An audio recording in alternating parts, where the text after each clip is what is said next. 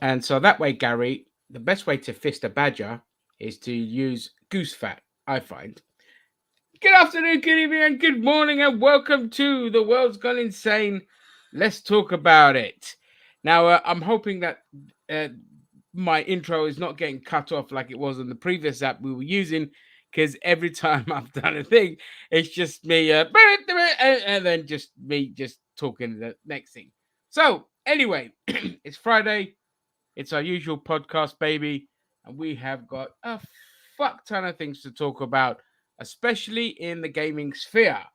As unless you were living under a rock, you would have seen that yesterday we had the Game Awards.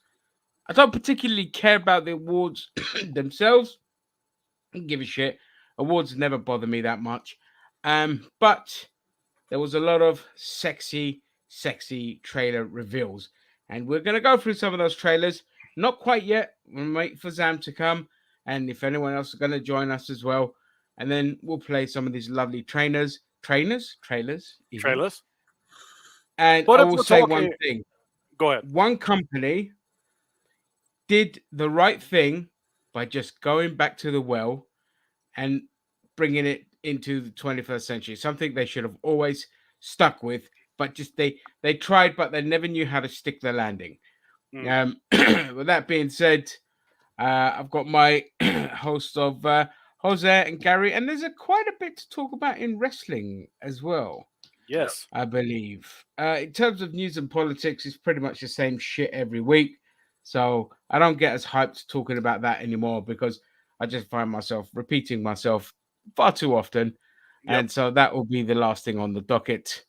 Unless it's something pressing, it's pretty much just going to start getting relegated further down. William will be joining us much later tonight as well. So by the time we get to that, Hi, motherfucker. Hello, hybrid Xanta. Merry Christmas, my friends. Damn you, you stole my accent, you bastard. Yes, I did. I blatantly did that. The man didn't want to be stuffed under a beard for 3 hours, so Jesus don't Christ, man. What happened to me yesterday? I'm having a hybrid today. I don't blame you. Fair enough. Okay, so just sort my volume out here. Oh, actually, let me get my headphones ready. Turn my headphones up. What? What? What? What? You heard? Edward, I can't hear out this ear. What? Yeah, I can't hear out this ear. Where's my stereo? Where's my headphones, man? Turn my stereo up. You kids today won't understand. Put some treble on it. Yep, put some treble on on it. my word. Have you guys started with a particular subject yet, or? I think we're going to talk gaming first. No doubt. But I thought we started anything yet, or? No. Just giving time to wait for people to kind of join us. Yeah, welcome to the stream. Yeah. So, Gary, yeah. Yeah, so I was going to say, I'm going to give this to Jeff Keighley. He, every year, does improve the Game Awards. So, considering what it started out with and what it is now, there's been significant improvement. It still has room to improve even further, but considering that it used to be flaming bottom of the basement, here's Jenna Jameson getting her tits out for people, and now it's not that anymore. It's now it's actually trying to be a little bit artistic, like the Oscars, but a little bit. Bro, listen, my biggest. Go on, Jose. Here's how old I am. I go back to the Spike TV days of when they did the Game Awards. I remember that. Back when like Grand Theft Auto won Game of the Year and like Def Jam Fight for New York won like Fighting Game of the Year and shit like that, man. That was a fucking awesome game. Those were the days, man, when gaming was cool. PS2 was the shit. Man, I miss those days. Yeah, I mean, the Game Awards itself have always been a bit like lowest common denominator shit, but this he has been improving it. So, well done, Jeff, on at least doing a half decent awards this year. Actually, I going a bit more recent. I mean, I used to enjoy E3. It was a more overall experience of everybody's gaming. Whatever the platform may be. Excuse me. Now it's it's all hijacked and it's everyone now is coming up with their own It's because they don't need to do individual E3 E3. anymore. No, Don't yeah, need E3 Yeah. anymore. You I don't know need that, it but anymore. I did miss the whole concept of it that it was for all consoles, all types of Yep. gaming, Mhm. and all of that, which made it a little bit more better. Now we've got all these bastardized versions of it, and it's a I need to know about this particular game, so I have to watch Mhm. this fucking particular thing. When you would find it on E3, regardless, it would have the best of the best, the cream of the crop. And it was always too Microsoft and PlayStation would show up, and Nintendo. Some years they were at E3, and then other years it was like, we got a fuck ton of cash. Here's some shit you don't give a fuck about, and that was what they did back then. Yeah, I think my issue with E3 is that you have to wade through just a lot of pointless interviews of people chatting shit. And then there was also the issue of when we entered like the kind of the new age of gaming in the last like 7-8 years, all these so many games that were showcased and they just ended up either never coming to fruition or being absolute garbage. And so E3 just became like a platform to showcase your broken promises. And the more stable companies like Sony and Nintendo were like, we don't need E3. We're just going to showcase our stuff Mhm. and we'll do our own live streaming. And it just, yeah, E3 just became irrelevant, really, even for like indie, because now you see that a lot of the like games channels do like big indie showcases as well, and summer of games and all this kind of stuff. So there's a lot of stuff that's kind of taken over, and they get to showcase a lot more. So Steam it's not Showcase. something that's just hijacked by AAA companies. It's Twitch. Uh, Twitch. I think ever since Twitch came out, that was the start of this whole thing. Like, because now they're like, oh, okay, cool. We could go on Twitch and advertise our shit. And then Twitch was the big shit. And then it crossed over to YouTube. So ever since then, that's Yeah. why shit has gotten the way it's gotten. Exactly, but I get Zam's Yep. point. You know, where there was Mhm. like Actually, a hub where you Ginger, can go and enjoy the showcase. No, but I do think like nowadays we get more long-winded presentations now. Mhm. Because people have got their own individual shit going on. Look how amazing we are, and you get all these boring fucks with their fucking substitute teacher jackets and all this sort of shit and their bold Yeah, I mean, haircuts. yeah, People who don't look like they belong in the gaming scene whatsoever, talking to us about stuff that no one's fucking interested. As Roxette once said, don't just bore us, get to the fucking chorus. Yeah. And that's what Yeah. I want. I want us to get right to the fucking meat and potatoes of it. People don't want to hear all this, other shit about you guys fucking, grinding away and all that sort of stuff. That's great. Now show us what you fucking done. That's what And we're then here to see. here's the trend I You know what I fucking mean? hate. I fucking hate the trend of like, oh yeah, I went to this thing. I interviewed this one guy and he told me this one thing, but I can't tell you guys. I hate when they do that shit. I cannot stand when studios Yeah, and just gaming companies do that type of shit. just speak to us when you're ready. Go on, Gary. Yep. I disagree a little bit because gaming is an art form, and the thing is that I like it when a person who has created it is speaking with passion about it rather than the soulless shit we get from flaming, Bethesda or flaming EA, where it's like, blah, here's how we're going to jack off for ourselves and congratulate ourselves on making the same fucking game we've made for 10 fucking years. Right? It's like, at least if you're going to show me something like that, at least make it something that somebody's actually passionate about. I mean, as long as they're describing the game in detail and what the process is and what you do in the game.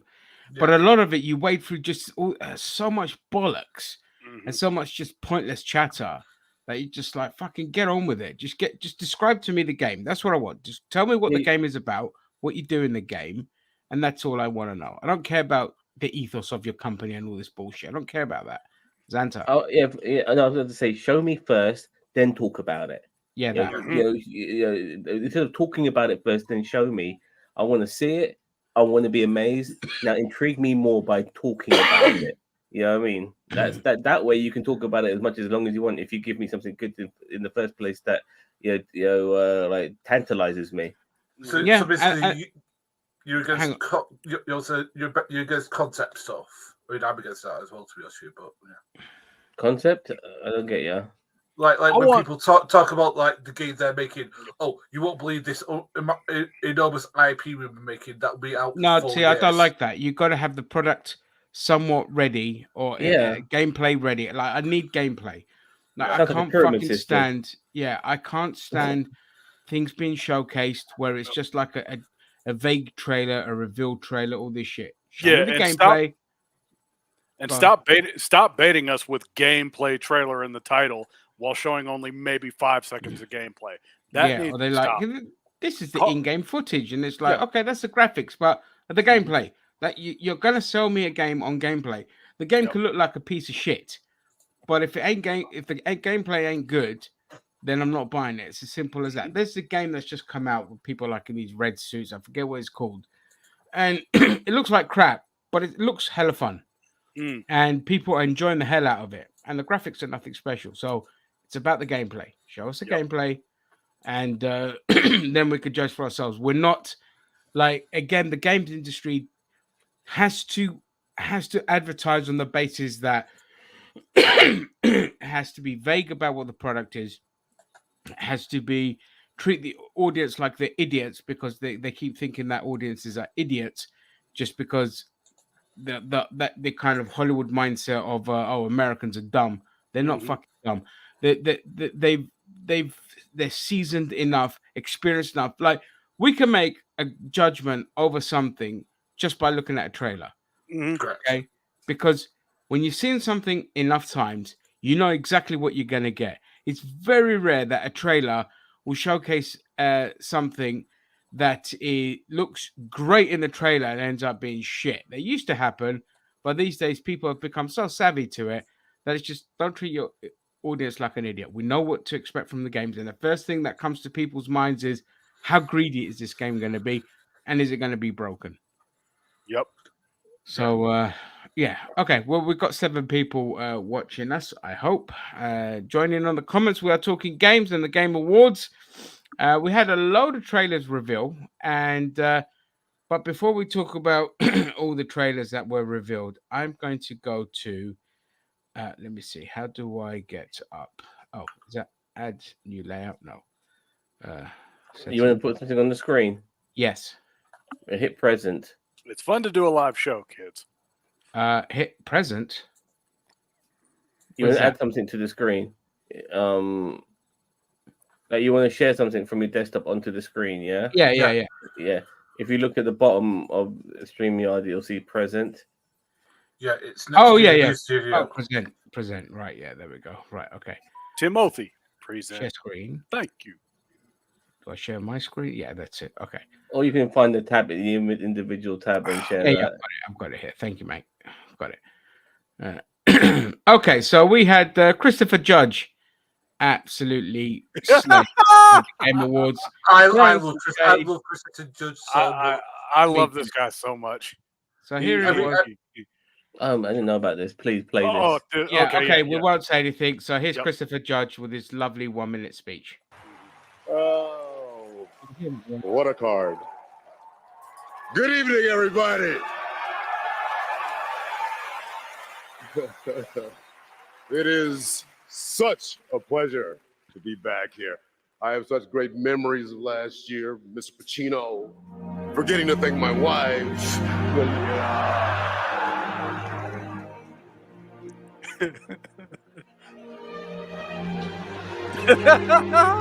Mother. All right. I get it. I'm not gonna stand up here making long speeches. I'm gonna stick to the script. No 8-minute speech like last year. But fun fact, my speech was actually longer than this year's Call of Duty campaign. Bang!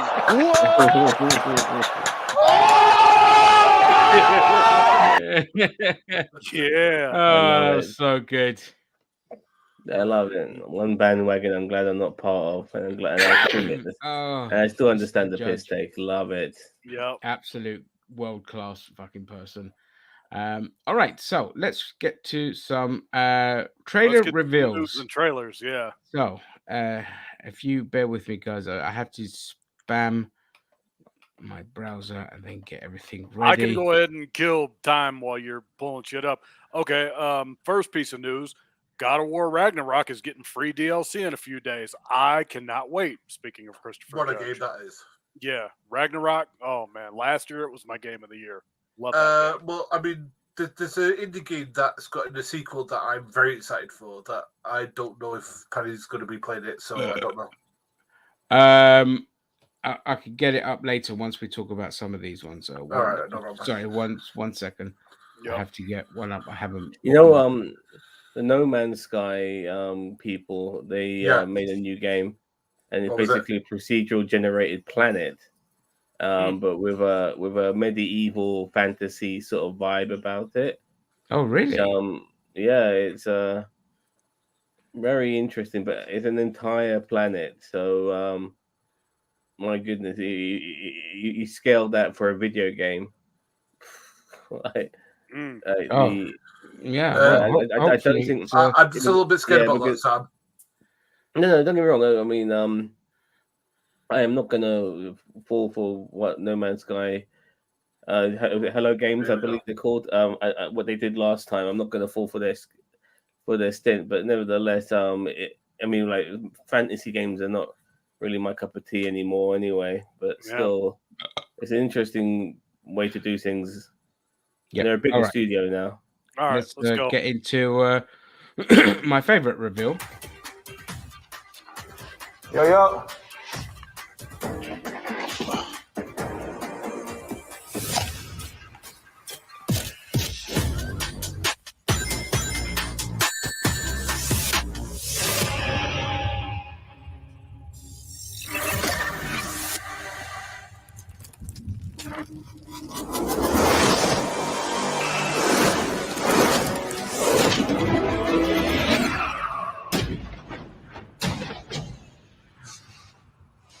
Did you save the game? Really? Of course I did.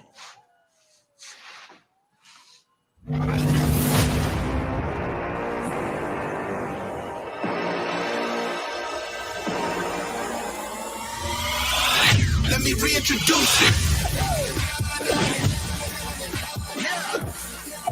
Oh, I got copyright music, blah blah blah, la la la la la. It will be all right. Yeah. Chubby. Oh baby. Oh, Gordon, that's 3D podcast.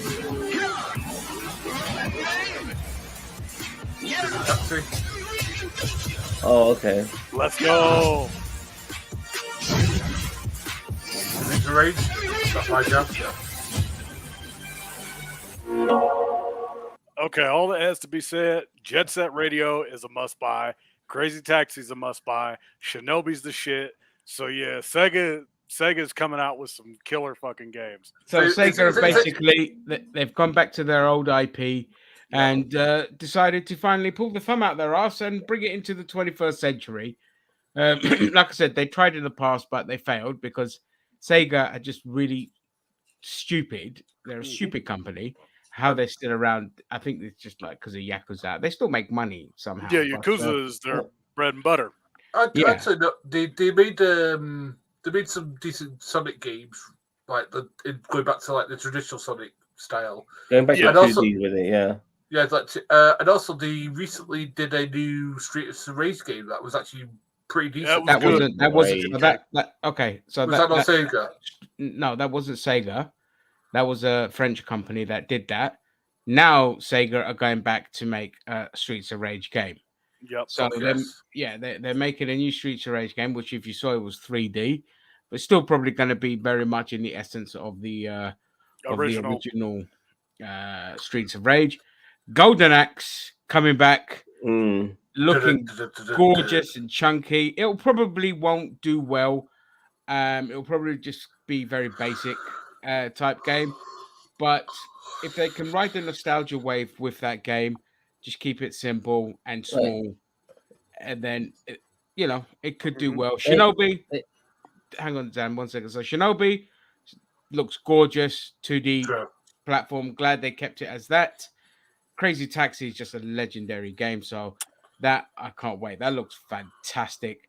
And Jet Set Radio again, one of the best games that I had on. Was it the first Xbox? I think so. Yeah. Yeah. So yeah, awesome. Zam. I'm just saying, like, there is an absolute plethora of classic games that I was playing on my Master System and Mega Drive, and just the idea of like these things being, brought back with a not just a facelift but a makeover, a 21st century makeover it's mouthwatering. It really is. It has to have feel as well as the. It can't just be called like Golden Axe. It's got to be Golden Axe, but in today's world.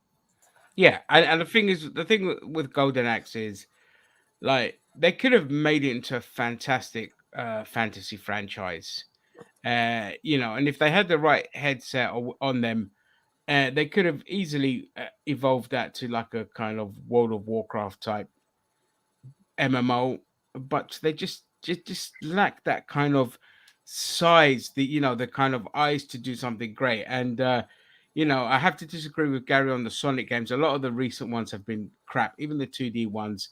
Like, I've just found them boring because it's just the same game again. And it's like, there was a guy that made an open world 3D Sonic game. It was just one level, but it was just one guy that did it, and it came out years ago, and it was fantastic. Big open world, running fast around it, killing enemies, going over platforms, all this kind of stuff.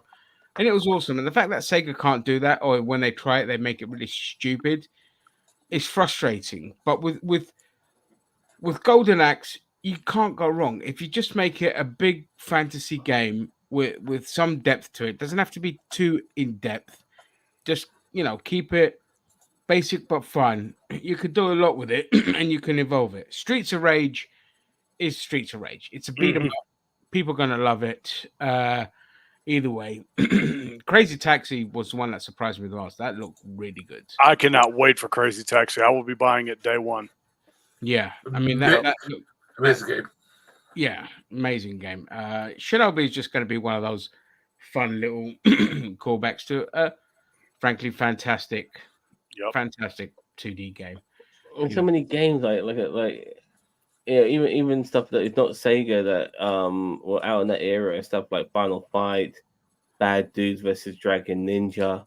Oh my god, I would love to see a fucking you saw. I saw that thing you put on the other earlier today, which was about Alter Beast. Oh yeah, yeah. I would love to see Alter Beast. They tried to do it a couple of times. It just ended up crap.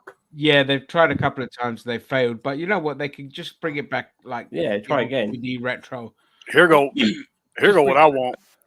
Give me an updated Double Dragon, and I'm happy. I played the shit out of that on the SNES.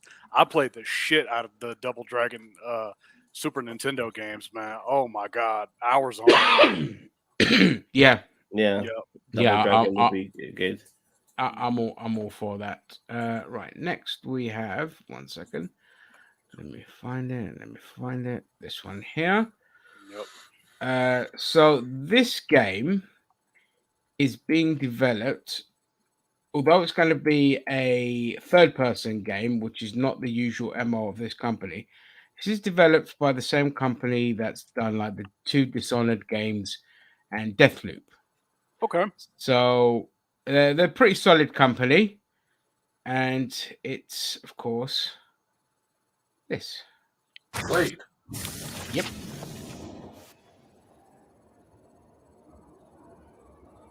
Bethesda. They're not. No Indiana Jones game, by the way, in that thing, no? No, I think that game's dead. It's dead. We still haven't had a Wolverine. Okay.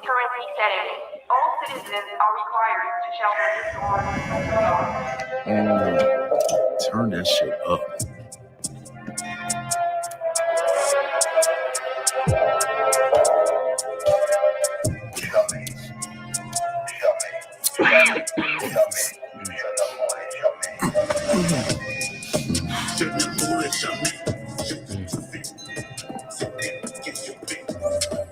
Relax, man. I don't bite.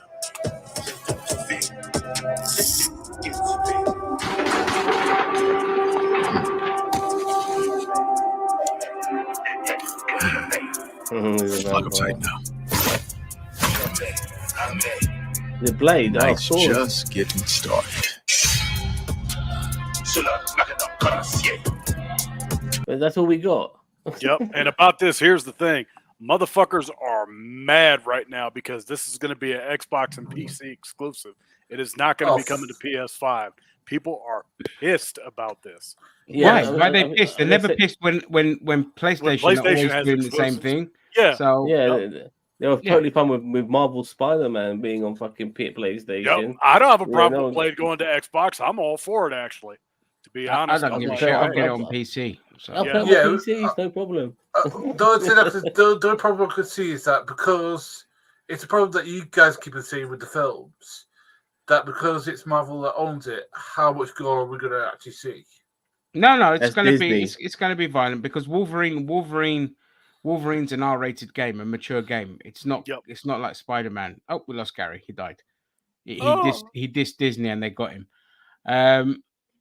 But yeah, so this is going to be an action adventure game, third person. It's set in Paris as well, so okay, yeah. that's good. We don't get another fucking game set in New York, which is good. And yeah, I just hope that it's going to be as good as like the Dishonored games, which were excellent. I was just annoyed with those because they shouldn't have been first person; they should have been third person. But I'm hoping it's along the lines of the Dishonored games with a bit more oomph. But so yeah, I don't care that it's Xbox and PC. Like I'm gonna wait it out a little bit. Depending on what's coming because they haven't given it a date yet. But I'm thinking probably another couple of years out. Yeah, probably 2026, 27, probably. Yeah. When you reveal only that much of a game, then the chances of it, being anywhere near ready is doubtful. See, when you start mentioning dates like that, it's like, why bother even revealing anything? Like, I'd rather you fucking give us something a bit more tangible than you that have to shit. You have to build anticipation, man. You got to build the anticipation. They want to tickle your taint, mate. You know what I mean? They want to tickle your taint. They just like, here you go. You know what these companies are like. Yeah. I suppose. But don't tease me. Just show me. Yep. But I'm gonna talk about my most anticipated that I'm gonna whoop everyone's ass in. Dragon Ball Sparking Heroes, aka Dragon Ball Budokai Tenkaichi 4.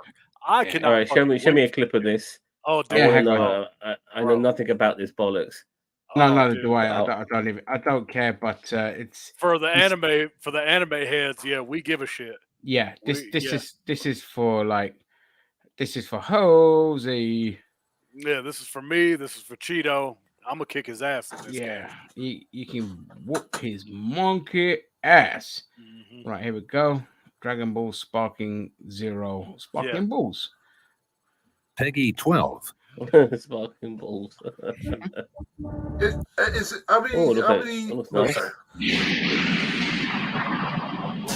answer that in a minute, Gary. I can't hear you properly.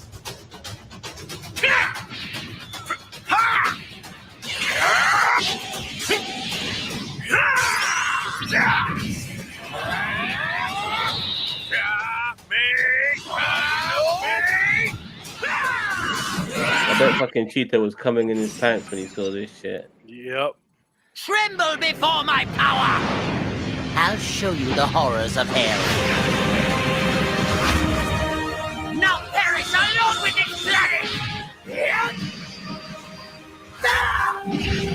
Lord, my eyes.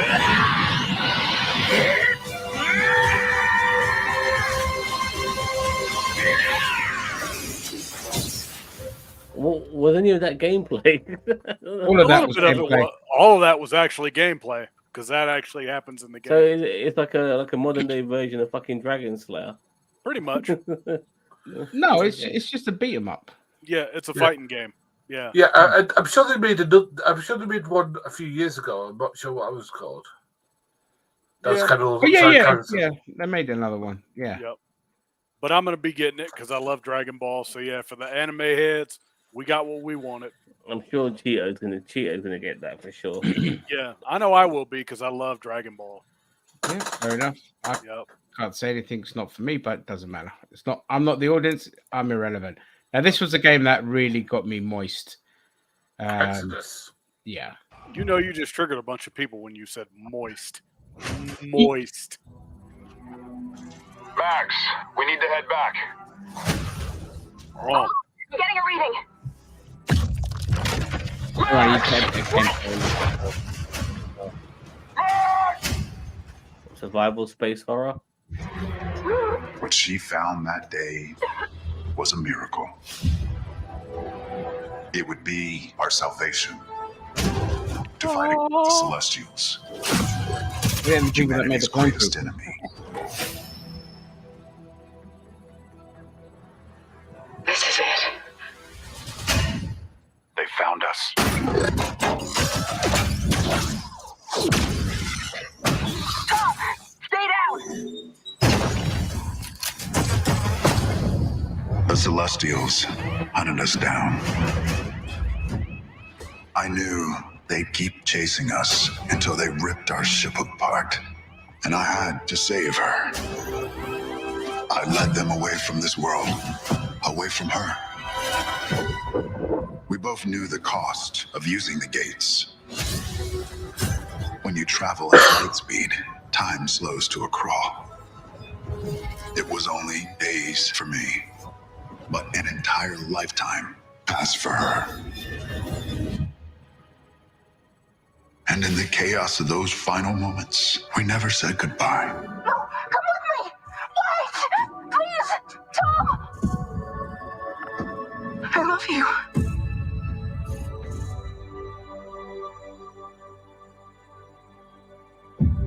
Our service, our sacrifice, discovers worlds, seeds hope, breaks empires.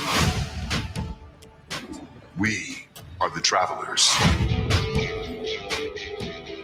Oh, the copyright music. What the hell is all this about? Music. Yeah, I've got to read that. Okay. All I have to say is Callisto Protocol. Fuck It just- you. It's, We're gonna do a better space game than you guys did. Yeah. it's very generic. I hate to say it, man. Yeah. Like, that's, you know, as long as the traversal's good in it, I mean, yeah, it's not going to blow anyone away, but me, it It'll looks be a- good. Yeah, it'll be a Whether good it- game. Whether the gameplay is good, I don't know. Yep. But yeah, that was the one that kind of was like, whoa. Let's see. Right, next one. Well, what the hell was that? So I found this one off. Oh, right. Okay, share screen.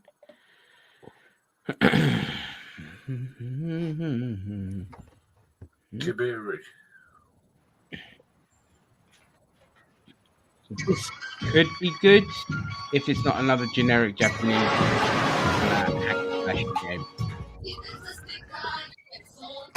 Again, I think I've written talk over it. It looks a bit. It looks a bit anime crap. Yeah. It's a bit like, reminds me a lot like Into the Spider-Verse. Yeah. It's a different vibe though for a Japanese game. Yeah. It's developed by a Japanese company. Makes sense. The one then. thing I could already tell, the writing won't be very good, but people are going to eat this shit up because of the gameplay elements. Agree. Yep. Yeah. Mike K says it takes some of that Prometheus vibes. Yeah, that would be for Yeah. Exodus. Yeah, let's Yep. hope it's nowhere near as bad as Prometheus. Yeah. So that Kamuri game developed by it's an LA studio, but it's a single player and a co-op game. It's like a action adventure game set in like Tokyo Okay. or whatever. And yeah, it's like a no, not an action adventure. I think it's like an action adventure RPG type game. And yeah, the good thing is it's co-op as well. Yep. and you just go around collecting stuff and turning into these different kind of beasts and animals and all this kind of shit. I just hope that there's more to it than just because the pitfalls of all Japanese games is they're the fucking same. Yep. Hack and slash, hack and slash, hack and slash. So a lot of the games that I'm not going to show today are the Japanese ones because none of them. Only one there's quite a shone. few actually. Huh? There's quite a few in these awards. Yeah. Yeah, but yeah, they just didn't look. But you know the trait. Yeah. What's this one? Hang on. Is this one? I got one if you don't mind playing. Oh, Yeah, I've got one as well. Yeah, whack it on. Yeah, let me put one in. Dirty bastard. That's what she said. Mm. This one is Chinese, not Japanese. Here we go. Oh yeah, that's fine. Yeah, I had this on my list anyway.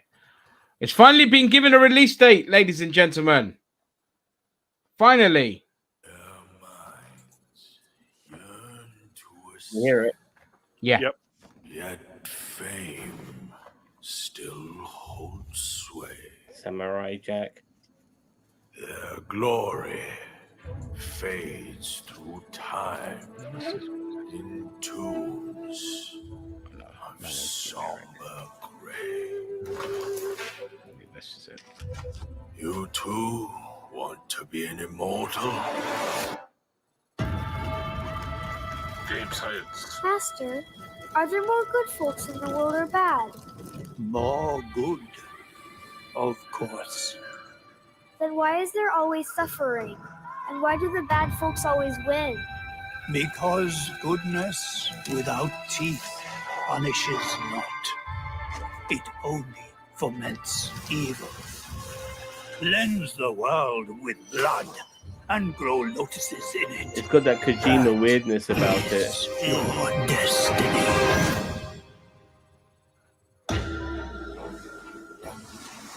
I, the keeper of the New West, welcome the Destined One. The Destined One who doesn't even know what he's destined for? Those old rascals, they surely know how to name. Tell me, is my kind destined for extermination? You're driven by grief, not destiny. So this is the face of the Destined One. It will fit me just as well. Bathed in blood, yet preaching peace. Oh, you immortals, pray enlighten me. What justifies your superiority?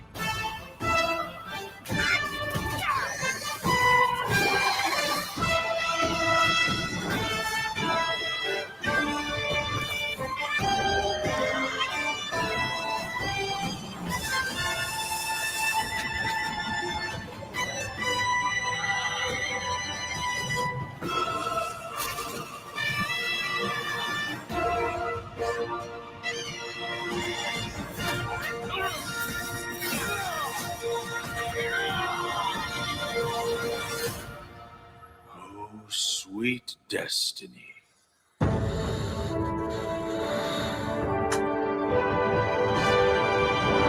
Oh, at least it's Destiny here.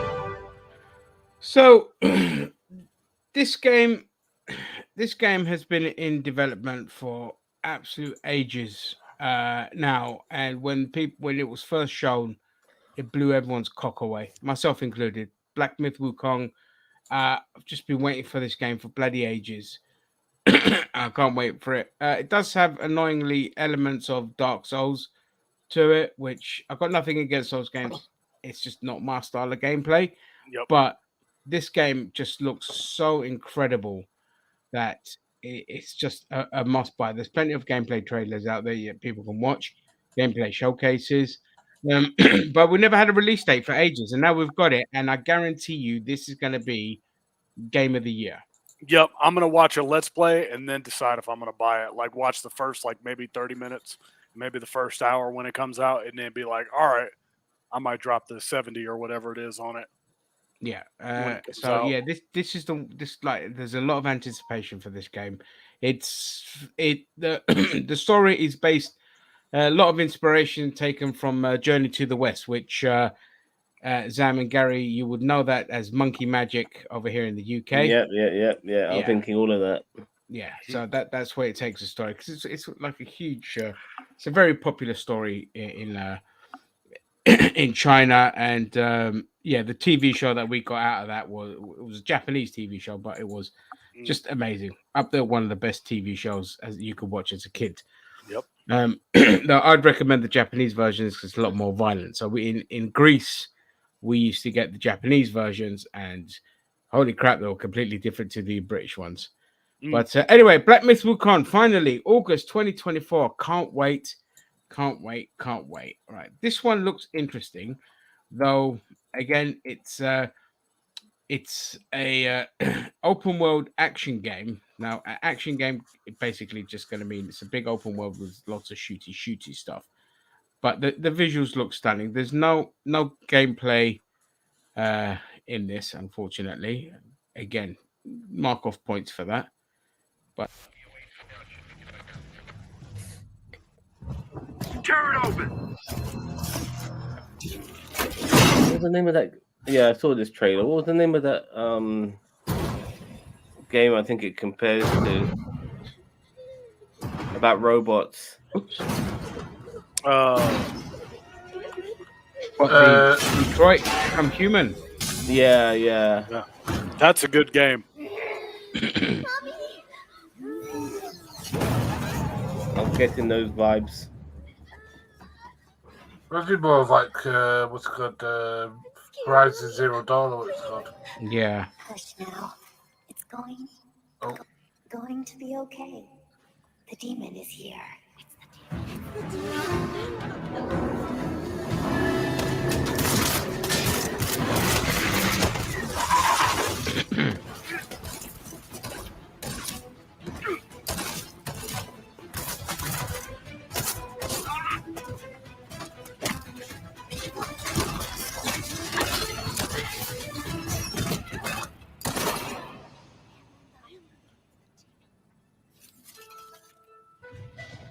Follow me. If you want to live.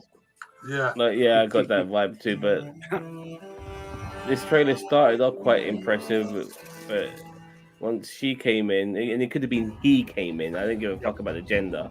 Waylines.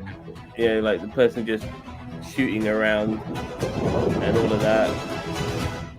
I could see this fucking game getting old real quick. I could see it being like, all right, you go through, you kill people, it becomes the same shit, and then you're like, all right. Again, so what would make this game stand out is it's a futuristic dystopian Tokyo, which that to me is awesome. However, it needs to be more than just being based on the ground, running around, shooting things, jumping in your bike, driving around. If there's a big fucking city with big fucking skyscrapers, you've got to be able to climb those things, interact with those things, utilize the whole environment. There's no point, like, I can't stand open worlds where you're just grounded to the ground. You can't get around vertically. Like, I hate that shit.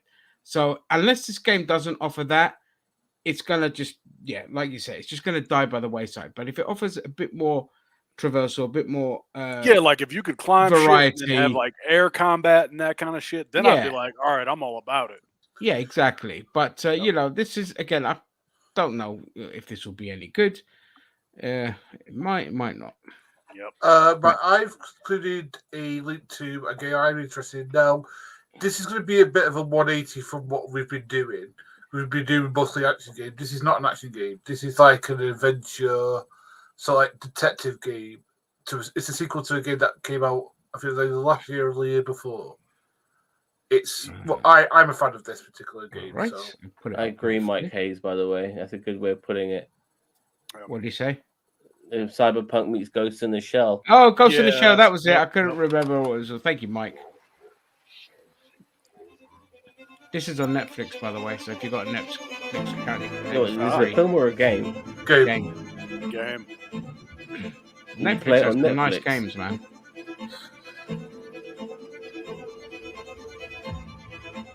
Netflix has games. Yeah. Like point and click shit. No, like mobile games, but with no macros. Not yet, anyway. Not yet, yeah. way to give them the ideas. I really got very little out of that trailer. I didn't get anything out of that. Anyway, so Let me read anyway, the synopsis. So basically, Oh, there's it's nothing. a Go on then. sequel to a game that was made about a couple of years ago, which is basically like a detective game. But what happens is that like it basically gives you like script, like script, but it has stuff missing in it, and then you've got to go into people's like inventory and try and figure out like who's who, who's doing what to where, that sort of thing. A detective game. Yeah. Okay. Yeah. It's pretty decent. I think it's about £4 or £5 on Steam. The original, that is. It's called Case of the Golden Idol. If you want to pick it up, it's more worth it. I've got it. It's really good. Okay. Right. Zam, you want to put your one up next? Yes, please. This is the Rise of the Ronin. All right, this one I remember we were actually jizzing about. We were excited about this one. Yeah, but now seeing some of the It is gameplay, I'm said not that excited. time marches to the beat of a drum. A The fleeting Far moment East is can really feel heavily like a involved in lifetime this game for in the those showcase. caught in its deadly rhythm. Well, I mean, the problem it's got is that it needs to be as good as what's that game thing? For anyone embracing its bitter end. Yeah, no, this looks awful. This does look awful. The only thing we know for sure When I looked at the gameplay, I was like, what the is that fuck time is this? marches forward. Even if we are apart, It looks like it could be co-op. Yeah, that could be interesting. Without And that for hesitation, me adds something, a bit of an Assassin's Creed vibe there. without remorse. Yeah, a little bit. If the drum But it drives definitely looks like Ghost of Tsushima, yeah. then the river directs which is a little better game from the looks of it. Let's do this. Together. Oh no, this ain't the game. I'll take that. Oh no, this was the game. Yeah, this part just looks so naff. How many It's a moments Samurai must you Western to a degree. Yeah. Oh, the boss fight right there. This looks like Fist of North Star, but cool. Yeah, it just looks janky as well. So I don't know. Hopefully it's good. Yeah, The traversal stuff looks great. Yeah, the combat doesn't look like great, sorry. No. As the smoke rises, so shall we.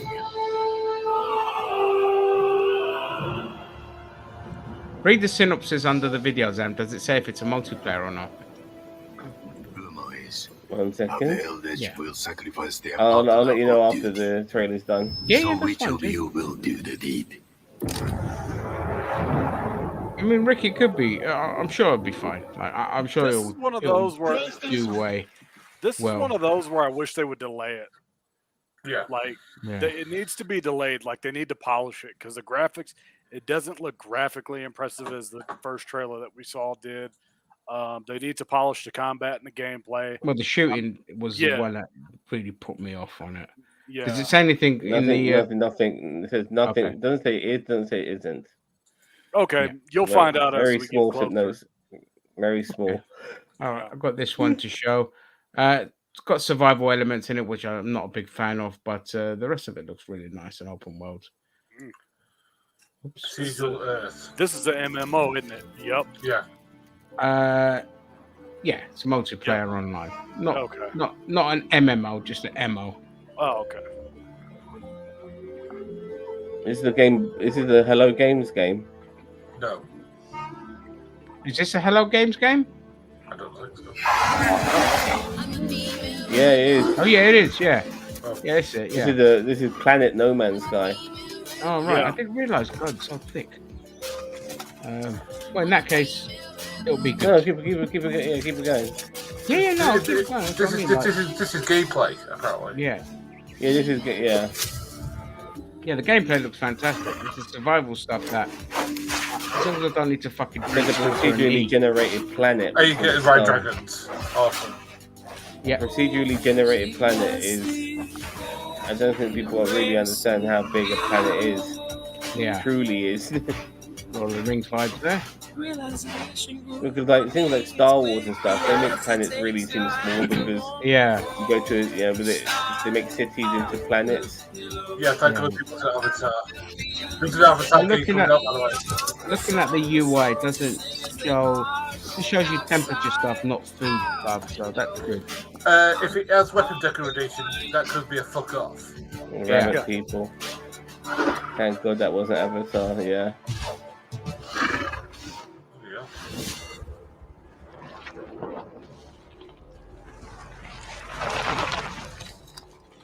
But they're just exploring. It's just a massive open world. You could build your like bases and you can things see like that. the Hello Games vibe about it. Everything, even the logo, reminds you of No Man's Sky. Yeah, I gotta say I don't give a shit because I'm like the second that they said multiplayer online, I'm like, nope, lost me because I'm more of a single player guy. You can do single player on it as well, just like with No Man's Sky. But I don't want it to be. I want to see more. I don't want it to be entirely online. We better get an offline mode, damn it. Okay, I agree. I get you. Yeah, I get you. But that looks amazing. I didn't realize that was the game you was talking about, Zam, the Hello Games one. But that one's right up my fucking alley. Right, next one. I've got this one. I got burned big time by Hello Games when it came to No Man's Sky. Now I know they're a bigger studio now and they've got more money, and obviously No Man's Sky has become kind of the game that they always wanted it to be after several more years of updates. But nevertheless, they still piss me off big time. Yeah, let's hope we don't get that this time round. All right, this Visions of Mana game. I think this will be your sort of thing, Paddy. I'm just going to say that right now. Yeah, that's what I mean. That's like I've seen the trailer before already. This is again my type of thing. It's got very Zelda vibes. Oh, this is the sequel to Secrets of Mana or whatever the fuck that game. Which is it's a turn it's a turn-based RPG, which I know for a fact is your vibe. Turn-based? No. No, this ain't my type of game. It did look turn-based when you see the secret was it Secrets of Mana was definitely turn-based. Yeah, but this one doesn't look turn-based. It's turn-based, trust me. This is Tito's type of game. Yeah. Yeah, this is like a Genshin, like a bit of Genshin, bit of Zelda. Squeeze back to their well. Yeah, that's what I mean. Yeah, this is. If they let this be a freeform thing with no turn-based, I would definitely buy this. No, it's using this. It's using the same sort of thing that the new Final Fantasy is doing, where it's not turn-based. Oh, okay, they're letting it go. They're letting it be free. Okay, cool. Yeah, good. Turn-based has no place in 21st century. I'm sorry. Yep. It just doesn't. I disagree, but there you go. Yeah, but I don't care. I've had this argument with people a million times. I fucking hate turn-based. All I'm going to say is Baldur's Gate 3. That's all I'm going to say. Again, that's the only reason why I haven't bought Baldur's Gate. I want to, but I'm going to wait on it. I'm waiting for a sale. Yeah. I am not buying Baldur's Gate just yet. Not my cup of tea. I mean, I can appreciate other people like it, but it's not for me. That's more my type of thing. Okay, yeah, Visions of Mana. I think I'm going to get it. I think I'm going to go ahead and get it because now knowing that it's not turn-based, I definitely want to get really back into single-player games. Because I really have not been hyped about gaming for a while. No, I mean this year, I think Viewfinder has been the best fucking game I've played. Well, that's it. I mean, there's not Baldur's Gate. What was that other one? Hellblade 2 as well. Yeah. Which again, I don't really care about, to be honest. But those are the main games.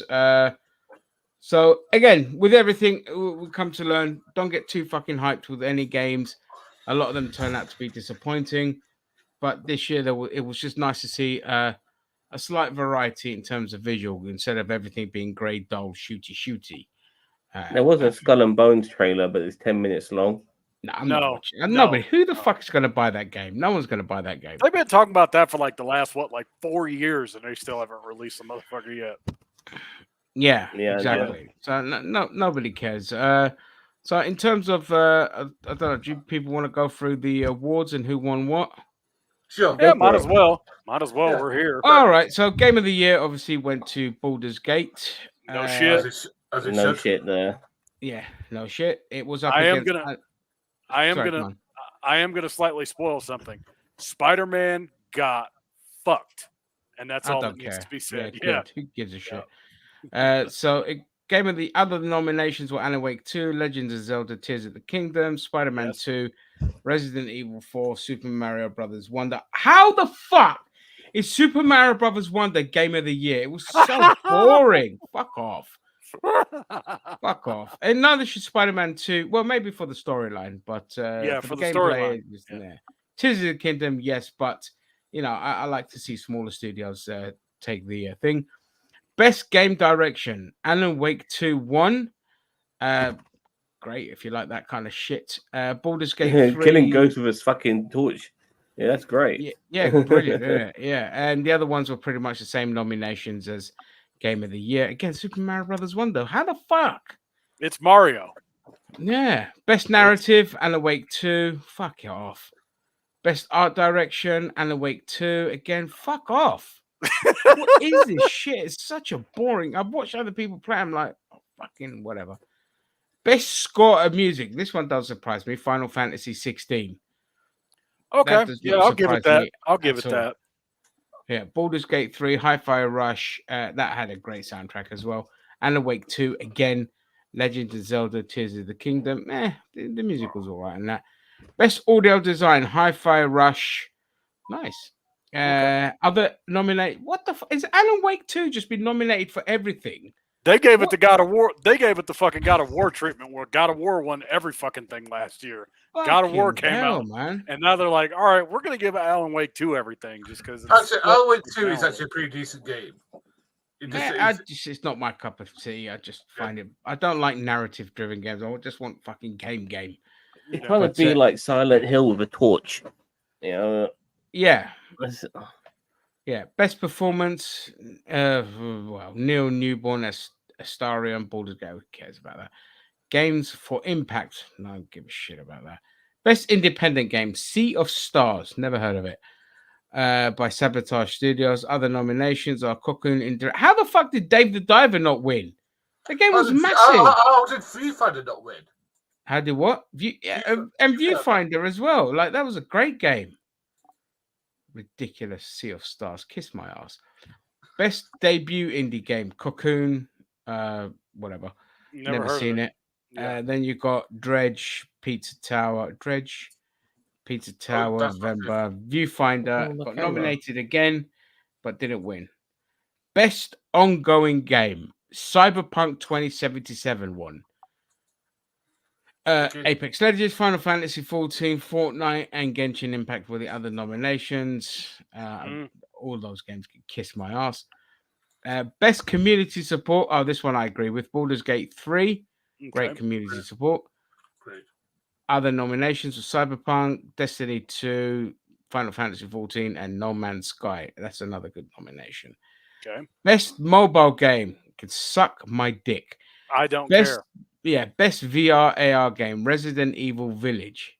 Okay, I'll give it that. Resident Evil, they know what they're doing. Capcom's coming back. Their VR stuff is usually pretty decent. It fucking come out in 2023. Oh, the VR version probably did. Yeah, the VR. Other was Gran Turismo 7, Humanity, Horizon, Call of the Mountain, and Synapse. Okay, I didn't see those in VR, but all right.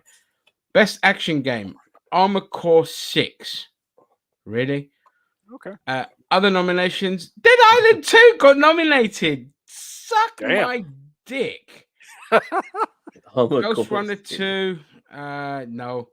Hi-Fi Rush, yes. Remnant 2, I don't know. Best action adventure game, Tears of the Kingdom. Let's go. Hell yeah. Hell yeah. How the fuck is Alan Wake 2 nominated in this? Again, Spider-Man 2. Fucking game. Yeah, Resident Evil 4 got nominated, and Jedi Survivor. Fuck that game. It was a broken pile of shit. Fuck off.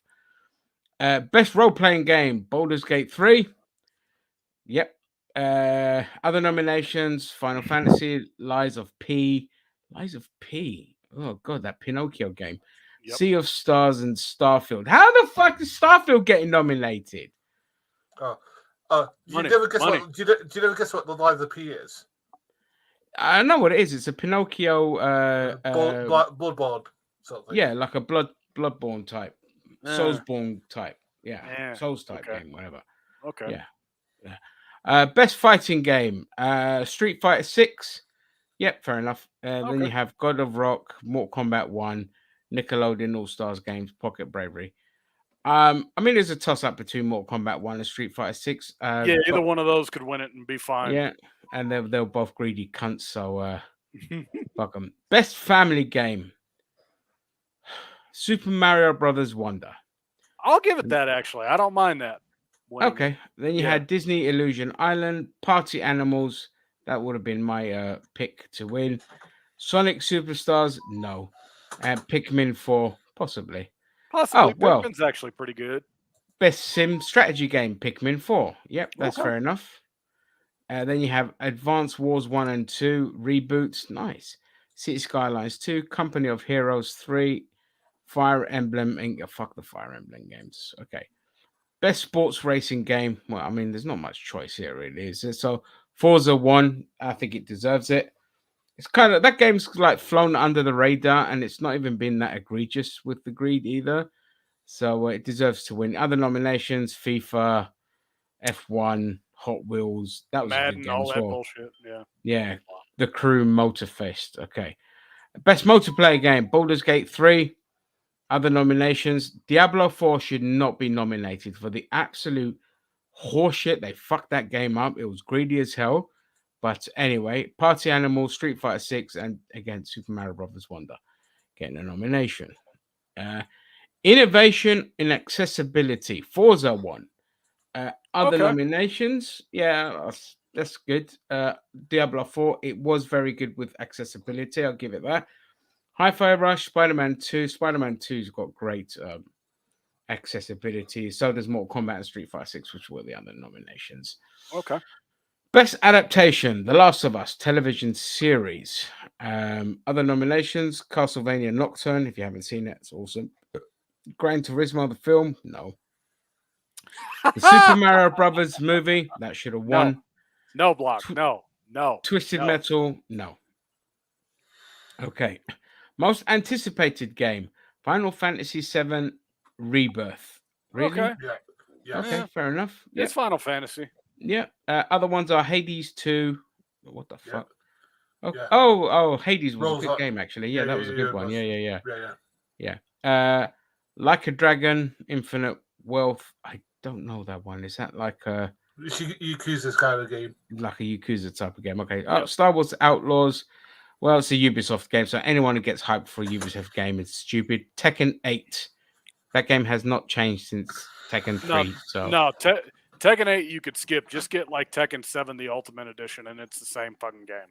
Yeah, exactly. That's And the all you rest gotta is just esports and garbage. So, okay. So that was your Game Awards. A lot of shit there that did not deserve to get nominated, but Pretty mediocre year, to be honest. I mean, yeah, like, it's been a slim pickings yeah. kind of. I mean, how did Hogwarts Legacy not get nominated for anything? I know, what the fuck. Hogwarts Legacy was amazing. Yeah. Good point. Yeah.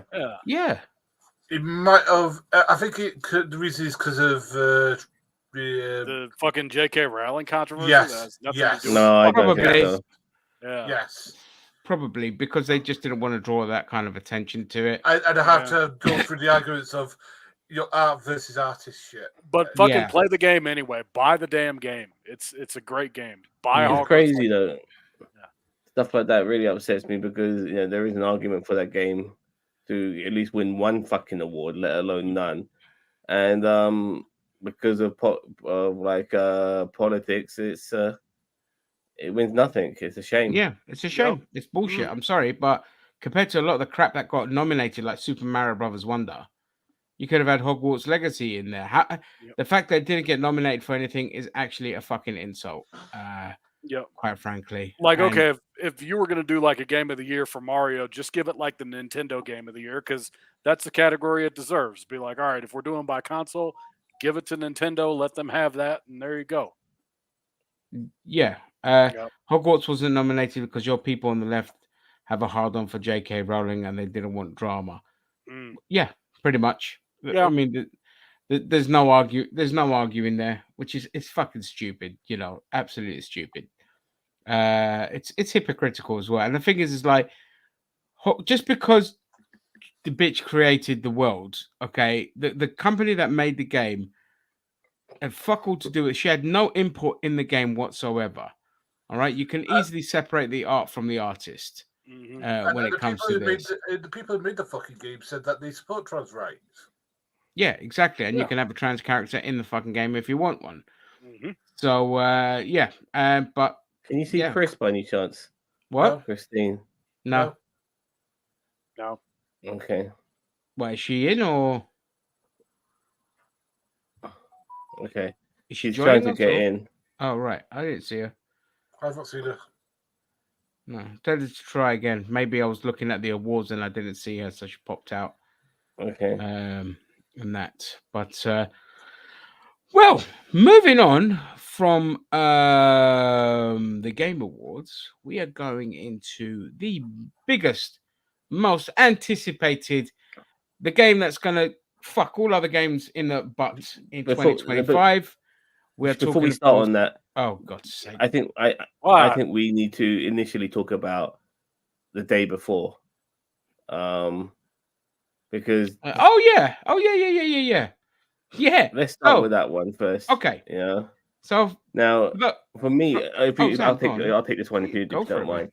mate. No. all When I yours. saw this game initially, I was very excited. It had elements of games that I've already played and I have enjoyed, and it looked like a amalgamation of all of that, and it looked really slick and well designed and everything. Yeah, yes, it was another zombie game, but there's no harm in making games that have been done before if it's done really, really well, and this looked like it. But then rumors started to come by that this is not actually a real game. It's just an animated scene created to look like a real game. There's no game that existed. And then the people who were involved in this were deflecting, and they were coming up with other shit and telling you to follow this and follow that, but not to follow the actual game. Lawsuits were on the horizon for these motherfuckers. So apparently they whipped up something very quickly, and it ended up being this mishmash. I'm not sure if you got anything you could show us, Ginger, if you can look for it, and you're on mute, by the way. I'll get some up. Yeah, you can hear me now, right? But yes. I've been watching, like, you can actually buy this game right now, in this beta form, and it's an absolute fucking mess. I've been watching. It's an absolute fucking mess. There's people were having problems getting into the servers. There were so many people trying to play this game, couldn't get into the game. When they were getting into the game, like, the glitches were there. Like, there's no crouching in the game, but there were people on one knee, like, loading their gun, and then they're like sliding around all over the fucking place and shit like that. What the and fuck? This is like, and also, see if I like, can people were find- becoming enormous. They were becoming enormous, like they were hulking out and shit like that, and What the fuck ever happened to playtesters? Like, what the fuck? Did they just decide to say, fuck it, you guys are the playtesters and you're Well, going to give us money? I think it was to get out of the flaming lawsuit. So they basically said, "We've got a game. Here it is." So and yeah, exactly. That is exactly what Bossman's saying, and it felt or looked nothing like what came out initially, because the trailer they showed us 2 years ago looks impressive, and that was 2 years ago, and what they've come out with now looks nothing like it did 2 years ago. They don't even look like the same fucking game. Feel like the same fucking game. I'm the footage I'll show you is from somebody called Born to Game. So I'll just share that screen. Mike Hayes. You're I more want to play retro more games, Mike. games. Yeah, Yo, yeah, me too. Mike, there's some. Yeah. There's a nice G.I. Joe beat 'em up coming up, and a nice Toxic Crusader as well. It's coming up, in the style of like Teenage Mutant Ninja Turtles.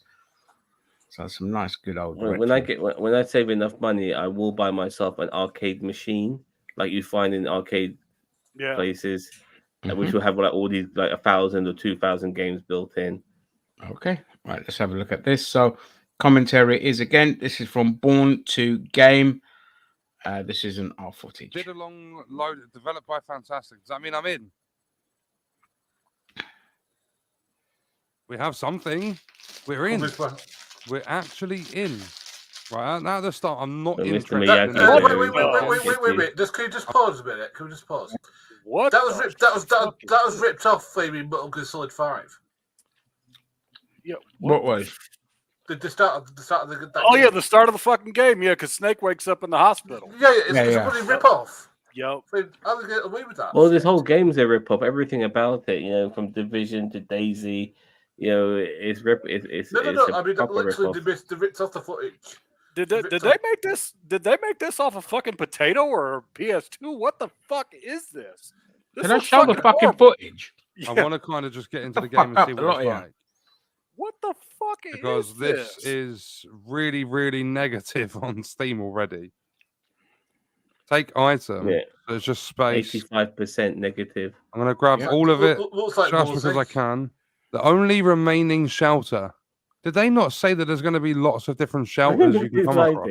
Items that are stored can't be lost. Why is there someone hanging off the top of the fence? Maintain your physical fitness at the gym to increase your stamina.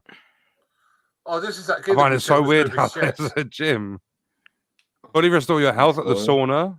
But there's going to be an intro talking to all the different characters. Look at the way they're running. Ping's probably going to be quite bad throughout this because I'm on North American servers. You might as well just be Go walking to the at that settlement pace. and examine your land plot. What? Look I'll at just this mute this. Look at this shit. Oh my, yeah. Like you don't even have to. I don't even want to hear the commentary. We I'll can just fucking mute rip it. over this game. Yeah. No, Look at nothing this shit. against you, Born to game. I just wanted to see, like, What the Yeah. fuck is this? It's like they This made is this proper. off. This is proper Division right here. They made yeah, this oh my like God. off- rip off of they- Division. It was like they made this off of PS2. The shit looks already so out of date. Is he put? So it's basically do Fallout Flaming 5 thing where he's putting stuff outside. Yeah, you could build a house and all this dumb shit. Oh, WrestleFest is so good, Rick B. Just comments Oh, here. dude, WrestleFest is dope. I wish they'd do a Yeah. remake of WrestleFest. This game had me laughing so much. Yeah, me too, man. Laughing at it, obviously. This Daniel Bond says, "I know the MMO does not have." Yeah, look, they're giants. Look, they're giants. Yeah. Look at that. Look at fuck him. is this? Look, he's all stripped up and shit, man. And wait a minute, motherfuckers Look at actually that. paid for this? Yes. He spent $40. People $40 paid for this $40 shit. for Yeah, this? for early Yes. access. Yeah. They paid for this. Yes. Yep. Like actual money, currency. Yes. Why? How People are sad of a stupid. life? How sad of a life do you have to have? I mean, my God. I mean, look at it. It's empty. It's bare bones. There's nothing there. Right, big. There was a game made a couple of years ago called Retromania. That's kind of that sort of fight. Retromania Wrestling's the shit. I have that game. It's the shit. It's great. Yeah. It's a good fucking game. When I was watching one guy playing, he said he found maybe 3 zombies Mm. coming after him and stuff like that. Look, there's one of them. Oh my God. Like he's like Okay, shooting so in they- the head. How so many they ripped off headshots does it need? Yeah. Yeah. Anyway, that's enough of Well, that. shit. when I was watching it, like the guy shot it in the head about 20 times before it went down. Oh my God. Yeah. That looks shockingly bad. No, What dude, the it hell, doesn't man? look shocking. It's on your It does- wish list. It doesn't look Yeah, shock. yeah. It doesn't look shockingly bad. It looks offensively bad. Like I'm offended. So, okay, for Mike Hayes, I'm going to Unlimited show him to some. get this game. Yeah, I'm going to show him a couple of retro games that are coming out.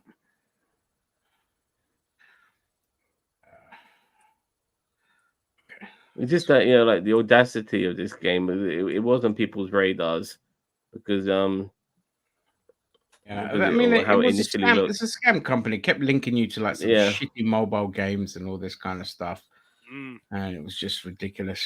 So here we have Toxic Crusaders. Yes.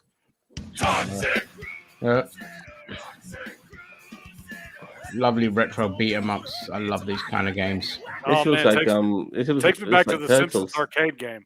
Yeah, it's exactly like Well, Turtles, and it's like the exactly. old Toxic Crusaders game. I think there was one like this before. Did they used to be a cartoon of this? Yeah, Yeah. it was a film first, and then they got made into it was a Toxic Avenger, and then the cartoon was a Toxic Crusaders, and the cartoon was awesome. It was. Yeah, loved it.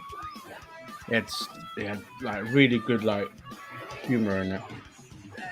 I've been playing like the Turtles was the Shredder's Revenge. That was good. Yeah. Okay, Yeah, like in this. This is a buy just for the sake of the fact that it's a beat 'em up. Come on, Crusaders. It's cleanup time. Okay, I think it's out. I think it might be out now. Better scan that thingy, Mike. Yeah. If it's out for Yeah. If console, anyone wants to scan that. Right, let me get next one up. Oh, hang on. Let me stop sharing because it's acting a bit funny. Sorry. Right,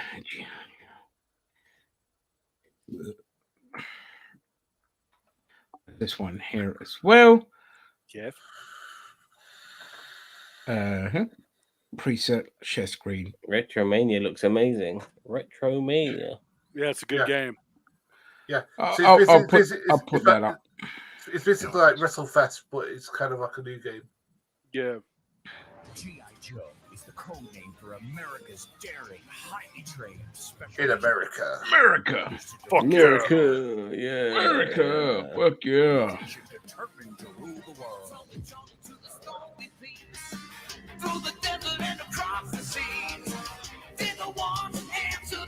Great tune. Great fucking tune. Don't worry, it will show gameplay. I mean, I hope it does. I might have got the wrong trailer. Looks like a modern day cartoon. Yeah, but I think this is just clips from within the game.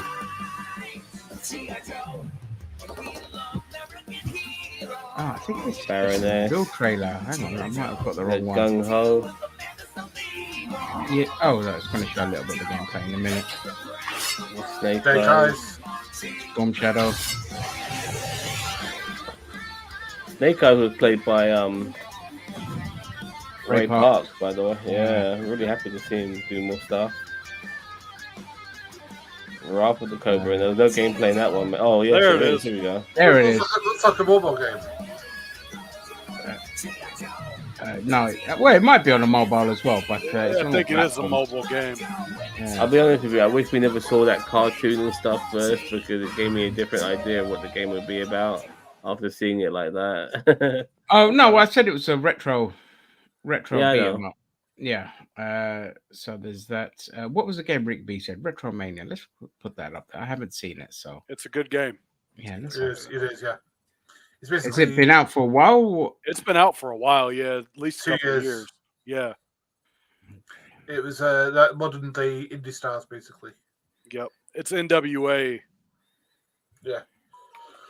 Let's have a look. Sorry. Some like old people, like older stars. Yep.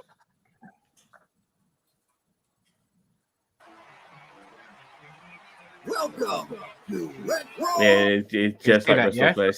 Yep. It's Yeah. just like WrestleFest. Okay. Ah, sweet. Oh Yeah, yeah, it is. it's It's like fun. the classic arcade game. It's fun. Yeah. Nice. I wonder if Matt Cardona had a hand in making this. Yeah, he did. Oh, he did. They had a little surprise there.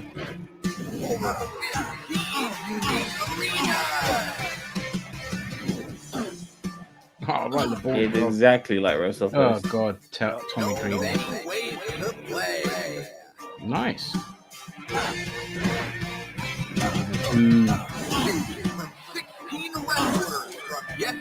Blue Meanie, rock and roll, baby. Yep. Johnny Nitro.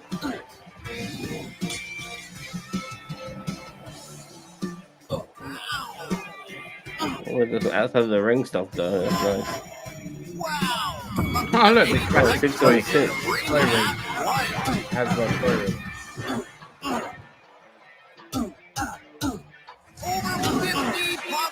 Well, there's a lot of grunts and groans, huh?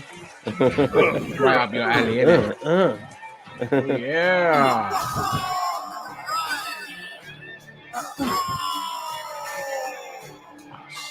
The man meat.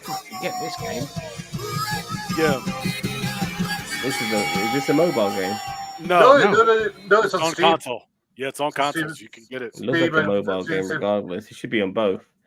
Yeah. Oh, the it brings me Amiga back to days, my man. Amiga. Oh, Yeah. I love the Amiga. That's I've got still one of my WrestleFest on my all-time phone. favorites. What's that? I got WrestleFest on my phone. Nice. You can Nice. play it on yeah, you can get it on the Play Store on Android. I just wish I could get Wrestling Challenge 64. They've been doing Yeah. massive updates to that fucking. I got thing. WWF Superstars as well. You know, with the Honky Tonk Man and Randy Savage and Oh yeah, Hacksaw and all that. isn't that the That's the one where you classic fight. arcade game? Yeah, that's the one where you fight DiBiase and Andre at the end. Yeah, I've got that. Yeah, I've got that. That's a great game. Spent many hours on that on the arcades. Yep. Yeah, that game looks great. Nice one, guys, for mentioning Retromania. Yeah, you can get it on consoles, get it on Steam. It's good. Goes on sale a lot. Just get it on Steam. For sure. Okay, let's move on to the chunkular funga of the gaming world. Of course, we had the reveal of GTA 6, and you can't just have a game be revealed of that magnitude without Americans just crying and bitching about something. Jose, tell me how he thinks about it. Yeah, all the complaints came from stateside. Now, in terms of the game itself, whatever, man. It's Rockstar Games.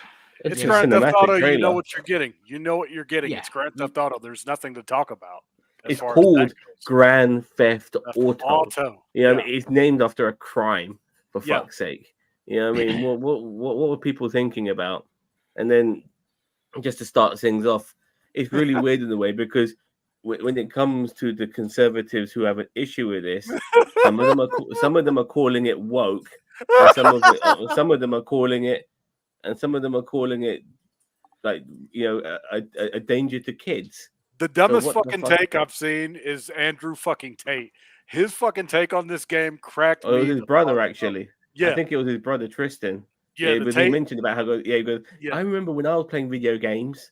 You know, you'd play as a guy with a red hat trying to save a princess, and you'll be there with your brother. Yeah, Fucking nonsense. and then And they're like, and they were like, we can't play this game because it's focused on killing cops. I'm like, motherfucker, it's that's what Grand Elon Theft Musk was Auto. saying. Yep. that's Elon what- Musk was saying that as well. Like, Elon Musk goes, I can't. You know, I played 5 minutes of Grand Theft Auto, and I stopped playing it, but I didn't want to be committing crimes and killing cops. It's It's fictional. Fucking just jumping on a stupid fucking Right, bandwagon so you of three licking said the what you- arseholes of No, but these are the conservatives. people. No, but these are the people. Like this is like the one part of it where you got people like these motherfuckers. These you know, you got like you got people like the Tate brothers who go on about being hustlers and gangsters and ghetto and all of this shit, and yet they're complaining about this bollocks. They're you know, literal which is, sex traffickers. Yeah, They're exactly. sex traffickers. You know, which is GTA should abso- be their game yeah. of the year. Yeah, because Grand Exactly. Theft I mean- Auto's been done. I mean, this. yeah, like, yeah, I'm sure there'll Yeah. be parodies of those motherfuckers in GTA 6. I guarantee it. Oh, You know what I sure. mean? And, Elon you know, Musk and all that shit. Yeah, But- and no, but and obviously with Elon Musk as well, what he's doing, and these guys are, you know, like a lot of people who play Grand Theft Auto, you know, who are, you know, right wing conservative, whatever. They love these motherfuckers. Yet these motherfuckers are saying this shit, and at the same time, you've got other motherfuckers who have a real issue with this. Oh, shut up, you! Who've got a real issue with this game because, you know, apparently it's too woke because you have a female protagonist for a start, and that's too much for them. Even though female protagonists have been around in video games forever. And secondly, when they saw the trailer, there was loads of black people everywhere walking on the beach. It's set in fucking Florida. Know what Miami is? You know, which is Vice City, but Miami Vice City. You know, that's how it started. You know, like, do they not understand? You know, like it's a city. It's a very multicultural city, multicultural area, of Florida, full of fucking blacks, full of fucking Latinos. You know, and they're all white people in that trailer too. They're all represented by rednecks. But I've been to Florida; it's full of fucking rednecks. And you know want to what I know mean? the ironic thing of everything you just said? These same motherfuckers bitching about it are going to be the same motherfuckers that buy the damn game. So I don't even want to hear that shit. Oh, 'Cause come y'all on, know Rigby, y'all that's gonna buy it. ridiculous. Yeah, Rigby, y'all know the y'all whole gonna point- buy it. Yeah, Yeah, but this is a parody on fucking stereotypes. Yeah, there were blacks in the trailers. Look, sorry, I gotta put a cover on these motherfuckers. But Yep.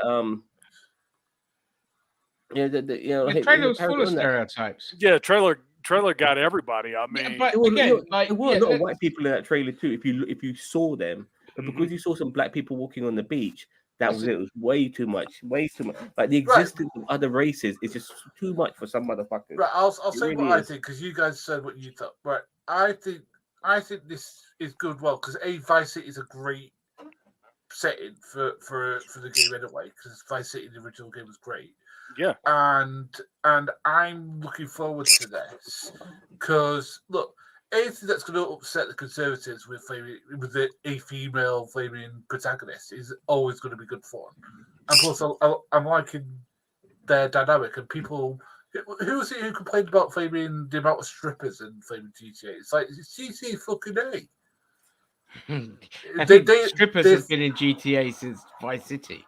Yeah, strippers have been in San Grand Theft Andreas Auto. or whatever. Yeah, they've been in the game for over 20 years, so it's like Right, I don't know. it's stereotypes. It's GTA. It's been doing You want to know the crazy thing? It's been almost 20 years since the best Grand Theft Auto, San Andreas, came out, and they had all this shit, and it was the craziest Grand Theft Auto that ever came out. And back then, nobody said shit. Nobody said shit. No, they did. People Well, always yeah, people fucking did. complained. But yeah, People not always to this fucking degree. complained. Not to this degree. Well, they haven't. so here's what I want to talk about. Now that everyone's had their piece, what you have to understand is we're living in the era of rage baiting as well. I miss the system. Yeah, I miss the system.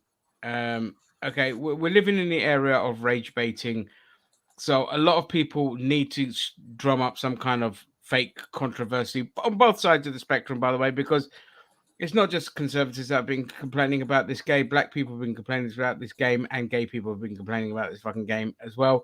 So, whenever something big and popular comes on, everyone tries to jump on the bandwagon one way or another. And sadly, rage baiting is the best way to go about it. Yep. I mean, you had someone like Jensen Hickel with a ridiculous thing just saying, calling the game Zionist. All right. Why are Zionists at Rockstar Games releasing the sexualized video game for children in America? And again, it's not a fucking game for children. So it's not a game. It's mature. If your child is playing this, you either okay with that, which I don't have a problem with that, or you just suck as a parent and have no control over your child, and you're trying to vent at your failures at someone else, which is standard protocol for a lot of fucking people on the planet. Doesn't matter what country they're in, everyone does the same shit. Jose. Here's the fucking thing. Since the early 90s, we have had this fucking thing called the ESRB, the rating system thing. For those of you in America, you know what the fuck I'm talking about.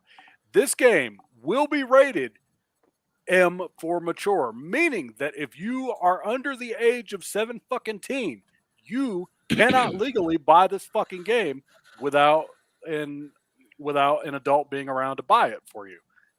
Parents need to be fucking parents and not allow their kids to play this shit. If you don't want your kid also, playing it, don't buy hang on. I just need to get to this comment. I'm sorry, because go ahead. Right, Rick B, for fuck's sake, man, you people, you conservatives really piss me off, right?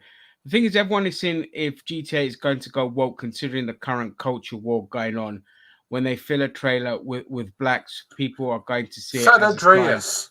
It's I not saw racism. nothing. I just saw people. I didn't see black people. I saw people. There was a variety of people. So there was a beach full of, again, I'm not fussed about this, but the thing is, it's like, what exactly, what the fuck is woke about the game?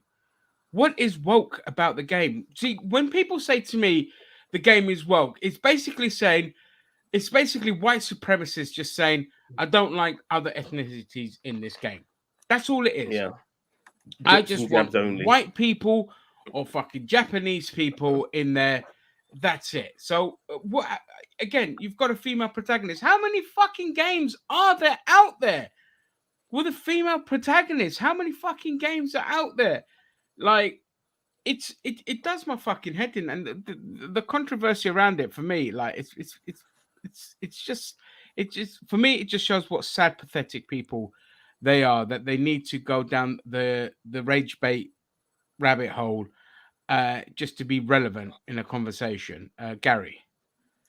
I mean, like San Andreas, which was like 20 years ago, more than that, had loads of black people in it. It had it was literally set in like downtown LA, which is full of like in Compton, more or less, which is full of black people. Black neighborhoods, it was like full of black people. That wasn't considered woke. It was just people just expressing a part of American culture that happened to have black people in it.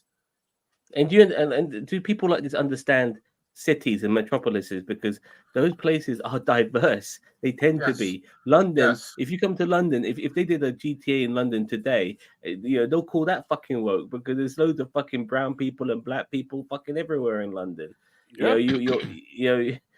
This stream is fucking woke, for fuck's sake. Look at myself and Jose, and we have a British Greek, and then we have Gary as well. The white representation. And a disabled person, a white disabled person. Yeah. Two disabled people. Three. Yeah, because I am too. Yeah, exactly. Too. Exactly. We exist, and the way people go on, the existence of us is too much, because we don't exist as much as they think we do. It's fucking ridiculous. It really is. It's insulting. And if you don't like brown people, stop blowing up their fucking country. Yeah, exactly. Simple as that. Look what the Israelis are doing in Palestine. Where do you think all those Arabs are gonna go? They're trying to force them into Egypt, but we'll come on to that later on tonight. The funny fucking thing is, all you conservatives, y'all motherfuckers are gonna buy the damn game anyway. They're gonna buy it, man. You're gonna buy the fucking game anyway, so I don't even want to hear this shit, man. People are all mad about it. You're gonna buy the damn game anyway. Exactly. I want to go. Sorry, no, not this one. Not this comment. Female action stars since the 80s. I've always said the movie Aliens. Metroid. If that came out today, they'll be calling that work, because you've got a woman who knows everything. All the fucking Marines fucking die. She's too fucking smart for everyone. Her and a little girl fucking lives. All the fucking men die, pretty much. All the fucking incapacitated. She fights a queen on her own. She knows everything. They don't know shit. Woke as fucking fuck. Even the first movie, Alien, all the men are fucking stupid. She's the smart one who realizes that, the guy's contaminated. You can't bring him in there, but the men are too stupid. She knows better, and everyone fucking dies. And the last 3 people to live are 2 women and a black guy. Woke. You know what I mean? Yeah. So this shit is not fucking new. They want to make it new, and they want to make these things sound like, it's a big deal. Sarah Connor, Terminator 2. She became a fucking, like a super agent in within 10 years after giving birth, and all of a sudden she's got fucking muscles bigger than Arnie, and she knows fucking more military shit than fucking Arnie did in Commando. It's just it's beyond fucking all this shit is. Oh god, it just drives me fucking nuts. You're just gonna drive yourself crazy the more you ran. It's just life. Yeah. But yeah, again, everyone has to compartmentalize it into things, because the fucking patriarchy is crying because they're not top of the food chain. Well, they still are top of the fucking food chain. They're nowhere near being ousted from top of the fucking food chain. And they just don't want to share. It's again, and it's an elitist thing. They don't want to share. They don't want to look at the UK. The UK is a prime example of the elitist system that we have. The rich and the powerful don't want fucking equal opportunities for everyone. Nope. Okay, and this is no different. They just get triggered by bollocks. But at the same time, these are the same people. They're gonna fucking buy it. Yep. And they're either gonna buy it to complain about it, or they're just gonna buy it and secretly enjoy it and make up that they hate it. Yep. Because I was gonna say too, they're the same people. Hang on, please, hang on. They're the same fucking people that buy every fucking Japanese game that comes out, and Japanese games, a shitload of them have so many female protagonists. Okay, because they look like sexy waifus or whatever. These are the same people that buy these fucking games and love them. So again, spare me the bullshit. Yeah. And on the other side as well, and on the SJW side as well, it's not. You can't be stereotyping a fucking one culture and then complaining when your culture is being stereotyped, because we see rednecks in the fucking game, and then from the black community they were complaining, oh, it shows stereotype. No, it's showing Florida, and it's a parody, because GTA has always been a fucking parody. So again, you lot can spare me the shit, and the gay community can spare me the shit where they're crying about needing better gay representation within the game. And it's just like, if there's gay characters in there, fine, don't stereotype them and all this kind of shit. They were complaining about Gay Tony, but the only bad thing with Gay Tony was the name Gay Tony. He was a fantastic character. He's a great character. Great character. That came out today. Oh my god. Yeah, that was the best part of GTA 4. It was the DLC, the Ballad of Gay Tony. It was fantastic. And the thing is, it's like, again, like I said, from both sides of the spectrum, it's just rage baiting. Okay, the worst side is obviously the conservative side because they making a big hubbub about it on Twitter. There's just a few people murmuring about some of the stereotypes. And you have to consider too the culture that we're in, where this is the fucking hate culture, where now we gotta hate every fucking thing, because hating is the cool thing now. Which I'll never understand that trend personally. I don't understand why people like Rick, hate. me too. Hate Rick, watch, hate comment. I don't get GTA is supposed to be offensive. I don't give a fuck. Yep. It's supposed to be. It's like, and it's your art. So if your art, you want to bring it out, obviously they want to reach as big an audience as possible. But they know with GTA is they can't go too vanilla with it. They can tone down a few things if they want to, but they can't go vanilla because that's the core of the game. If you lose the core of GTA, and if it comes yet another fucking appeasing Disney vanilla shit, the game's dead. I'm looking forward to a different tone though, because I don't see that in this. GTA 5 was definitely a black comedy, without a doubt. Yeah, I'm All hoping the for GTA games are black comedies. Yeah, no doubt. But I feel with this And Bonnie and Clyde sort of thing, I do think it'll be more of like a dark romance, with comical elements from the supporting cast and the people they bump into more than anything. Yeah, a bit like Red Dead. Bit like Red Dead. Like Red Dead was a lot more serious, but you had those comedy moments with the interactions you had with some of the other people. Yeah, of course. You know what I mean? I mean, You'll get jokes, but it's not going to be like as over the top as GTA Well, used to actually, sorry, you guys carry on. I'm just going to go to my Instagram account and get one of the videos that you're saying, Jose? For example, it's always made fun of flaming conservative media. Like, for example, it literally does a Fox News standing called Weasel News. Yeah, Weasel, which is a great name for it. The funniest fucking thing I ever heard was like they were doing the snippet of Weasel News, and they were like, "What? They're only the government's only taking the freedoms we aren't using anyway. What? You want the terrorists to win?" And I laughed my ass off. It was the funniest fucking dialogue I ever heard. I'm looking forward to the third episode of Republican Space Rangers. Commando. I cannot wait for that, man. Because that was one of the best parodies of conservatism everybody's seen. Because they look really peaceful, but we can't take any chances. Yeah, I mean, if anything, and I'm not gonna lie, like I get Grand Theft Auto honestly sometimes just to listen to the content of the talk stuff, because the talk stuff is what makes the radio for me. I'm like, just the fact that they're taking politics is so funny. Yeah, the Ray Kill goes into every single stereotype and makes fun of everybody. Like he does Latino stereotypes, does that black stereotypes, flaming big macho black guys, makes fun of them. He makes fun of the big like redneck. All right, I want to dig these hills. Yeah, but the thing is, that's what's going to trigger the SJW lot now. Any kind of stereotypes is going to trigger those fucking idiots as well. It's like, fuck off. And if I'm Rockstar, I'd just be like, yo, I don't give a fuck. We told you that our game is going to be offensive. We outright tell you people these things. Look, and if you don't listen, that's on you. Before we carry on, hang on, guys. This is a random interaction I had on Red Dead Redemption 2. All right. Okay. Apology for the size of the video, but just more. It's more about the audio. Yeah, I just want to hear it.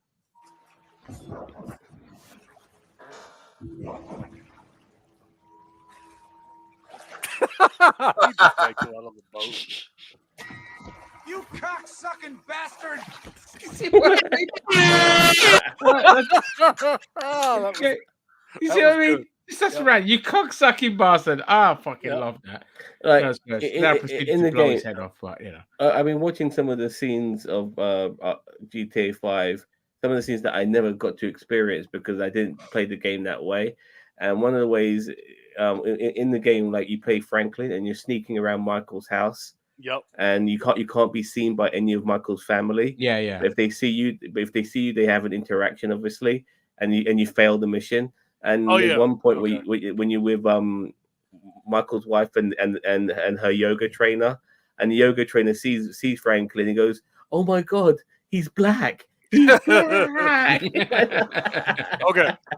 This has like nothing to do with what we're talking about, but this is the greatest random fucking thing in GTA history. I gotta link it to you guys. I'm gonna put it in the private chat. Yeah, So put it just in the give me a private minute. chat. We'll put it in. It's fucking like this is what I want Grand Theft Auto to do is shit like this. Okay. And then if you want to pull it up for everybody, I'll pull that up. One it's second. like that. this is the kind of shit that I want. There we go. Right, let me get that up. I'm on the left. Stop. I was trying to get the thing. If stereotypes are done well. I mean, no, they're still complaining. I mean, they complained about Franklin. You're the one who's complaining about seeing black people on your screen, for Christ's sake, and you're complaining about the left. Well, Rick B's Asian, so he hates black people in general, doesn't he? Oh, no doubt. See, stereotype. Right. Yeah. Like, this is the kind of shit I want to be able to do.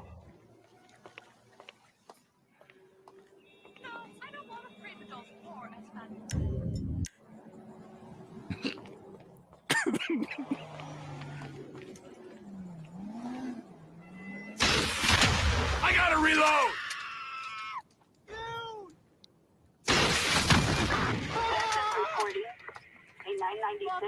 Look, see the fucking cops. That's what I don't want in the fucking new game. I need to know where they get their windows from, man. Yeah. That's one thing I don't like about free GTA is how fast the cops are. It's like, yeah, I hate it. They did it in Red Dead Redemption, and it pissed me off. Yep. It's like real life. The cops would be there like 10 I would minutes. actually like some destruction. I don't think GTA 6 will have that, like some proper destruction. Rockets at my house. Yeah. Okay, that was worth the payoff. Like that, like it's that kind of shit where like Rockstar knew people would do shit like this, where they would just do shit like that. What the fuck was that? I saw this one scene where you like one of the mini games is you play tennis with your wife. Michael does, and then her wife, you follow your wife, and she goes back into the house. She gets changed. She jumps into the car and she drives off somewhere. But you can follow where she drives off to, and then when you follow her, she drives off to the strip club. And then she ends up being a working girl outside the fucking strip club. Michael's wife. Yeah. The thing is, Lance, like even in Red Dead Redemption 2, you could murder a couple of people in the middle of nowhere, you still get chased by the sheriffs. It's like that pissed me off. But I mean, I hated Red Dead Redemption 2. Like no witnesses, it and they really still find fucking you. annoyed me. The story was awesome, but the gameplay was just Rockstar just don't know fun when they keep involving cops and you have to pay for everything. It's like it really pisses me off. And that's why I'm not that hyped for GTA 6. I'll wait and see what they do with it, how greedy the micros are. Because again, we're talking 2K Games here, a company that said that, games should be costing way more than what they are, and there should be more micros in there and all this kind of shit. And the other thing I wanted to mention, because I didn't get to say this the other day, we already know they're going to be doing multiple fucking editions of GTA 6 for the next 10 years. Guaranteed by the time we get to the PS6 in the next like 6 or 7 years, GTA 6 is getting re-released because Rockstar is way too fucking lazy. Well, I'm going to start being. I'll be thinking about my pension by these times, man. Shit. Yep. Yeah. Oh god, if I'm still alive. So yeah, that's all the controversy surrounding GTA 6. Yeah, I'm not looking forward to it. Stupid, but yeah, in terms of the game, I don't really give a shit. If it's on the same level as GTA 5, fine. But again, I don't really care. Whatever. Yeah. It's gonna sell like bank, by the way. So they're making 5 million. They're selling 5 million copies within the first week. Easy. It's gonna sell 5 million. Yep. Yeah. They said you can get into 70% of the buildings now. I want that to be more than just like walking into the lobby of a fucking hotel. I want to go into all the fucking rooms. There is something that I wanted to bring up. I don't know if you did on the stream or not. But did you hear about this thing where that if you play more than 5 hours of gameplay, you have to pay $5 for it? Get the fuck out of here! They were talking. One of the GTA guys was talking about how he wanted to charge hourly rates for playing on GTA. Yeah, they're actually doing that. No, nothing's confirmed. Nothing. No, but you can't. But we're talking about children, not even children, but young people play gaming. Even send me a link, Gary. Even GTA is play. If they do that, they'll kill the game. No matter how good the game is. Yeah, because no one's going to play. Will want to play it.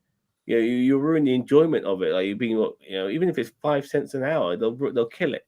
Yeah, I mean, I'd be happy if the micros killed the franchise because I fucking hate Rockstar games and I hate 2K games. Anyway, if they did that, look, I don't give a shit about the wokeness and stuff like that. That doesn't bother me whatsoever. They do what you tell me, Gary. Out of principle, I won't fucking play the game. Yep, I won't even give it a thought about buying it. I'm like, fuck that. Yeah, I'm just happy to watch cutscenes and whatever on YouTube and let some other prick pay for it. Yeah, I'm gonna go fire rockets at the house and then be like, "Stop firing rockets at my house." That's all I want. I want that same exact shit. I just, if they want to get greedy with it, on their head. Imagine drunk. Yeah, that would have been me at one point. Yep. Yeah, I mean, let's have a look. For sure. This is capitalism ruining gaming, man. Like they are on a money maker with GTA. They don't. This is kind of shows you that it's never enough for these motherfuckers. This idea. If they implement this idea, they'll ruin a good game. Yeah. Just stick with what they're doing right now. They're getting away with it with their microtransactions. Right, let me just let me read this stupid article here. A reader thinks that Take-Two's idea of charging for games as you play them could work for everyone's benefit with a little adjustment. No, fuck off. No.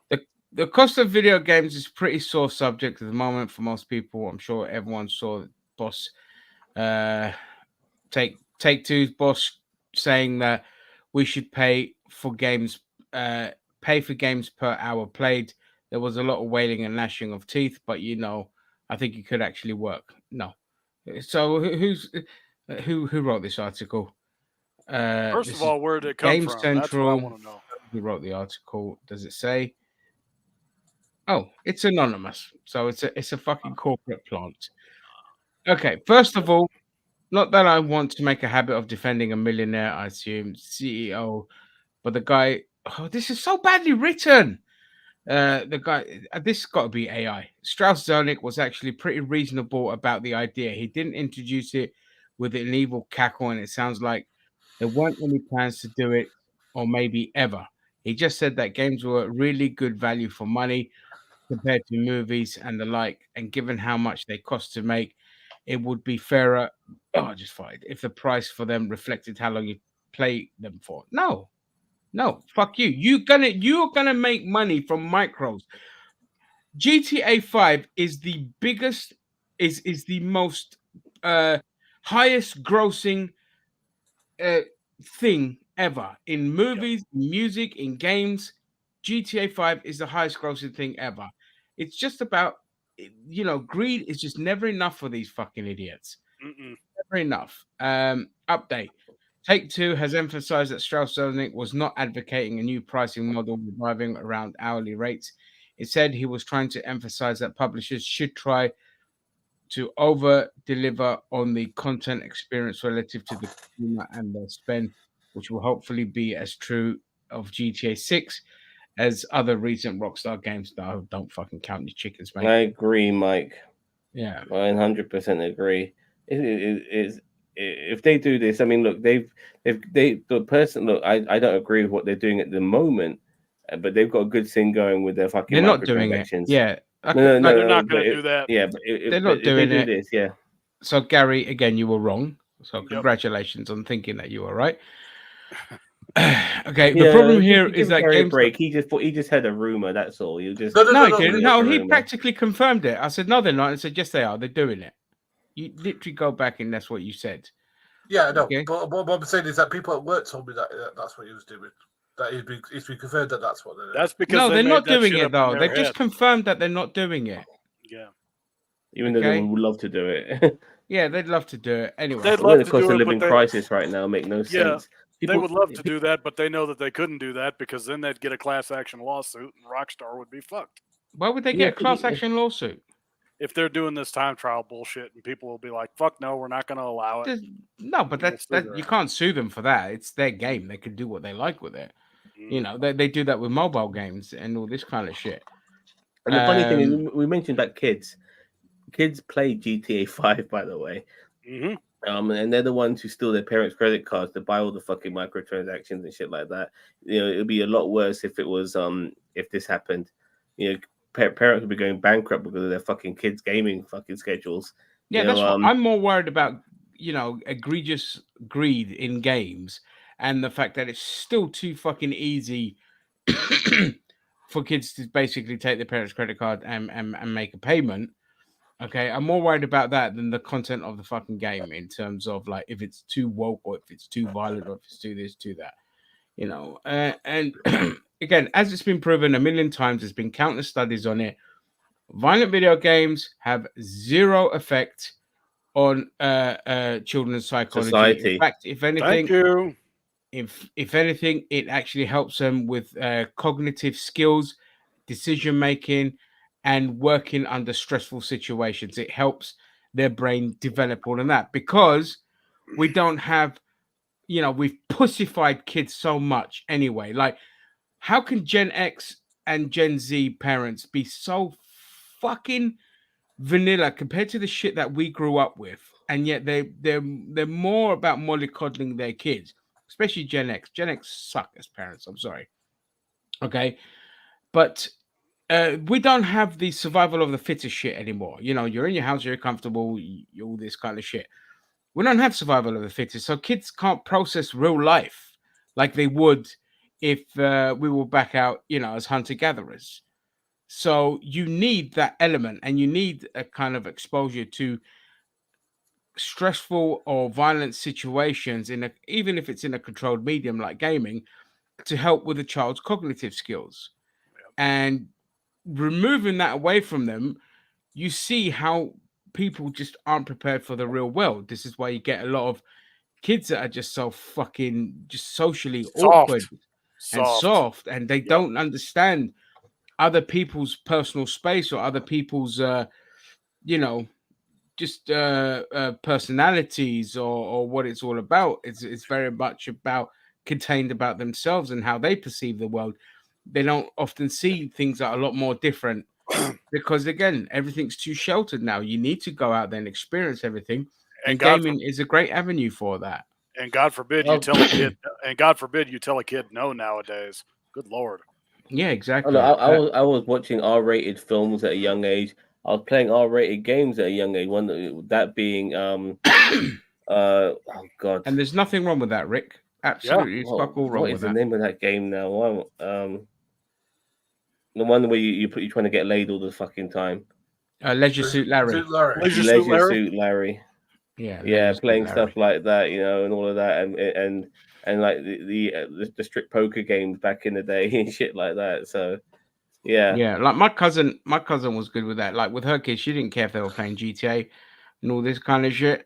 And I said, like the most egregious thing that happened with the gaming was, you know, her son stealing her credit card to pay for FIFA Ultimate Teams, and he got addicted to that. He ran up $3 grand bills PG and £1,000 bills.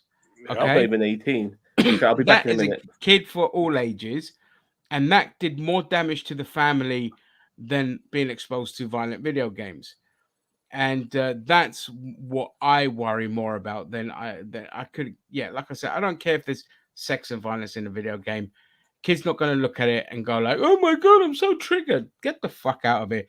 It's your own insecurities that you're pushing onto your children, and I hate that shit. Children should always. Sorry, go on, Jose.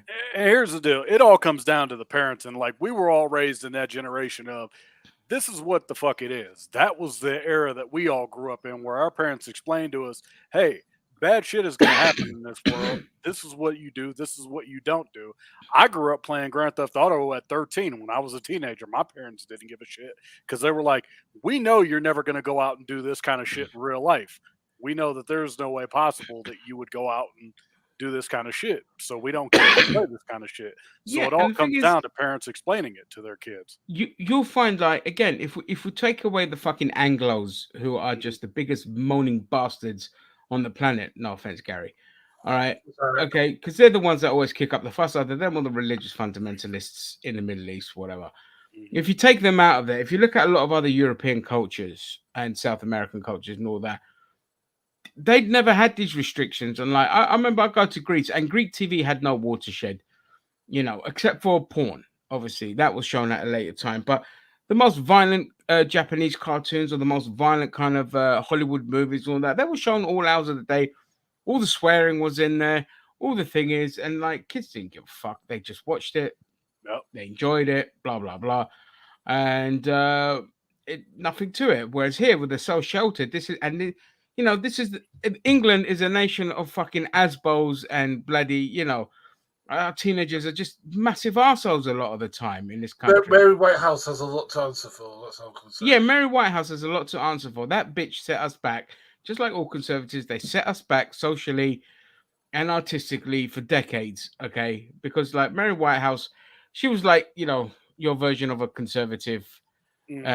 You know, like the Million Mums and all this kind of shit in America, where she just complained about TV. Everything was too sexy, too violent. We ended up with watersheds and all this kind of shit.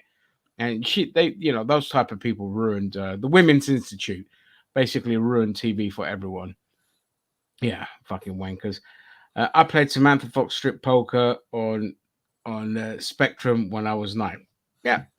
Yeah, we was playing Amiga games that had porn on them as well when we were that age. Yeah, I grew up on R-rated movies and games Exactly. and cartoons. It never affected me. Yeah, same here, dude. Yep.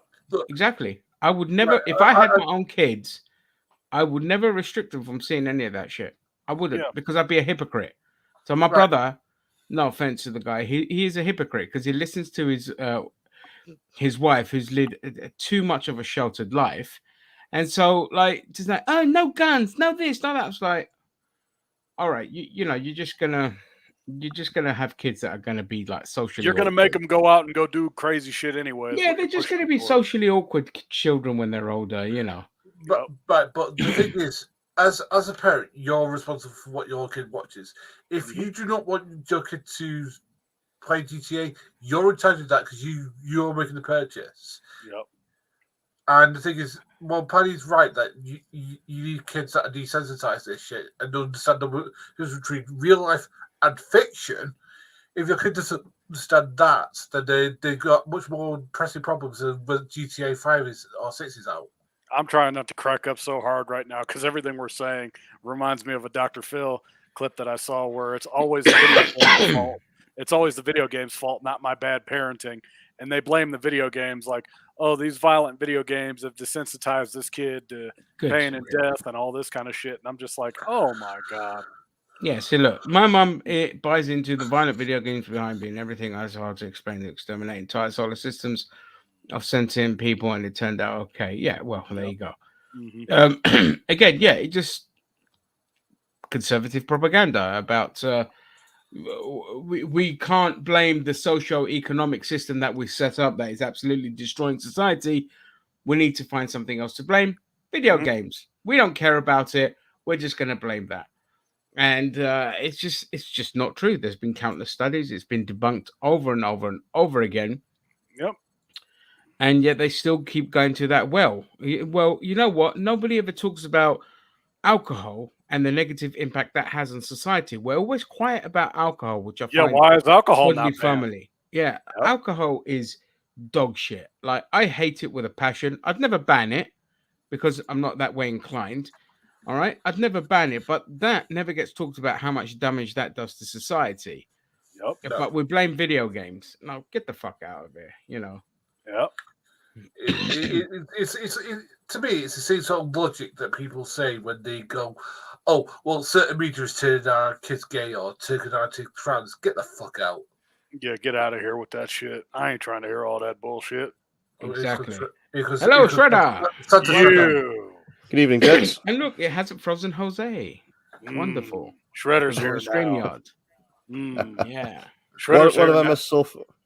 What have I missed so far? We're still kind of talking gaming, so we've just finished with the GTA 6 stuff. I had the urge to share. Okay, Sam, I'm just gonna hide you from the stream, then just pop in when you come back. Yep. We just finished talking about GTA 6. Now we're kind of talking about. Did you discuss the right wing meltdown over it? Yeah, Yes. we did. Yeah, We discussed the Or, right-wing meltdown. But there's also, okay, to be fair, I want to be fair, there has also been a left-wing meltdown as well about the racial stereotypes and lack of LGBT representation. So it's rage baiting on all sides. I didn't However, really the get that conservative from the side trailer, is a though. stronger side on the. I didn't really complaint. get that from the trailer, though, the lack of LGBTQ representation, because, again, it was a short trailer. And I think Rockstar did, I'm going to say this, I think Rockstar did slightly cheat, because obviously a lot of people have now discovered that the clips that were used in that trailer, a lot of them were just digitally rendered clips of things that have actually been shot and gone Happening in viral in Florida. Yeah. Yeah. To me, this was effectively like, I don't know if you guys remember back in the day, the trailer that Ubisoft first released for the first look at TMNT Smash Up. You know, that Ninja Turtles Smash Brothers clone. Huh.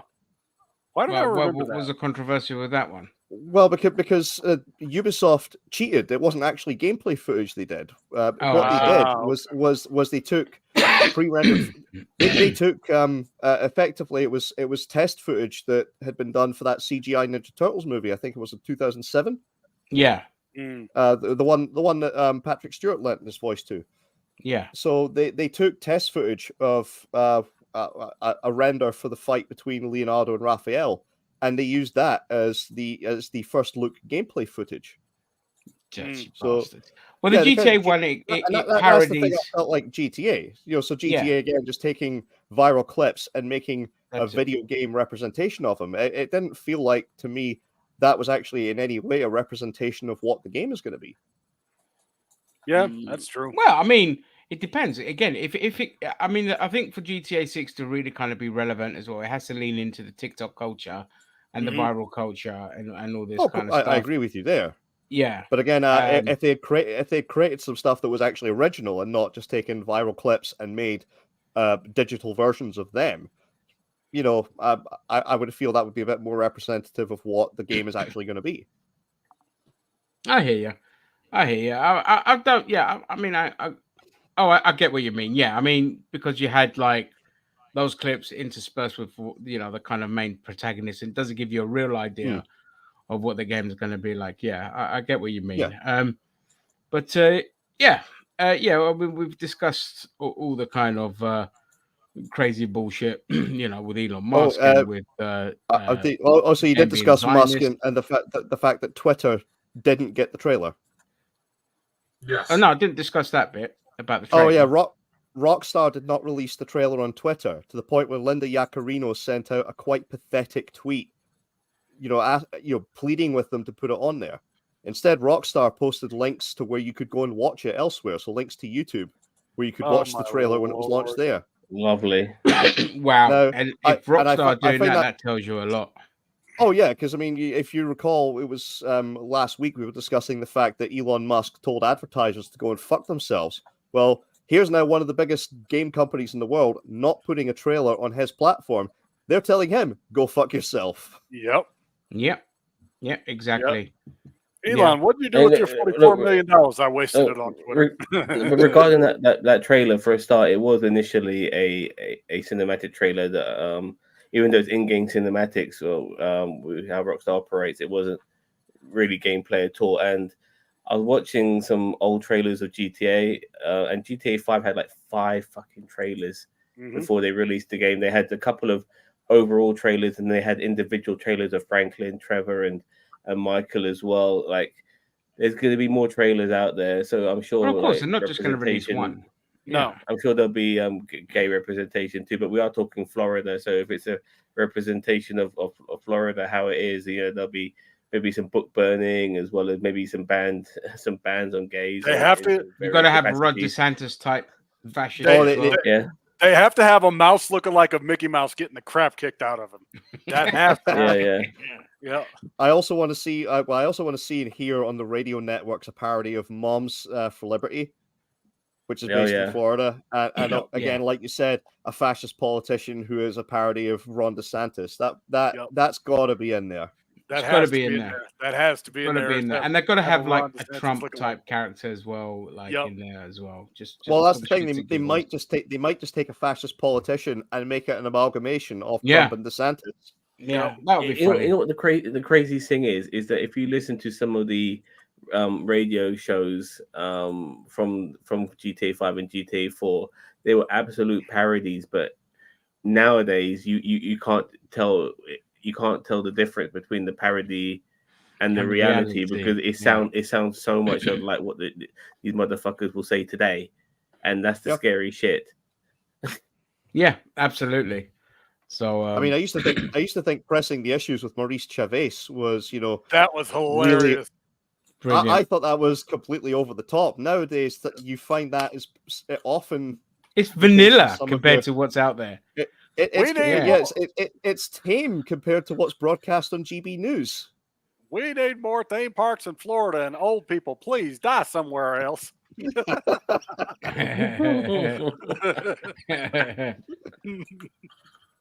That's a radio show I want to see return for the they for need to GTA bring 6. back If it's Maurice set in Vice Chavez. City, Maurice Chavez doing pressing the issues. Yep, Yeah. that would be hilarious. Yeah, because I'm you have shit. people like that nowadays. That like this thing I saw on social media. This guy reading his story about how his sister didn't want his son to be at their wedding, but he wanted a kidless. She wanted a kidless wedding, and he said, "Okay, no problem." But then when he went to the wedding, there were kids there, so he confronted his sister and said, "Why weren't you? What if there's kids here? Why wasn't my child allowed?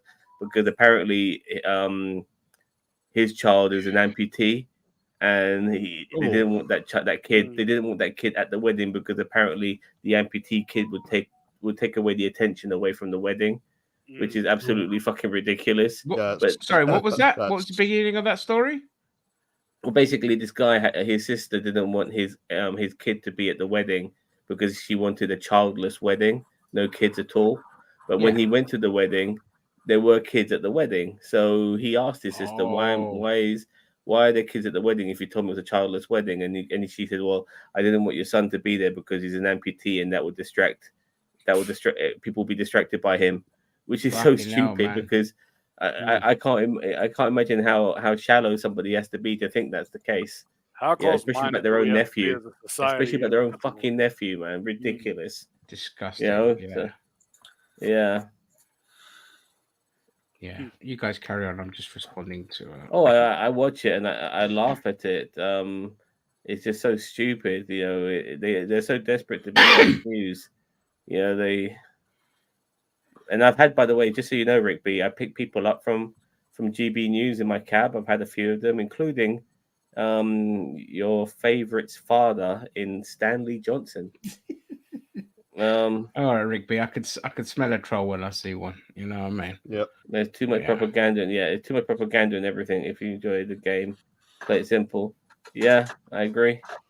What's this prick want? I'll be right back. Fucking hurry up. Yeah, hurry up now. Yeah, hurry up. Oh my god, it's here. Okay, so that was gaming. And Shredder, you're in just in time because we can move on to wrestling stuff. So there's a bunch of AEW, WWE stuff, but just announced TNA are doing a deal with Endeavor, who own WWE, to stream on. Is it on their website or is it to create like a whole? They're creating their own thing. It's going to be called TNA Plus. Yeah.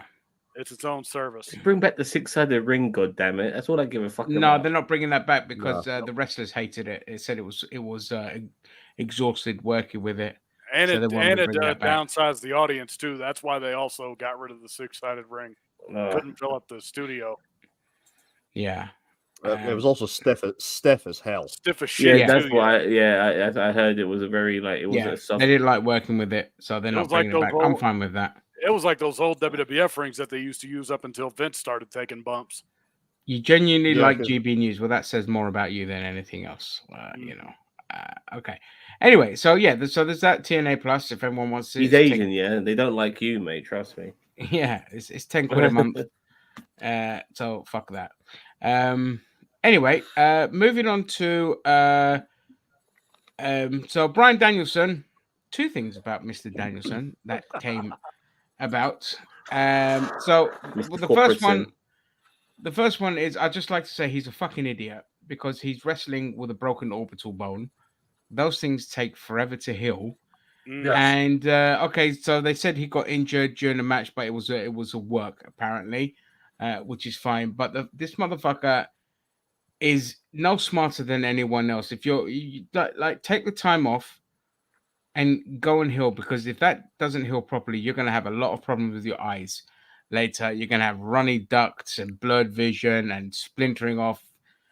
Like, it's not, an orbital bone is something not to fuck with, and the fact that he's wrestling with it, and Andrade was kind of working it as well, all this kind of shit, that really He's wearing a pissed me Phantom off. of the Opera mask.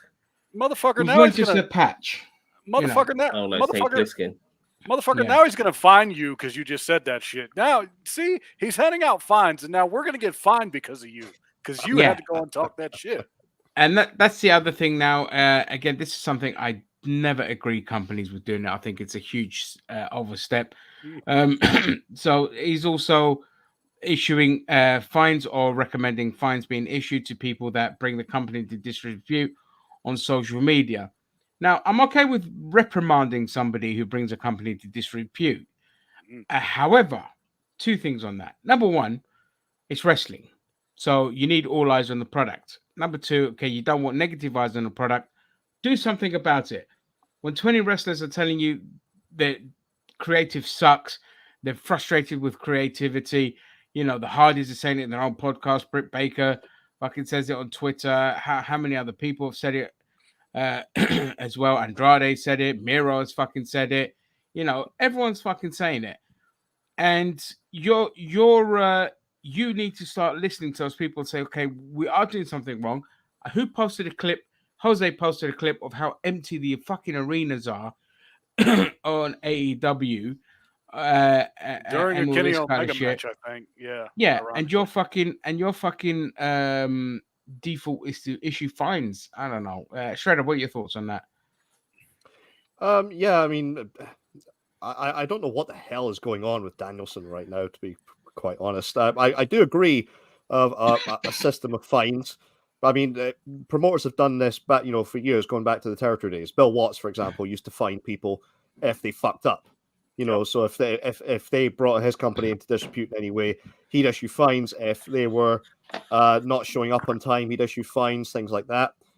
So again, it's understandable, a wrestling company doing that. But really, I have no clue what the hell is going on with Danielson. Danielson, by the way, has since admitted that he was on the disciplinary committee that got CM Punk, made the ruling to fire CM Punk, although he's saying that he wasn't the head of it.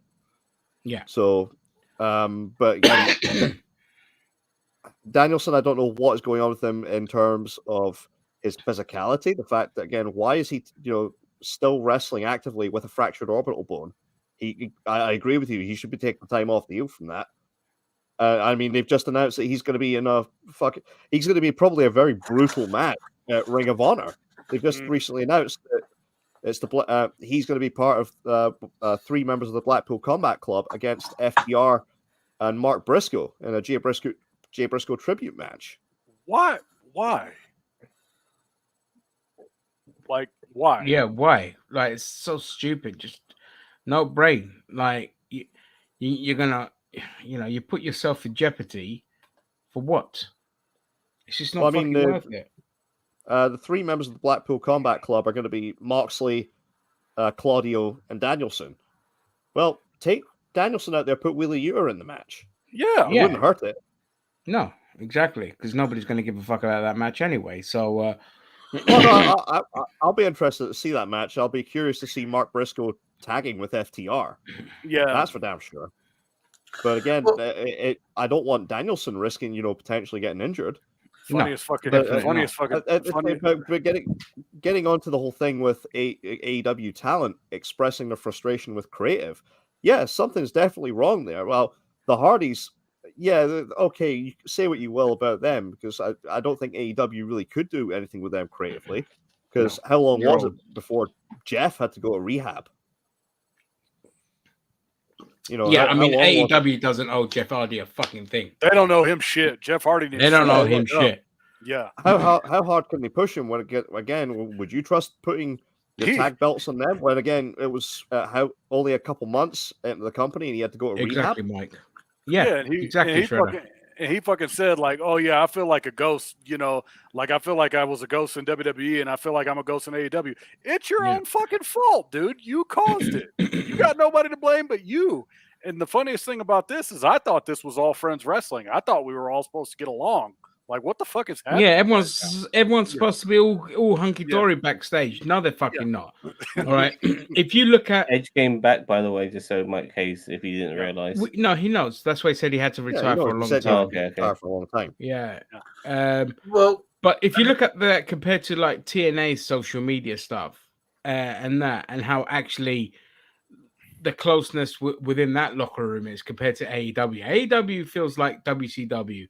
Where everyone's out for their own, nobody's fucking getting along, and it shows. It's evident. The product sucks. There's no direction. Tony Khan is a weak boss.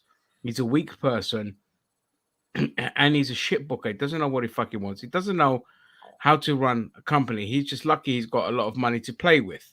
And the fact that they want to move AEW away from being a story-based product more into a wrestling product, that's another fucking problem that they're about to endure. Because they're we want to focus more on the wrestling aspect instead of. But that's how they launched initially, weren't they? It's supposed to be more sports based. It was supposed to be a sports based alternative to WWE. Yep. But obviously it wasn't. They delved into storylines, some of which were utterly ridiculous. They had really, really shitty wrestling back in the day. I mean, remember when the Dark Order debuted, and the guy, you had the guy on fucking hard camera, blatantly missing punches on Dustin Rhodes. Yeah. Yep. And obviously with the Young Bucks and their acrobatics, again, there was just a lot of really fucking shitty matches going on back then. But don't get me wrong, there was some great stuff too. And by the way, I want to address this comment by Rick B, where he says, I'm sure he wouldn't be wrestling if it was serious and the doctor had approved it. Motherfucker, this is the company that allowed Matt Hardy to continue after he had his head cracked off the goddamn concrete. Yeah. Almost killed him. Almost legitimately killed him. They had a wrestler in a tag match who was completely out and concussed and allowed guys to continue running spots over his fucking body. Yeah. So I've got no faith at all, really, in AEW's medical team. They have got to prove me wrong. Mm-hmm. Well, I mean, to be fair to them, right? They maybe I'm misremembering this, but I think I do.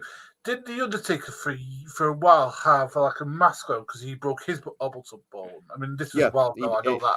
Yeah, he did. He had his orbital bone cracked. I think it was after a leg drop from Yokozuna. Yeah, Yokozuna. No, it was Mabel. It was Mabel. Wasn't it? I remember that. Both of them. By the way, both Mabel and Cody Yoko. Rhodes, was that a work when he had his mask, or was that for real? No, that's for real. No, it's for real. No, That was for it was real. legit, mate. Yeah, Ray broke his nose. Yep. Yeah. He You also already broke bought your tickets Undertaker's for All nose. In. You did say you did, Rick. Where you bought your tickets. Look, there's plenty of guys who have had to work with like a protective face mask because they've had a fracture, either their nose or, in some cases, their orbital bone. So Shane Helms, for example, the Hurricane gimmick started because in WCW in the latter days when he was in 3 count, he actually had to wear a protective face mask because he had a broken nose. Joey Mercury, same thing when the Hardys fucked his face up. Yep. Even Cody Rhodes had to wear the mask when 619 smashed his face. That's what I said. And but the problem with Bryan Danielson is he's not wearing a fucking mask. He's just got an eye patch on. Yeah. And you've got somebody working that area as well, and it only takes one fuck up. Like, let's say, wear a mask, but you're better off just, again, age is a factor as well, because other people were a lot younger when they got fucking injured, and you just don't fuck with an orbital bone, and they took time off to fucking heal a bit before coming back, and then they had the mask on. He's just come straight back in. Like, it wasn't, 3-4 weeks ago that he got injured? Yeah. And he's still in the ring, and it's just not something to fuck about with. Any other news on wrestling stuff? I know you had a list, Shredder, if you want to go through it. They killed Yeet. Thank fucking God. Yeet is dead. I'm so happy. Now I never have to hear that ugly fucking word again, even though I know they're still going to chant it, which means I need to work on my fucking Infinity Gauntlet. So I can make everyone disappear. Yes, WWE has officially yeeted the word yeet. And Jose is clearly quite broken up about it. Yes, So, I am. I'll cry I about it. have an issue when like certain words get, or words in general get like copyrighted and stuff like that. It's just trademarked. It's just trademarked. It's just, I think it's ridiculous. Yeah, you shouldn't be allowed to trademark things like a word. Words. Yeah. So an indie wrestler has the trademark to yeet, and so Good, keep that. WWE can't use it. Good, keep that shit because I don't ever want to hear it again. I hate that word so much. If I was him, I'd just change it to yeeteth. You know, go Shakespearean. No, with I it. don't even. I don't even. I want yeeteth ye. I don't even want an abbreviation. That's how much I hate the fucking word. I'll take out the T and just go yee. Yeah, I want it gone. I want it out. I want it gone. I want it to die a horrible, fucking, painful death. I want it to burn in hell. I never want to hear that word again. I hate that word. Yeet. You're such a killjoy. I know. You know what? You're a racist, Jose. You're a racist. That's it. I mean, I don't know why. I'm just gonna call you a racist. Let's just put it in the simplest terms possible. Jose wants to yeet the word yeet. That's it. There you go. Oh damn! Oh snap! I hate all of you. I hate all of you. There's two bits of news regarding women in professional wrestling at the minute. I won't bother with the whole thing about Jade Cargill, the fact that she's still not making a debut because I believe WWE has they've figured out that she's quite limited in her capability in the ring, which obviously AEW is much better at showcasing her, showcasing her strengths and hiding her flaws with those short matches. But two bits of news regarding women in pro wrestling. Britt Baker, obviously, she tweeted out her frustrations at the lack of promo time that the women are getting. So one of the big things that's coming up is the fact that the men, obviously, likes of Christian, Adam Copeland, Sting, etc., they'll get 15-20 minutes of promo time on an AEW television show. And the women get maybe about 3 minutes at best. Which is either that's a fair argument to be. Which is either something short backstage. Yeah, it's either something short backstage, like Sky Blue, for example, cut a promo which was about 30 seconds long on Tony Storm recently, that kind of thing, or likes of Tony Storm's vignettes, which again are only maybe about 3 minutes at best. So I want to know your guys' thoughts on that. Does she have a point? Expressing frustration about it. She's got a fair argument. She definitely needs to speak up to Tony and say, hey, sometimes we're working just as hard as the guys do. We need to be heard too. We need to be able to tell our stories too. She has every right to go to him and voice her frustrations. Is, Britt Baker could be really bitchy and fun on the mic as well. Like she might not be a great wrestler, but her mic skills are pretty solid when she's a heel. Tony Storm is fucking amazing. Like just one of the best. The silent movie star stuff is amazing. Yeah, just one of the best working characters. Gimmick. Yeah, that's it. The best gimmick in wrestling at the moment. Doesn't matter if it's male or female. It's just the best gimmick in wrestling at the moment. She's doing great with that, and it should be given more time. It's very popular. Like again, I don't want to take anything away from Christian stuff, which is fantastic. But so women that can do good promos, put them out there. Give them more time. They need to. They need to be selling their product more. You know what I mean? So she's right. Well, there's two things I would say with regard to this. One, I don't think she's maybe handled it in the right way by taking it to Twitter. Maybe if she's been dealing with nobody prepared to listen to her backstage, and it's now just got to the point where she's decided, well, fuck it. If I get fired, I get fired. If it's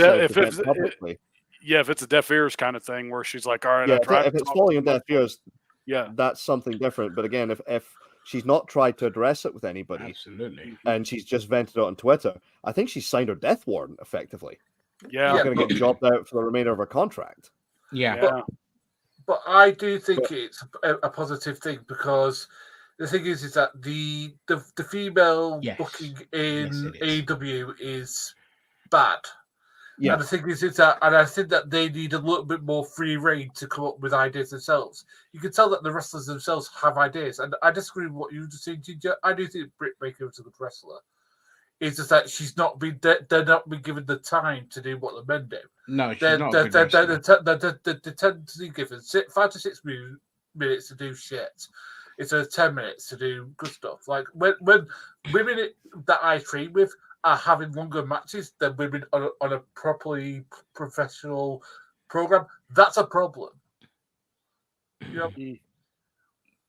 Yeah, well, here's the thing. Again, the women are not getting, the time to work matches like the men. Yeah, So I do, to a degree, understand why they're not given the promo time either. But at the same time, that's hurting the women's division. That's what I mean. You need to give the women longer time to work their matches so they can actually get better and improve and go up further in the card. So where, you can put more women's matches in the main events at times. I mean, a prime example is, again, how Jade Cargill improved on her promos as she went along. Like, hearing her speak on the mic, you can see the massive improvement from that whole shackle deal to where she ended up.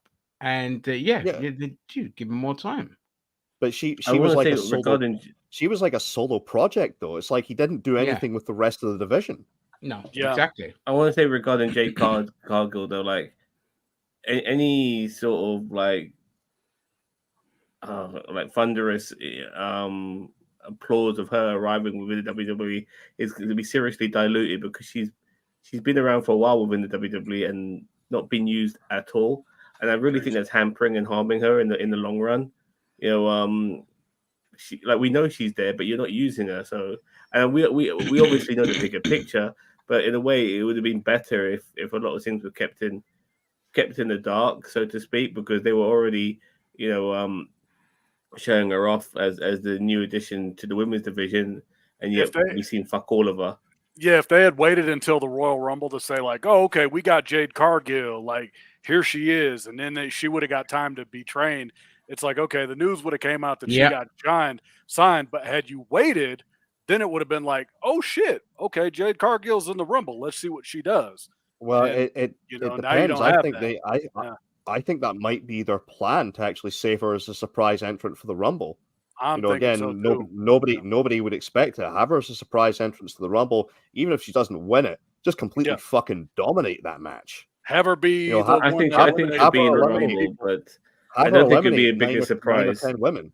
Well, again, I think I don't think I think if she takes out somebody from the NXT, if they announce like all 30 entrants in the Rumble, for once they just fucking announce all 30 entrants in the women's Rumble match, and let's say she takes out somebody from one of those rosters and takes their spot and dominates the match, eliminates 9-10 women. I think then you've got a surprise.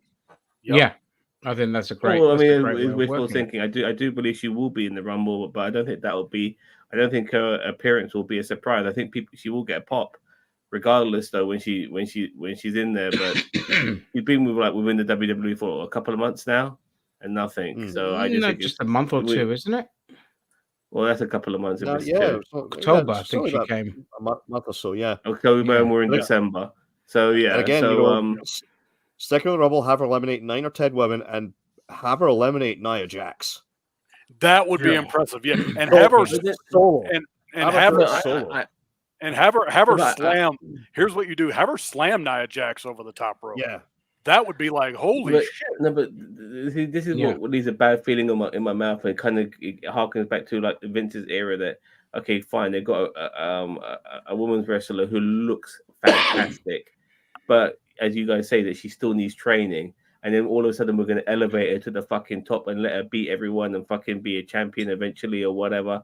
I think that's a disservice to the rest of the women's division, who are far more superior to her as wrestlers. So this is not great in my opinion. Look, I'm not saying I'm not saying have her win the match. I'm not saying put the title on her. I'm saying stick her in the Rumble, have her dominate the match. Then have her eliminated by somebody. Have her eliminated by somebody like Becky Lynch. I'm not saying they necessarily win the Rumble either, but it obviously seems they want to push her to the moon at some particular point. Now they got her because of the look that she has. But if she's not that good as a wrestler, then these things are pointless, in my opinion.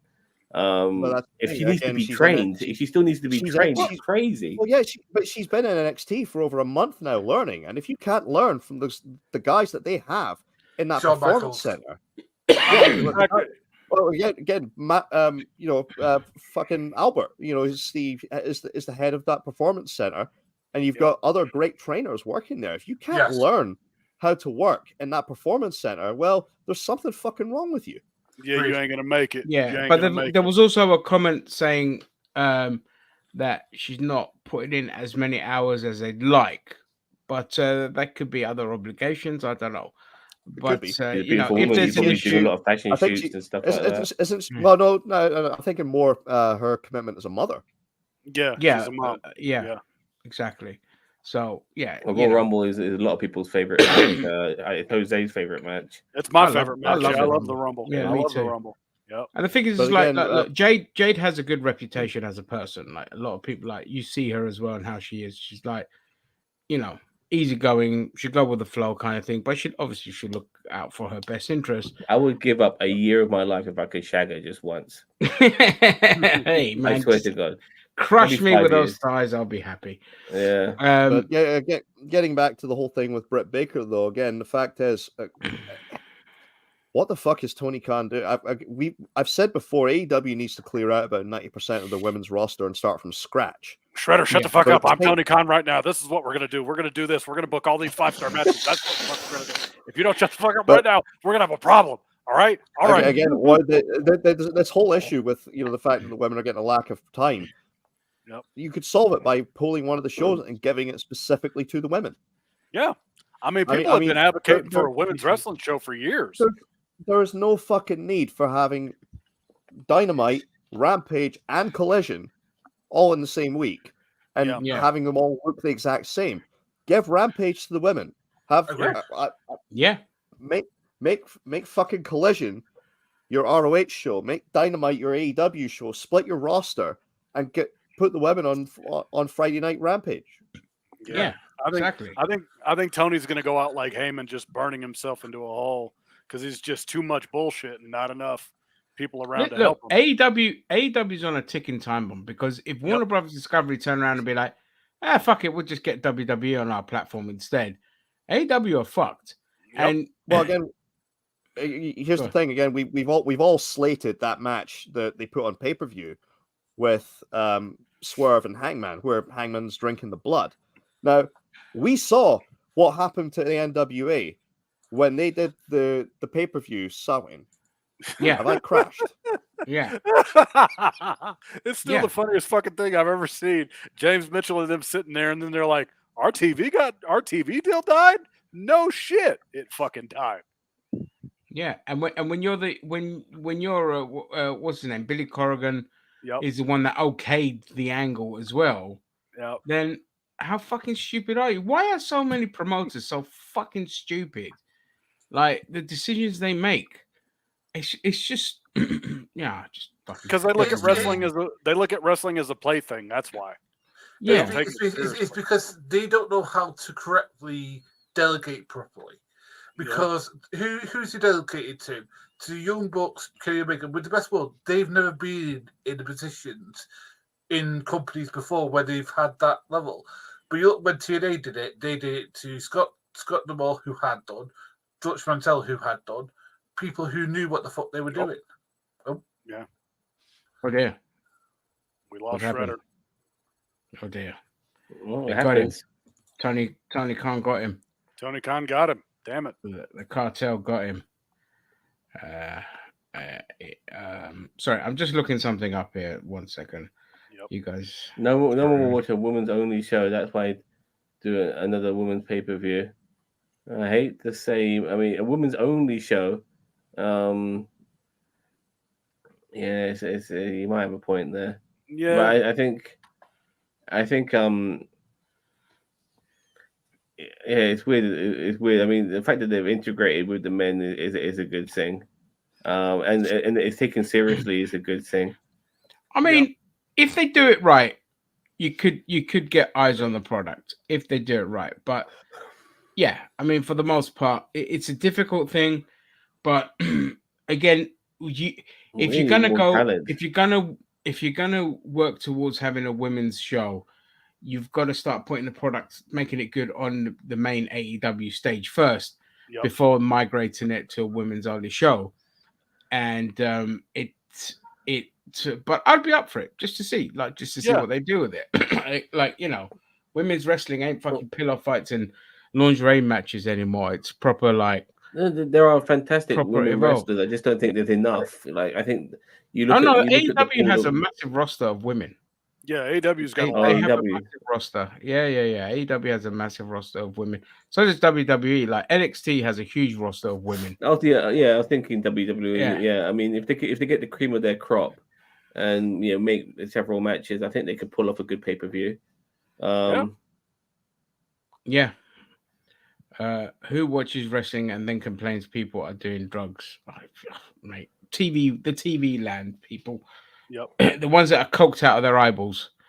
Yeah, but AEW, I think overall, like you said, I think they're going to go out honestly like the original ECW. I said this on Twitter the other day. Yeah, and it pissed some people off because I said AEW is destined for the hardcores. They're not going to get the casual fans because the WWE's done such a job of pissing off the casual fans to where those people left and you'll never get them back.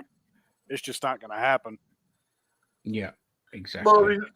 Well, AEW is doing stuff to get those fans back in. Like, for example, when they first came in, the casuals gave them a chance and they blew it. So, yep, they fucked it up. I think AEW finished, by the way. In my opinion, I think AEW is finished. I think there's no retribution for AEW. It was an experiment that went wrong very early on, and like people, when you got people like Cody Rhodes jumping ship. When you had CM Punk, which is the biggest signing you're ever going to have. Yeah, but CM Punk was always controversial. But Cody Rhodes, in my opinion, he was part of the infrastructure of AEW, and then he goes to WWE. Julian Storm are the only kind of prominent ones that they've. I just feel that whatever AEW had, all the goodwill they had and the alternative they were supposed to be. I think it's gone the way of TNA now, where people have said, "Well, you guys are fucked up, and I can't be asked." Yep. And if anything, the very people, if anything, the WWE have become the alternative to what they used to be. Yep. And they have, so they've changed. I mean, in a way, I almost wish I was still watching wrestling because whenever I do watch stuff within the WWE. It's actually really good. That's Triple H is taken over. Them forcing Vince out was the best thing this company's done in this entire year. When they something that we've all wanted for years, by the way. We've been dying for this to happen. That was the change that WWE needed was to get rid of Vince. And when they forced Vince the out, alternative is WWE. But the thing is, alternative. Like again, I tried watching Raw and SmackDown on a couple of occasions, even up until last week gone because of CM Punk and all that, but it's just fucking boring. It's just it still feels like a Vince product. Like it doesn't feel like like NXT did when Triple H was running NXT. Like it's still kind of following the matches. Like, but people are mentioning the little things that people have started to realize. Like when Drew McIntyre has a match with Jey Uso. Like he wins the match, and then we have the other shit that happens afterwards. Sorry, not Jey, not Drew McIntyre. Sorry, I apologize. When Seth Rollins has a match with Jey Uso, he wins the match, and then we have the interference from Drew McIntyre afterwards. Before with Vince, Drew McIntyre would have interfered in that match, so there would be no fucking winner. If you know what I mean. So there's little micros that that we get a match, it gets a conclusion. And then we get the follow on with what Drew McIntyre is doing as well, and people appreciate that. And the thing is, you're always going to have Vince's presence, whether you like it or not. Like he's always going to be indirectly there. Like that's just how it is. They've even said that. Like it's like some Vince-ism shit will never fucking fully go away, despite the fact that he's gone. It's ingrained. Yeah, it's ingrained. Yeah, frustrating. Yeah. AEW made 175 million revenue, which is up from last year. Yeah, it won't mean much if the TV deal doesn't go through. 175 sounds like fuck all for revenue. Again, all it would take is one advertising executive from WB to see that match. Where Hangman Page drank the blood and say, "We're not renewing it," or we're gonna cut the amount we pay you for it. Yep. Yeah. I mean, again, look what happened with the NWA after the clip of James Mitchell snorting cocaine. Yeah, that killed their team. That killed their TV deal with CW. Yep, they were going to go to the CW. They were all set, and then the moment they did that, CW said, "That doesn't work for me, brother." Yep. Yeah. Yep. And look, we watched what did we watch? Survivor Series. Survivor Series, and it was so boring. Yep. It was so boring, and it is like for me, like again, this is the point I'm trying to make, is that they still follow the pattern of everyone's got to do the certain set of moves within the match. You know, in NXT you didn't have that. In NXT it was just a fucking brawl. Whereas in WWE they're still doing it now, and it pisses me off where all the matches are kind of just everything's by the numbers, and I hate that. I hate that. You know, it's supposed to be unpredictable. I don't want to see your signature moves, your 5 moves of doom. Every fucking time you got to mix it up a bit. If I want synchronization, I could go watch a synchronized swimming team because that's exactly what the WWE is. But also, I liked it when Cena pulled off a fucking choke slam on Solo Sikoa. Like, okay, that was a bit different. Yeah, You know what I mean? exactly. But I was just about to say with Cena, he like his matches always followed the same kind of pattern until he was wrestling CM Punk. With CM Punk, you get the pole driver, something different and all this kind of shit. I remember when he did a somersault off the top rope onto Punk. Like I'd never seen Cena do that before. He might have done in the past and all of that kind of shit. But he was doing all these kind of different moves with Punk because they had a great in-ring chemistry. So they can afford to do different things together. And those are the only times I ever really enjoyed watching Cena. CM Punk gave him a pole driver. Yeah, exactly. Believe that. Yeah, they had fantastic chemistry in the ring, and I could watch them two wrestle all the fucking time. I love their rivalry and all that. But Cena with everyone else, it was just here you go. Here's his same fucking moveset and all of that. But it's just, you know, I want to see that go from WWE because, yeah, like AEW might be shit, but it's still more entertaining to watch than WWE's product. If I'm being honest, because you don't know what the fuck you're gonna get. It depends on what you're getting. On the matches. Yeah, of course it depends on the matches. Yeah, but I still, you know, the kind of the stupidness of AEW is still more entertaining than the kind of professionalism of WWE. If you look at it like from a, if you look at Texas Death Matches excluded, by the way, that was beyond fucking stupid. If you look at it from a train wreck perspective, you're absolutely right. Like if you go into that with that mindset, you're like, okay, AEW's fucking great because you can just get to watch them do stupid, crazy shit. That makes sense whatsoever. Also, the thing is the lack of variety in what people look like because all people that are on the top now just look the more or less the same. They're all like pretty well built, in shape guys. There's no guy who's like a big monster guy or a big like or small like fast guy or anymore. You do realize that they're building Samoa Joe for the AEW World Title match. No, I'm talking about WWE. They've got. I'm talking about WWE. And well, WWE Gunther looks completely different to everybody else that they've got in the main roster. Gunther's going to be their guy by WrestleMania 41. Yeah, but it's still toned and well presented. You know, I think. Well, no, he's got himself in shape, and you know, fair credit to him for that. You know, and he looks. Well, he said it himself. He goes, like "Look, when you're going into the top tier, you've got to look the part. You can't be looking like I used to look." Kind of thing, and yeah, fair play. He got in great shape, but again, 60 pounds I heard he lost. Yep. Yeah, and it's made him look much more like a killer when it comes to being a wrestler. He looks like someone who will legitimately beat the fuck out of you. Yep. He looks marketable as well. If we're being shallow about it, he looks marketable. He looks like he could be a top heel in a fucking company. You know, I cannot wait till WrestleMania next year. Not this coming year, but next year. I cannot wait till 2025. They better not shit the bed with Gunther. They better put the fucking world title on him. Yeah. You know, they have to, even if it means beating Cody Rhodes for it. Like, if Cody Rhodes wins it at this WrestleMania and holds it for a year, then Gunther. Does he remain a heel, though? That'd be great. He should always remain a heel. Yeah, Gunther can never be a babyface. He can't be a babyface. The only way he's going to be a babyface a smart crowd might cheer him. Yeah, the smart crowd will cheer him. Probably going to cheer him. Yeah, because everyone fucking loves Gunther. He's awesome. Yeah, I think he'll become a face if with time. Like no matter how much of a bad guy you once were, you know, if you got many years under the belt, then people will just appreciate because you for the longevity. It happened to Randy Orton. It happened to The Rock. It's happened many times throughout history. Where even John Cena, he was just so fucking over as a heel that the crowd couldn't help but cheer for him. Yeah, I mean, again, and Gunther again. The easiest way for him to probably get the babyface pop is, you know, if he comes out and squares up to Roman Reigns. Yep. And they Oh have a my God, that's it. championship off. You've got That's a gonna pop Hogan immediately Rock for moment. Gunther. Yeah, Yeah. you've got a Hogan Rock moment for that. Yeah, and then Everyone Roman would lose their shit. You got a Hogan Ultimate Warrior moment for that. If them two face each other at WrestleMania. Yeah, sure, just don't do you know. just don't do title for title, please, because then you're going to give it away. Don't do that. Yeah, I mean, even if Gunther, hands the belt over to Adam Pearce and says, I don't want this anymore. I want his belt.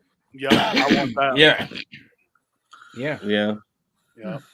I don't think classic WWF matches. Me too. That's before I knew it was fake. With regard to like what I was saying, though, with regard to news about we women just in said pro that. wrestling, It's never boring. You're right. There's Deonna Purrazzo of Impact Wrestling, TNA Impact Wrestling. She's confirmed that she'll be on the free agency market in 2024. Okay, she is shit hot as a wrestler. Great wrestler. Here's the thing, though. Where could she go? Because I've said in the past, AEW's roster is too bloated and they don't know how to use the women properly. No. And WWE, I think she might get lost in the shuffle. She'll get lost in the shuffle, unless she shines in NXT, possibly. But do you think maybe she should try luck in New Japan?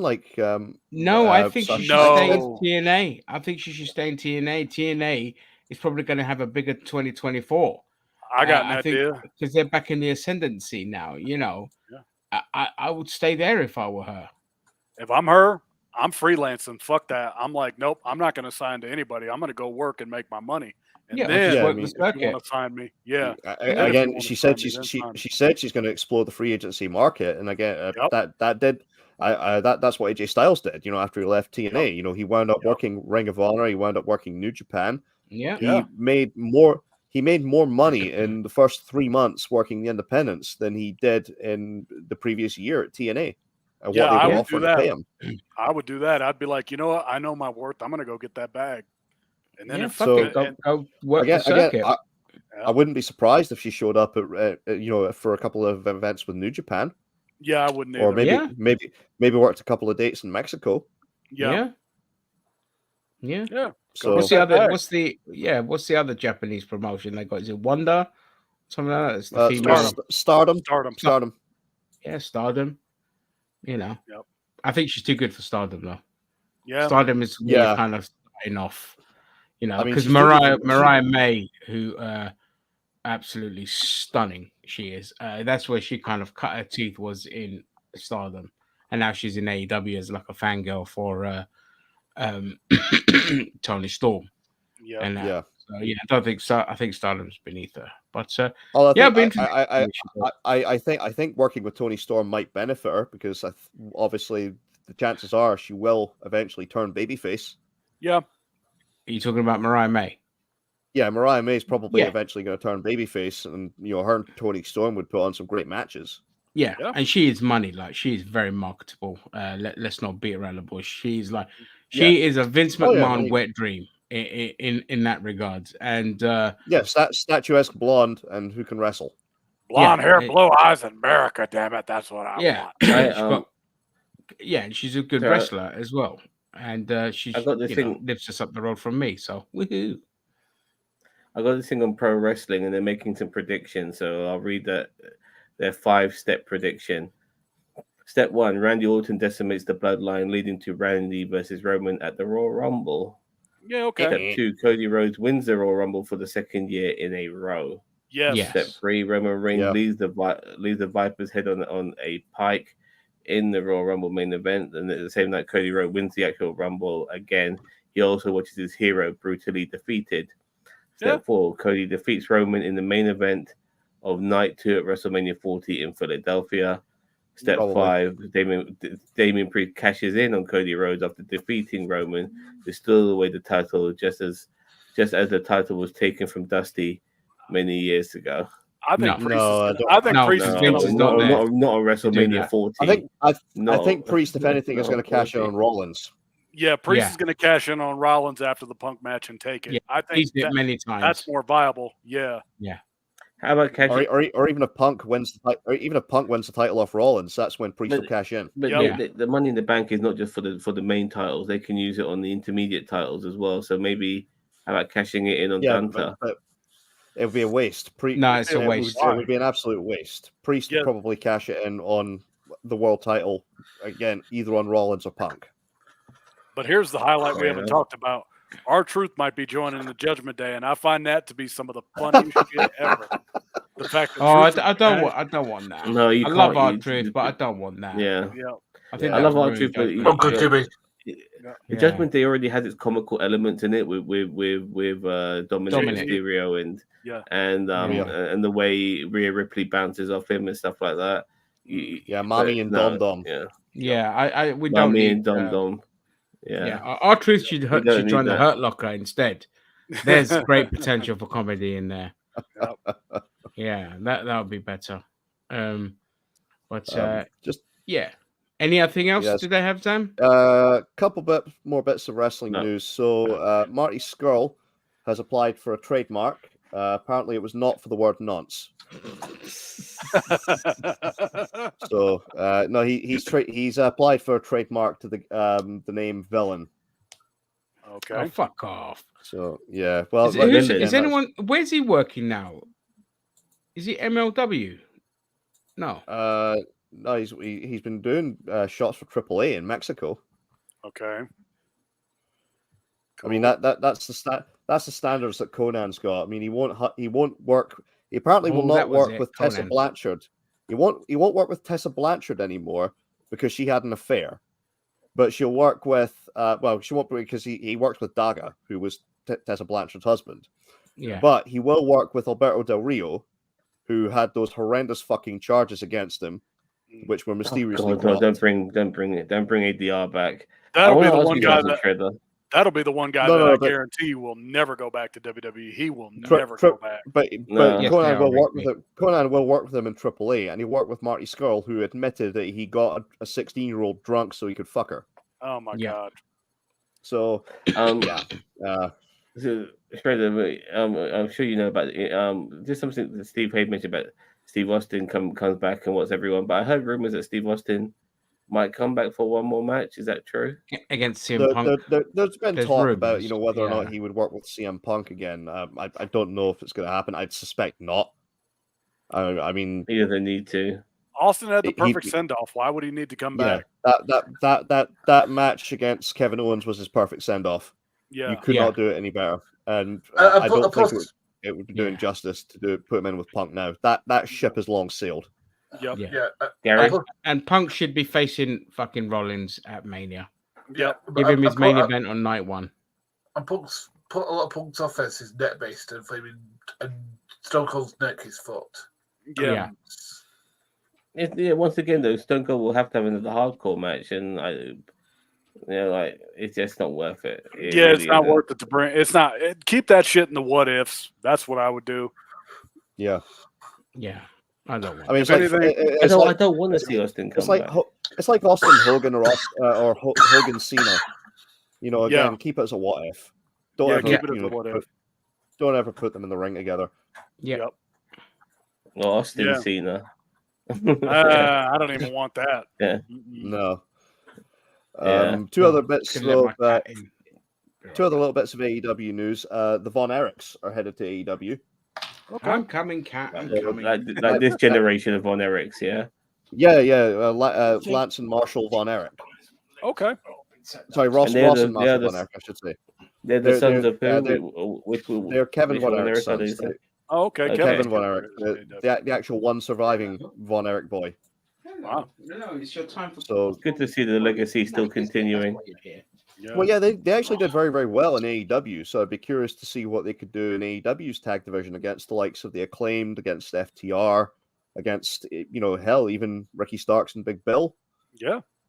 So, again, I'd be very, very curious to see what they could do.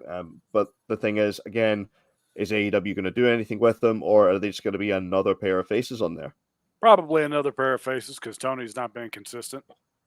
Yeah, I mean, you've got so many tag teams now. It's impossible to book regular, 2-on-2 tag matches now.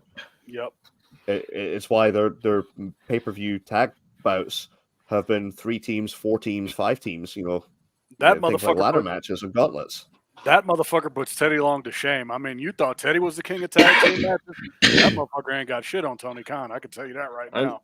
I'm just a bit pissed off with AEW because it doesn't intrigue me at all to watch it at all in any capacity. The last time I was remotely intrigued was when Edge joined it, but that honeymoon period is over. It's a real shame. I just really feel it's not going to be that good for that long, and eventually maybe WWE will buy it and we'll have an Invasion Angle Part 2. You know, with AEW all these AEW wrestlers coming in. I'm not sure because people have said for years that WWE eventually was at some point going to acquire TNA for its video library and maybe do a small Invasion angle. TNA managed to survive like that bit of mold in your bathroom. They managed to survive a nuclear explosion, the Iraq War, and cockroaches. Here's my prediction: TNA going to be the number one wrestling promotion, and they're going to buy WWE.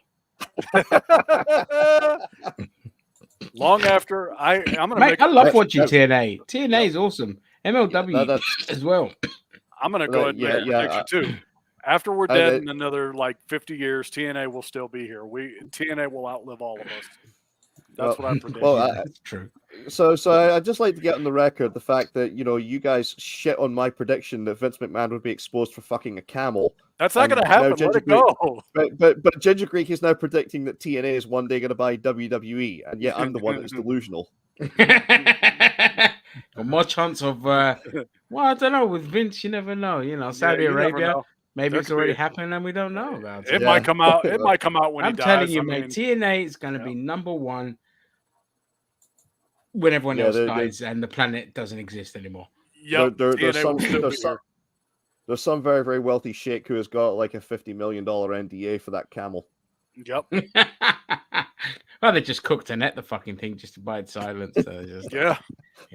That's possible too. But the last bit of AEW news: have you guys, by any chance, heard the fallout between Uncle Dave Meltzer and Brian Alvarez? Oh no! How am I going to sleep at devastating. night? What happened? Yeah, over the fact that AEW has been overrunning on their shows. The cable companies haven't really been informed of it in advance, which means that when it comes to the DVRs, people who are recording DVRs are not getting the end of the main event. It's cutting off automatically when AEW is supposed to. Now, WWE obviously communicate with the networks they're on and say, hey, we may go 15 minutes over time. They're cool with that. And it means that if you set your DVR to record Raw, SmackDown, NXT, you will get the end of the show if it runs 9-10 minutes over. Yeah. Whereas AEW does it, it cuts off immediately. You're going to have to record whatever movie is showing on TBS immediately afterwards. Which not a lot of people are prepared to do. The fact is, Brian Alvarez has said, look, it's not my fucking job to set my DVR to record another movie just in the off chance that the show is going to overrun. Oh, this sounds like the worst breakup since Dave Meltzer and Jim Cornette broke up, man. I don't know how the fuck I'm going to sleep at night now. But but Uncle Dave has tried to defend this and say, well, it's being presented like a real sports show. Well, no, it's just the fact they can't fucking format it for the time. Nope. Yeah, exactly. They're not even going to get their fucking time right. Nope. Synchronization is everything in the wrestling business. Yeah. Now, again, they could easily communicate. They could easily communicate with TBS and TNT and say, hey, we'd like some leeway, to give us 15 minutes in case we have to overrun. Yeah, and Tony's got the money. I mean, he can pay for people that. Who are recording. Yeah, so people who are recording on DVRs will get the end of the show, but they haven't, and they're fucking off a lot of fans who aren't watching the show live but are recording it to watch later. Yeah. So my question is, who the fuck still uses DVR? I mean, for real. I mean, no joke. Yeah. Who the hell does recording when you can find a copy online just like that? You can find it online. I mean, there's ways you could stream this shit. That's what we would do. But there's a lot of people who actually do still use DVR to record shit if they're going to be out or they're watching something else on another channel. You, Gary. Of course you fucking do. Jesus Christ. But I do it just in case, like, I'm watching something on one channel and this I want to watch on the other. It's just easy. Of course Like, you do. TV is such a foreign concept to me these days. Yep. Like the only Again, time it might I be- watch TV is if I'm at my brother's and he's put something on. But it's Yeah, such a foreign likewise. concept to me. Everything I do now is just via my laptop. Yeah, I Everything. cut Again, cable. Likewise. I cut it cable might be like a foreign 7 con- years ago. Yeah. Look, it might be a foreign concept to us, because again, we can go and stream it, wherever the hell we want on a laptop or a phone. But there's a lot of people who it's still not a foreign concept to. They're still looking at TV audience ratings, for example. They're looking at how many Crazy. people are actually watching live on TV. Yeah, Gen X. They're Gen X are still they're- old school. You know what I mean? Exactly, and they're losing a lot of the Boomers. audience. Again, Yeah. their drop off in the main event. They're losing a hell of a lot of an audience because the DVRs are not picking it up. Yeah. Oh yeah, that's the point. So they're losing the ratings. That could have an effect Yeah. as well. So yeah. Well, again, like regardless of whether I watch it or not, you gotta have your program better timed because it's money at the end of the day. You know what I mean? And you cause frustration. You lose fans and. And Yeah. professional sports, like again, if you want to use Uncle Dave's argument, professional sports like the NFL, the NHL, MLB, NBA, etc. The DVR, if you set the DVR to record that, it records the game from start to end. It doesn't matter if it runs, well into overtime or if it ends early. Like, Yeah, for it's gonna example, a baseball game could end really, really quickly, or it could stretch out a long, long time. Either way, if you set your DVR to record that baseball game, it's recording it from start to end no matter what. Yep. Yeah. AEW, it's not doing that. And Because it's again, still that's scripted. well, again, they're supposed to be ending by a certain time at night. They're not doing that. And they're not communicating with the network to say, hey, look, we may run 15 minutes over. Can you clear that so we can get it on DVR recordings? Yeah, Tony, you cheap fuck. You got the money, you Yeah. bastard. You can And, pay and, them. to- Legends and, planning on Dave- coming Dave- back, guys? Dave Meltzer is defending this. Yeah. As far as yeah, Legends yeah, coming yeah, back, The I know Rock. it's Rumble Ric time. Flair and- came back. yeah. Oh God, the has-beens. Yeah. In a way, like Well, Cena came we- back this year. Like that's a legend in its own right now. So Yeah, I suppose Yeah. so. Yeah, he came back the because of Salt- the strike. Yeah, now he's gone and he's getting surgery. Came back, got injured. Ah, well done, dumbass. The Saudis are hoping for a reunion of Hulk Hogan and Randy Savage at their next show. Yeah, I heard Yeah. Yokozuna and the Ultimate Warrior were going to be there. I've heard that one. Yeah. I heard Yeah. they might bring back King Kong Bundy and Coco Beware. They might come back. Yeah. They're looking to do a 8-man tag, the Radicals versus the Hart Foundation. Yeah, I've heard that one. By the way, when you mentioned earlier regarding TV and stuff, like if I want to watch something on BBC One, I'll just go to BBC iPlayer. Yeah. If I want to watch something on ITV, I go to ITV Player, Channel 4 Player, and all that sort of stuff. That's how I watch the England games. Incredibly, are on bloody Channel 4 now, which is kind of really sad when you think about how far they've fallen. That Channel 4's got the fucking rights to them. But nevertheless, I watch the live TV there, the live football matches there. There's other ways of watching live football when it comes to the Premier League and stuff like that. Actually, I got Amazon Prime, and this week the midweek games were all on Amazon, so I was watching it on that. So yeah, it was nice to watch something that wasn't cutting out every 2 fucking seconds. Yeah, But exactly. Yeah, I watched them on Amazon as well. Yeah, digital. Exactly. Yeah, And digital is the way of the future, man.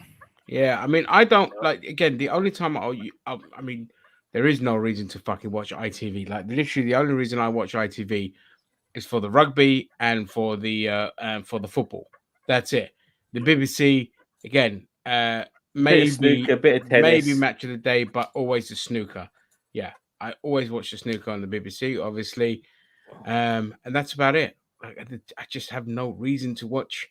Yeah, Anything. there's very Channel little 4, live 5, stuff, and BBC yeah. 2 just don't really exist to me anymore. Like, I It- couldn't it tell you is- what's going on TV. It's really only live stuff, and a lot of the live stuff you can watch on various ways on the internet. We're talking outside of sports, but when it comes to sports, it's also on the internet too as well. There are various ways of watching it. Like I have my setup is my TV setup and my computer setup. There's no aerial connection whatsoever. Everything is through the internet. I don't. Yeah, we don't even have a TV area in our house. Like my mom just watches Greek stuff or all the fucking Hallmark films on using through the smart TV and that. Yep. Yeah, exactly. So yeah, that's the future. Yeah. All right. Moving on. Some superhero stuff briefly. So Spider-Man Noir. So I was happy to hear that this TV show is still going ahead. Yay. Yeah. They have enlisted the guy who did The Punisher, Stephen Lightfoot, as the co-showrunner. That is a great acquisition because The Punisher on Netflix was awesome. So having him come, it was okay. Huh? It was okay. I wouldn't say it was awesome. Yeah, okay, fair enough. I enjoyed it. I like John Bernthal's performance, but it wasn't as action packed as it could be. No, but it had some great. It had some great brutality in it, though. Don't get me wrong. Yes. Series 2 could have had more action in it. So the Spider-Man Noir is in the works. Yep. Blah, blah, blah, blah, blah. Anything else to report on that? No, that's just it. Won't be Peter Parker. That's the only other thing he said. It won't be Peter Parker. No, it won't be Peter Parker. No, they're going to be called something else. Yep. It doesn't matter because look, it's Spider-Man Noir. It's set in like the 1930s, and that so whatever they call the character, it's going to be relevant. black and white. Yeah, it's woke. Yep. Mm-hmm. Yeah. Black. Yeah. Yeah, Spider-Man will be all white. It's going to be black and white. IQ? You're wasting money, Rick. Spider-Man will be all prim and proper, and then the second that something happens, he'll be like, "Hey, motherfucker, what the fuck is this shit? Stop that shit right now!" And then he'll go back to being my own manner after the problem gets corrected. That's how it's going to go. That's how Spider-Man works. I wonder how like a 1930s Spider-Man gets his powers. It'll be interesting. He was bitten by a. I need to see. He was bitten by a radioactive spider, say. Yeah, I was going to say that, but they didn't really the origins. It'll be interesting to see how he's created. Yeah, I got bit. He was bitten by a fucking cocaine / opium ridden spider. Say he was bitten by a spider that was sent in by communist Russia. Yeah, there you go. That's it. Say yeah. Well, it's set in the 30s, so communist Russia would still be an ally of America back then. Yeah. See? Yeah, see. Okay, well he was bitten by a spider that was sent in by the Japanese. Well, yeah. There you go. All the Germans, Nazi spider. Yeah. Yeah, Nazi spider. Yeah. See? Well, you know what, Rick B? If it pisses you off, make him fucking trans, please. Yeah, make please. Please. Make him like, hey man, you stole my joke, damn it. Yeah, I know. That's why I got in there. Yeah, they're gonna make him gay and lame and diverse. Yeah. Okay. So also Kevin Feige confirmed. Put rumors to bed because the internet's so fucking annoying these days. Iron Man is not returning. Thank God. Returning. He said it would be an injustice to his journey or to his Captain story. America. Yeah. Don't bring them back, And I said, if you had to, it would be Secret Wars from a different universe, but don't bring them back. Yep. I don't want Iron Man and Cap coming back, even for Secret Wars. I'm like, leave them alone. Yeah, exactly. Yep. So that's that. Anyone else got anything to add for film and TV? I just finished watching. I just finished today watching the season 2 of The Bear. If you're like, this show, without doubt, is like a play on the television screen. It's really well acted. I mean, there's like the interactions are there. There's not much major shit that goes on, but you see the character arcs. But my God, the food on display is just amazing. Like, there's so much food. If you're a foodie, and I am a foodie, you're gonna love this show just for that alone. It's great. It's so much fucking food, and it's a show that I never thought I'd really watch, but I'm glad I have watched. And There's a lot of cameos in both seasons. Big action cameos. So yeah, I've tried yeah, watching the it. bear. I can't get into it myself, but yeah, if anyone else, give it a try.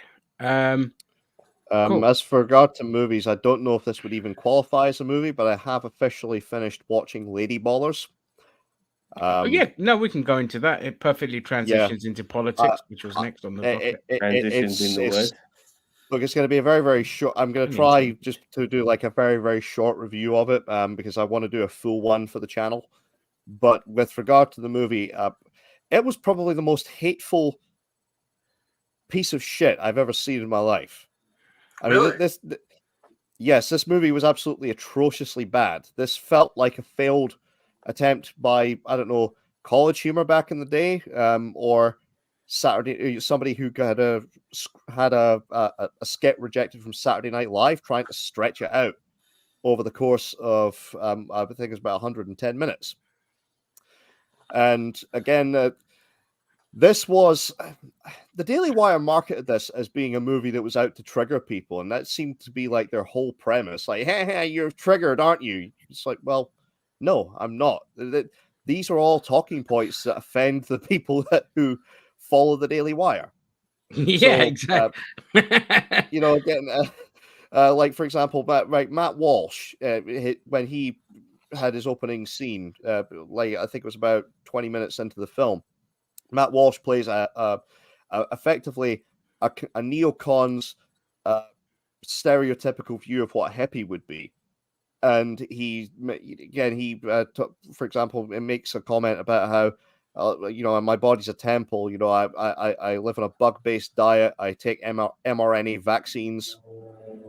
You know, this is all shit that triggers the Daily Wire's audience. You know, it's not triggering anyone else. Yeah, the rest of us just fucking look at them as stupid idiots. It's not triggering to us. They just it's their perception of what they think will trigger us, but it's what's triggered their own audience and making them foam at the mouth.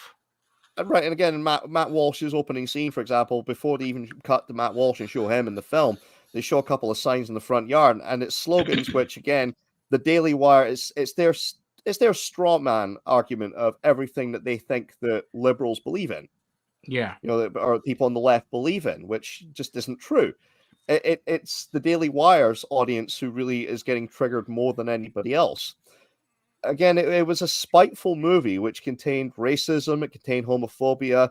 They even shit on women, quite frankly. You know, throughout. Well, you know, the funny thing is, we're watching that trailer because they're trying to protect women by mocking trans women being in women's sports, and they're trying to absolutely be very courageous on that, but at the same time they're taking the piss out of women by saying nobody watches your fucking sports, and they're being extremely misogynist. The WNBA, they show up at the WNBA game and they say nobody watches this. And they're also automatically assuming that just because the men enter the game, they're going to be better than the women playing basketball.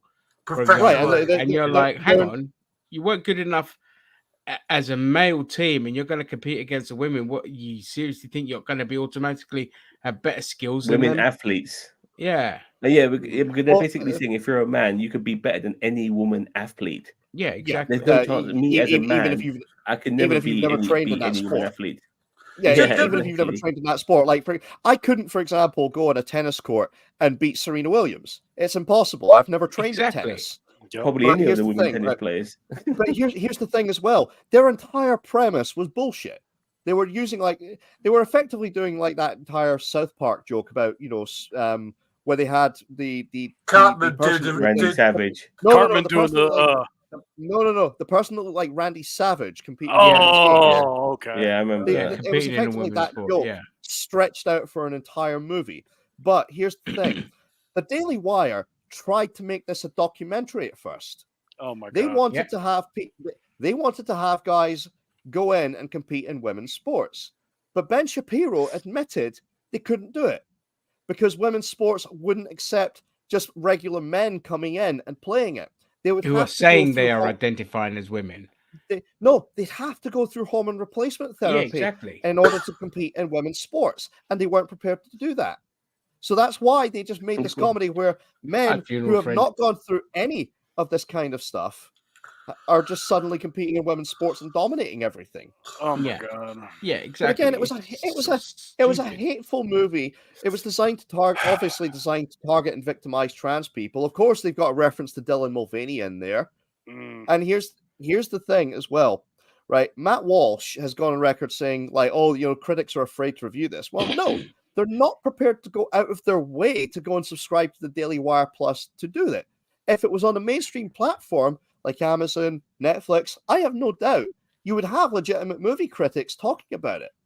But no critic is going out their way to subscribe to and pay for Daily Wire Plus just to watch this movie that's aimed at nobody but their audience. It's not out there to appeal to a mainstream. It's not going to drive traffic to the Daily Wire.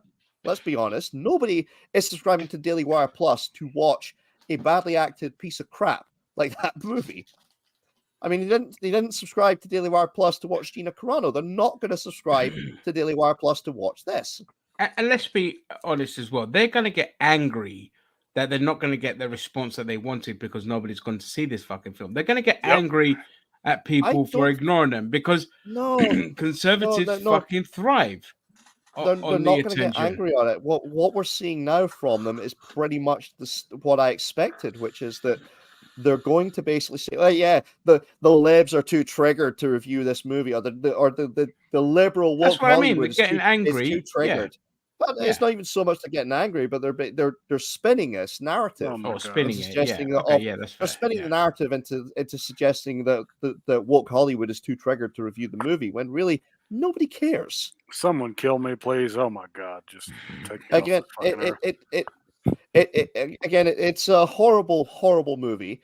I absolutely loathed it. I had to tap out after like my first 20 minutes watching it because it was god awful.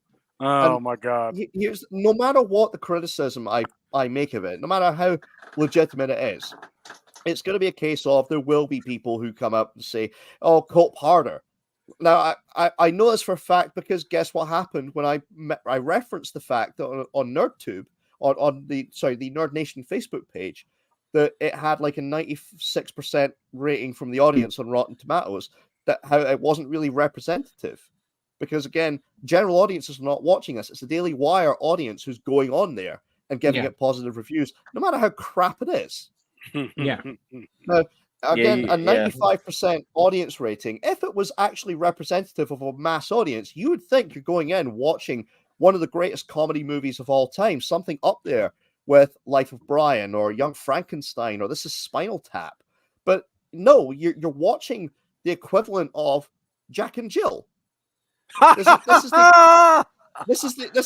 the equivalent of Norbit or insert any. I got one. I got movie in. Okay, I got one. Is this up there with the movie The Room? That's all I need to know. Is it up there with the Room? No. Room is really good. The Room was a great piece of disaster piece theater. I mean, it was one of those movies that was just so bad that it was funny. This, I couldn't find anything that was actually enjoyable. Okay, so it's one of those offensive movies. But for me, you can't like. Sorry, Shred. Like, if you've seen something about Mary, there's in that film they make fun of Mary's brother who's handicapped, but they done it in a way that was reasonably funny. You can make jokes out of certain people, minorities, people disadvantaged, whatever, and it can work. These guys weren't doing that. They were going straight down the cruel, hateful rhetoric. Yeah. I mean, with the Farrellies, look, the Farrellies have a history of working with a lot of just disabled people and all of that because, they had great representation in their films because I can't remember if their family members worked with organizations and all that worked with the disabled people and all this kind of stuff, but they always had good representation in that. And like I said, like the joke wasn't on the person. The joke was on the people around the brother. The brother was just in his world doing his thing. You touch his headphones, he'll attack you, which is actually, I've seen that with my own students where I was working as well, and all of that. And it was brilliantly done. Like brilliant done. Even when the guy falls off the tree and comes with a coconut, like I still use that word, a coconut, like that, and just hands it to him. Even he climbed up the tree, felt like I was laughing my ass off.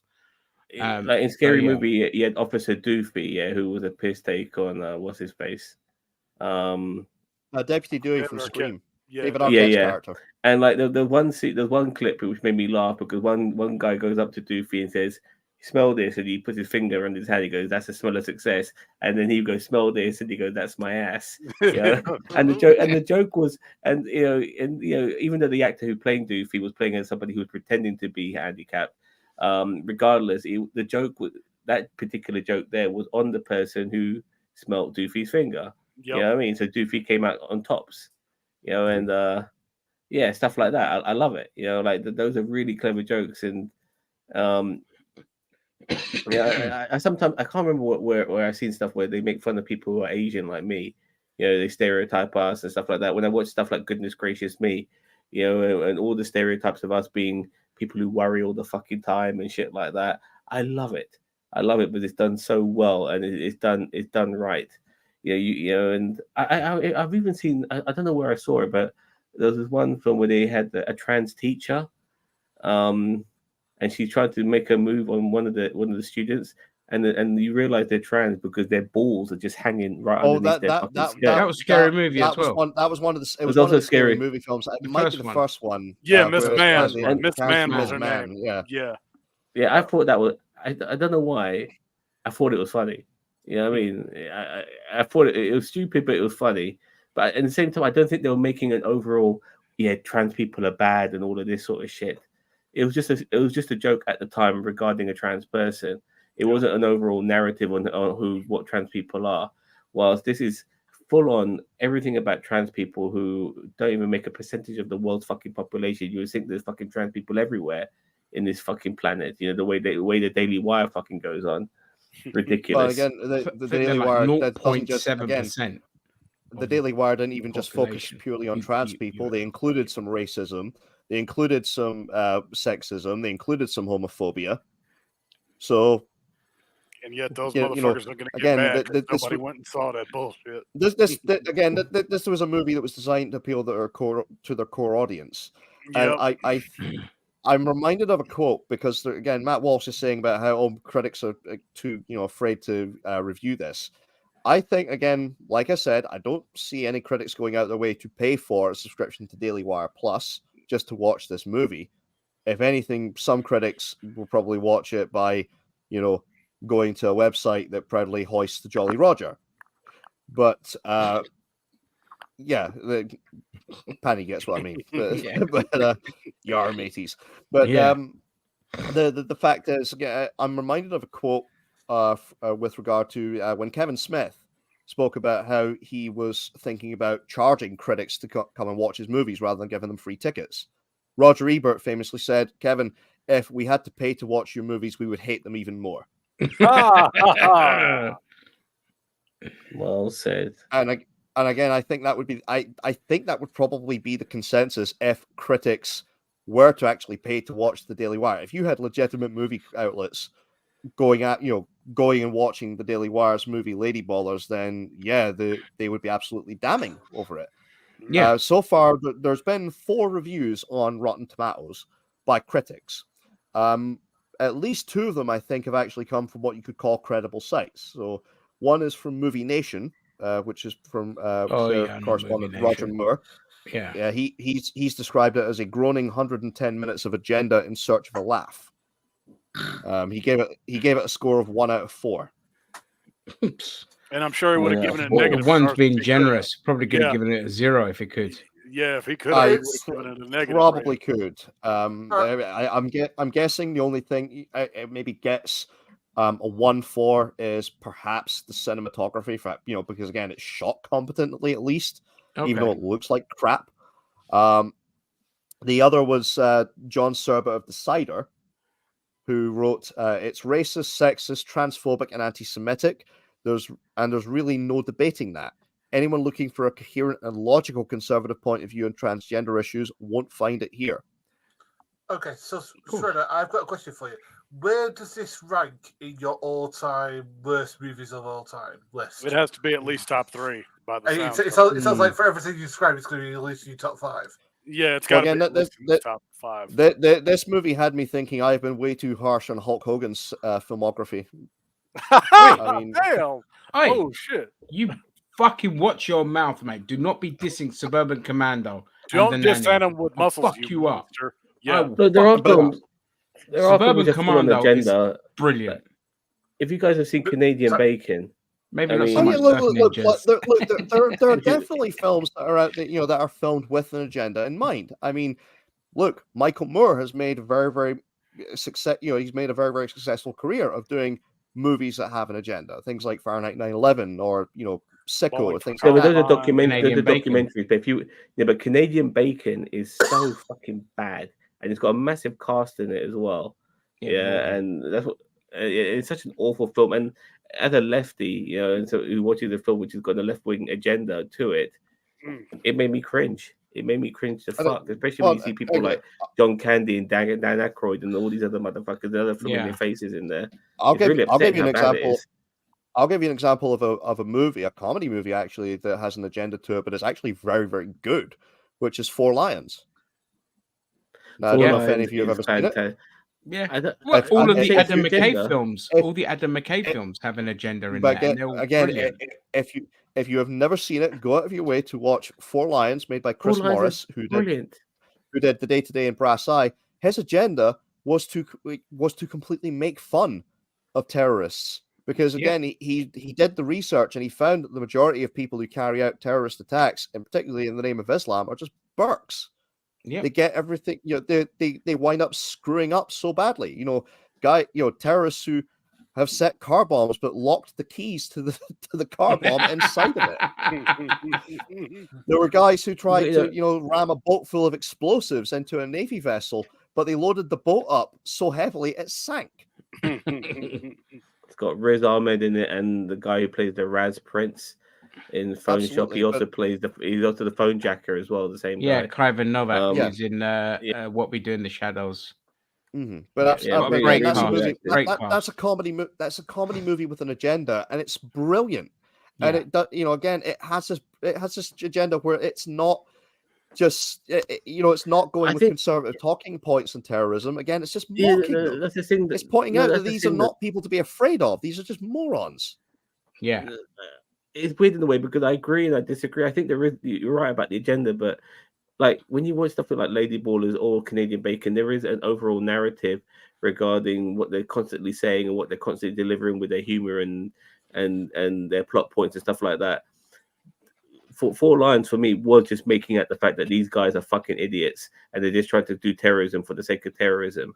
Just because they want to make an impact and stuff like that. I wasn't feeling that like there was a constant narrative all the time. I mean, one of the guys wanted to blow up a fucking mosque, for fuck's sake. That was his agenda. But it feels very different.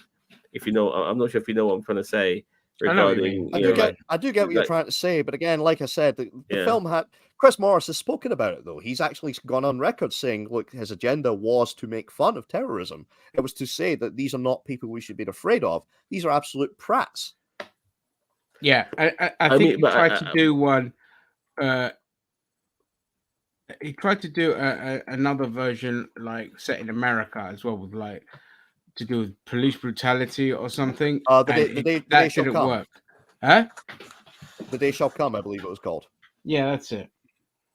Yeah. So like films with an agenda, in my opinion, that have done really well. I mean, like there's stuff like Platoon and there's Born on the 4th of July, which are really good anti-war movies, but the one film that had an agenda full on and they done it really well and it was in your face with it was Borat.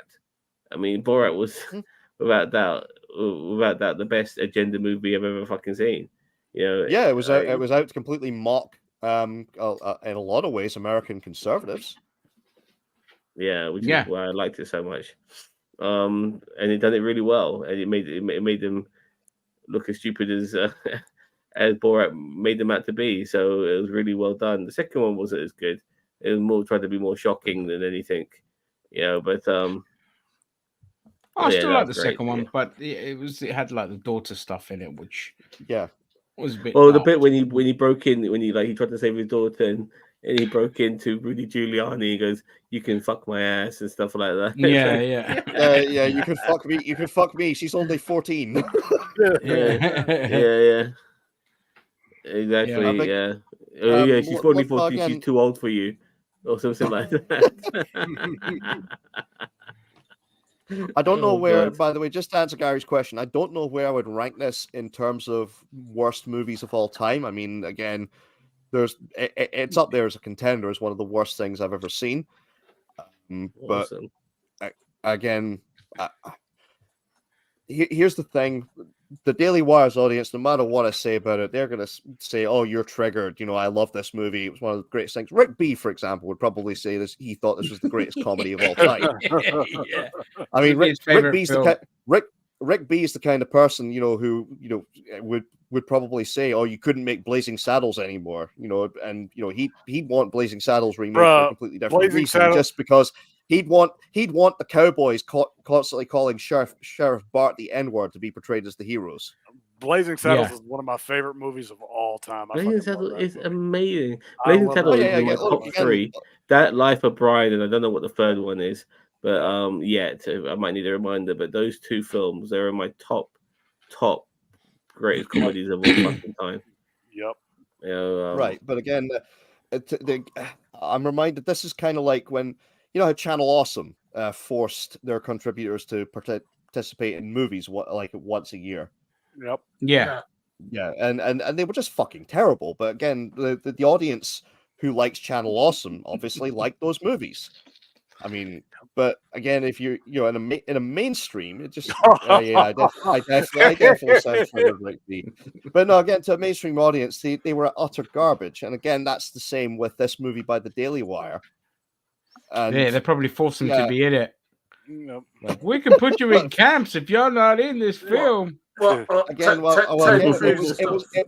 it was the entire crew of the Daily Wire that was in this. They didn't really bother with professional actors. Oh my God! Well, this was failed actors. So this was all people who had just got.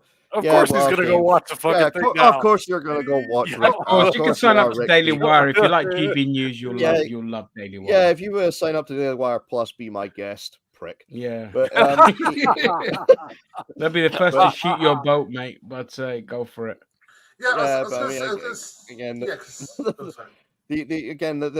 The fact is, the Daily Wire audience it doesn't matter what I say about it. I mean, again, it's a hateful movie. You're it's talking a to a pile of wall, shit. dude. Yeah. But again, much like, great, I've crashed again. He crashed. Look, I mean, look. If I had to endure Ben Stiller movies, then I could fucking probably survive Lady Ballers if I had to. But God, that era of comedy was so bad. Yep. So bad. Ben Stiller's only made one fucking film that I like, and that was There's Something About Mary. And he wasn't even the best thing in it. In fact, the only memorable thing he did was Fight the Dog. What Tropic Thunder? Huh? No. What Tropic Thunder? Can't stand that film. Did not find it funny. I like Tropic Thunder for that's an agenda film, by the way. Yeah, yeah, because it's making fun of Hollywood and stuff like that, and obviously the thing with having a white guy playing a black guy, it was very, very smartly done and stuff like that. And in a way, things like Tropic Thunder, to a degree, has kind of stopped the whitewashing of Hollywood. So now they're no longer getting white people be pretending to be people who are like half Japanese, like what's her face? Emma Stone played. Emma Stone half Hawaiian. Played a girl, who's half. No, so she's half Japanese. I thought it was half Hawaiian. Oh, it was half Japanese. Oh, yeah, right, like okay. it's ridiculous, like proper whitewashing there and stuff like that. You watch movies like The Scorpion King. There's all these fucking white Egyptians everywhere. What the fuck? You know what I mean? Like it's absolutely ridiculous. And like this is all the gods of Egypt, all these fucking white Egyptians in that film as well. It's ridiculous. Like I think that was the straw that broke the camel's back. Was Gods of Egypt? Where people were just fucking triggered by it. Like, what the fuck is going on? I was like, who gives a shit? You know what I mean? Like, just fucking hire people that are of the skin tone and let them play whatever they fucking want to play. All I care look, it's not nationality for me. It is skin. Yeah, Skin. like yeah, Skin. like it's like Gal Gadot is perfect to play Cleopatra because she's got the right look for it. Yeah, It doesn't matter I didn't she's care that not she Greek. played Wonder Woman, who's Greek, because that's Yeah, she's I mean from that area. because Gal Gadot can pass for Greek. She can pass for Exactly. Italian. She could pass Yeah. for fucking any part of the Mediterranean. You know what I mean? She can so if you can do that, she could be Spanish for fuck's sake. Nobody Exactly. fucking knows, so exactly. So she's ideal to play somebody of that particular ilk. That's all I give a shit about. It's not the nationality, it's this do you look the part? And so like fucking Great Khali played a fucking a Mexican in the Longest Yard. Yeah, he did. And He did, yeah. they gave him the fucking little thin little mustache and shit like that, and he fucking pulled it off. You know what I mean? He's a fucking Mexican now. All of a sudden, Yeah, I mean, even There South you Park, where go. they got the Mexicans to dress up as Iranians to Yep. infiltrate the. No, they got the Persians to dress up as Mexicans. No, the other way around. They got the Mexicans to Was dress up it? as Persians. Persians. To get dirt on Sorry, they Xerxes. did. Yeah. Yeah.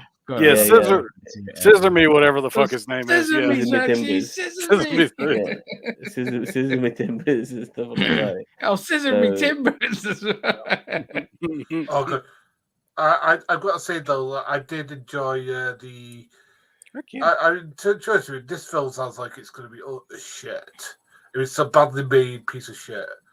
I mean, Well, like, unfortunately, it's gonna have its back. Oh, but by I the don't think way, it's gonna Sam. kill it.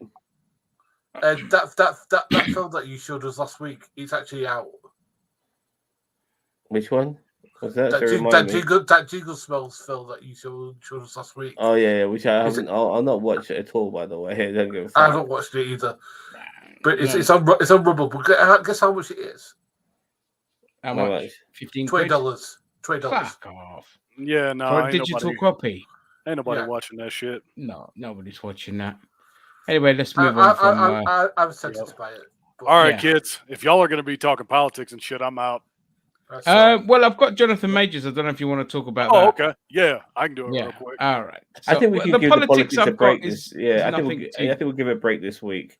Okay. Yeah. Maybe. Yeah, we're almost. We're 3.5 hours in. I want. Yeah, we're not doing politics. I've just got Jonathan Majors and H Bomber guy coming up. That's it, really. Okay. So Okay. Jonathan Majors says trial has started Shit. in New York this week. Oh, did you and, not read about this? Huh? Did you not read about this? About the trial. No, about what came out. What happened? So Tell us. so this was on Facebook, so I don't know how accurate this is, but apparently, Oh shit! Sorry. apparently he has a fetish where he wanted his white partner to pretend to be either Michelle Obama or somebody else. I can't remember who somebody else is. Apparently, that's his kink. I don't believe that bullshit, but Who's this you're talking about? Jonathan Majors. Jonathan Majors. Did that come out in the trial? Did you just hear that on Twitter? Yeah, I don't- It came out in trial. for real? Okay, hold the fuck up. I'm gonna Well, go look people this have up. their kinks, that's for sure. But Yeah. that. I don't really care about But people's how does kinks. that? How does that save him from being somebody who's sexually assaulted or beating up women or whatever? Like, how Yeah. does that absolve him? I don't get it. Yeah, I don't know. I can't speak on that because again, everyone has their fetishes. I Yeah. can't really, I don't really care. It's not really relevant to the to beating the shit out of your partner and all of that. But for me, my favorite part of the trial and the most damning evidence of how guilty a person is, the motherfucker goes, in front of all the cameras, walking into the court holding a Bible. Now that to me is the kind of psychology of trying to sympathize with the perpetrator, just like Harvey Weinstein was walking in with a fucking Zimmer frame and all this kind Yeah. of shit. Yep. That just stinks of guilt to me. Tell And, me you're guilty without telling me you're guilty. That's all you got to do. Yep. you're trying to come off all innocent and all this kind of shit. But as a trial, obviously, like, you know, and the person testifying, the defendant, not the person. Shut up, cat. The person, the prosecution, obviously, like the victim. There you go. That's the word I was looking for. The victim also broke down in tears when she had to rewatch a lot of the footage that was shown from the NYPD cameras and all this kind of stuff as well. But the fact that after all that he can only get like a year in jail, it's maddening. It's maddening, and but it's because it's more important to get trans people out of win sports. That's why. Yeah, that's it. Exactly. That's more important than women getting the shit kicked out of them. But you know, all the stuff is coming out in the trial. There's too much damning evidence against him on that, and I think there's, you know, obviously more people have kind of come forward with accusations as well. So, yeah, I mean, I hope justice is served. Like, forget about MCU stuff and all this kind of shit. Yeah.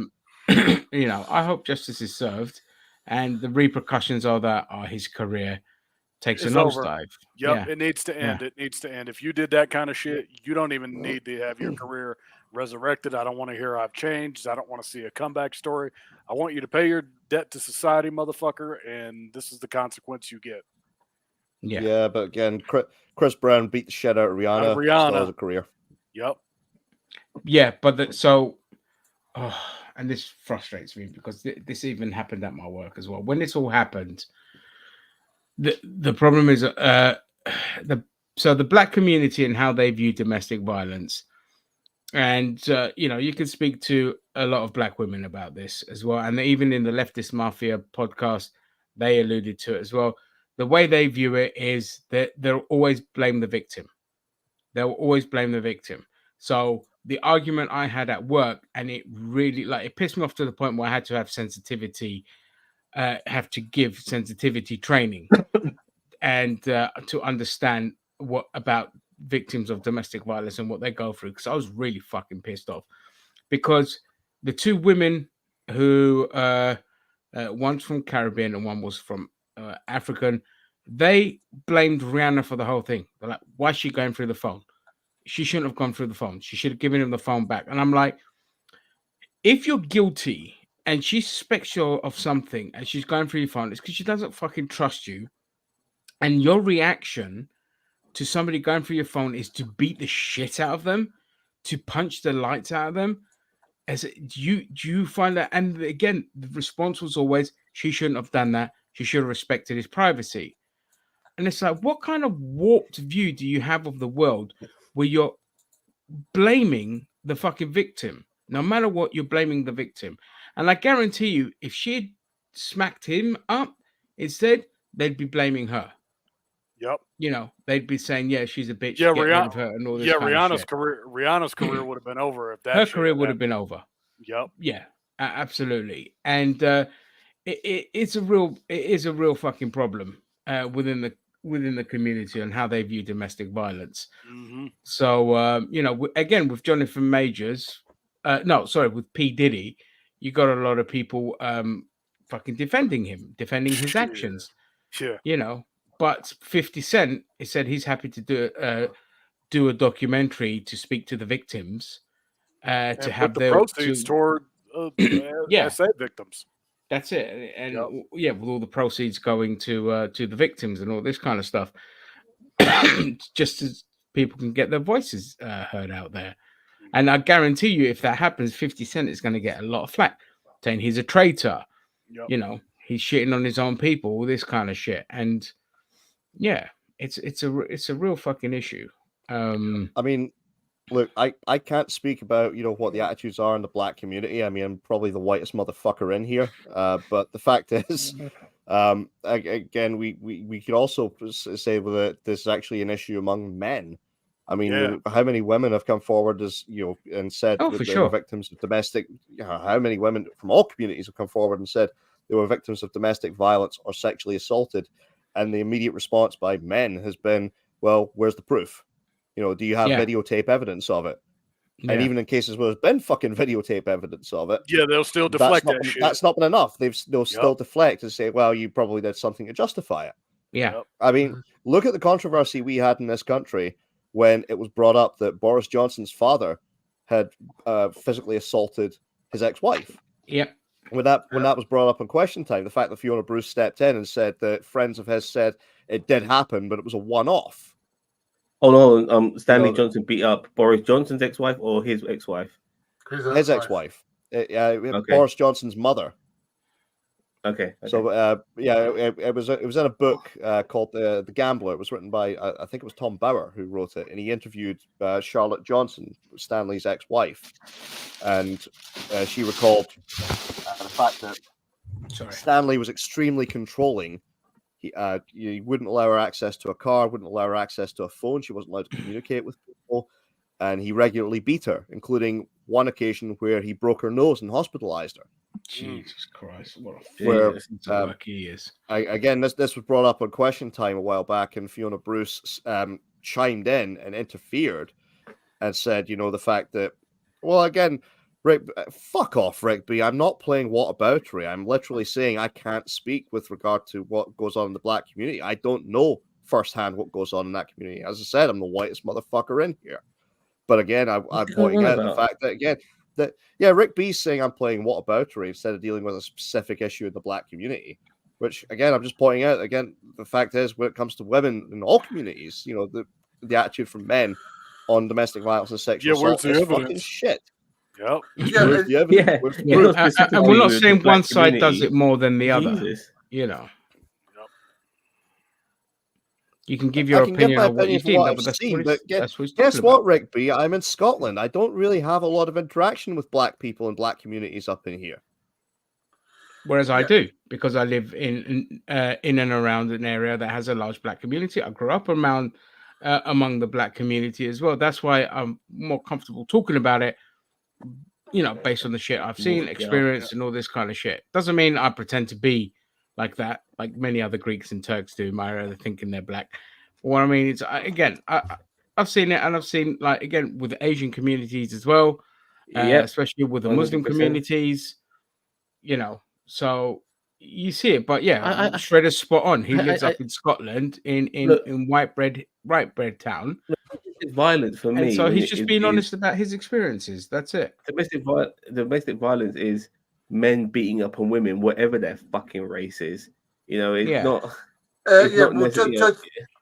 But I mean, I'm going to bring something up now. But Jonathan Majors' ex is white, so I'm just thinking, if she was black, would this be taken seriously? And this is not a racial thing. I'm saying I don't think it would be. That's just my personal feeling about this. We'll never know. But I'm just saying, just without going on that tangent, I'm just saying regarding domestic violence, it's not a black community thing or a white community thing. It's a fucking thing. Women yeah, it's a human thing. Because it happens in every aspect of culture I've ever known. I've known white guys to beat up on their wives. I know black guys, Asian guys. Every fucking type of man to do it. So prevalent in the Greek community as well. You know what I mean? Yeah. So we're not different. And I want to emphasize, if white people were so fucking progressive on the views of women, we'd have the laws to reflect that, but we fucking don't. We don't. Yeah. Well, our laws are still kind of put a lot of the pressure and the blame on the victim rather than the perpetrator. So no race is a bastion of anything, when it comes to this. There's a lot of work to be done when it comes to chicks. I didn't, by the way. But again, my mom wore the pants in the family, and my dad was scared of my mom's anger. But what I was going to say, just with regard to, again, talking about, what goes on in certain communities. Now, it was brought up during the fucking grooming gang scandal with regard to pedophilia that there's an issue regarding Asian grooming gangs. In certain areas of the country. There's Asians, particularly people of Pakistani origin, for some reason, Pakistani Muslims in particular. Now, again, it's not reflective of that entire community, but again, it seems to be a problem predominantly in that community, and I would also say probably also in the white community as well. I mean, most pedophiles who are convicted are white, but if you're looking at, do you not remember? Yeah. If you're looking at a demographic who has been involved in grooming scandals, it's generally white men or Asian, Pakistani Asians. Yeah, and nobody should shy away from that conversation. But again, Yeah. I don't want to say, look, that's reflective of the entire community. Again, like, okay, well, No, of course Danny, you've spoken about how the fact that domestic violence, for example, there's a real problem with that in the Black community, and the tolerance of it. Yeah. Now, it's not reflective entirely of the Black community, but again, I would assume your argument is, of course, that unfortunately it goes on. It's tolerated far too much in that community. I'm talking, and I want to emphasize more. It's the attitudes towards domestic violence. So, again, I'm not saying that domestic violence is more prevalent in the Black community.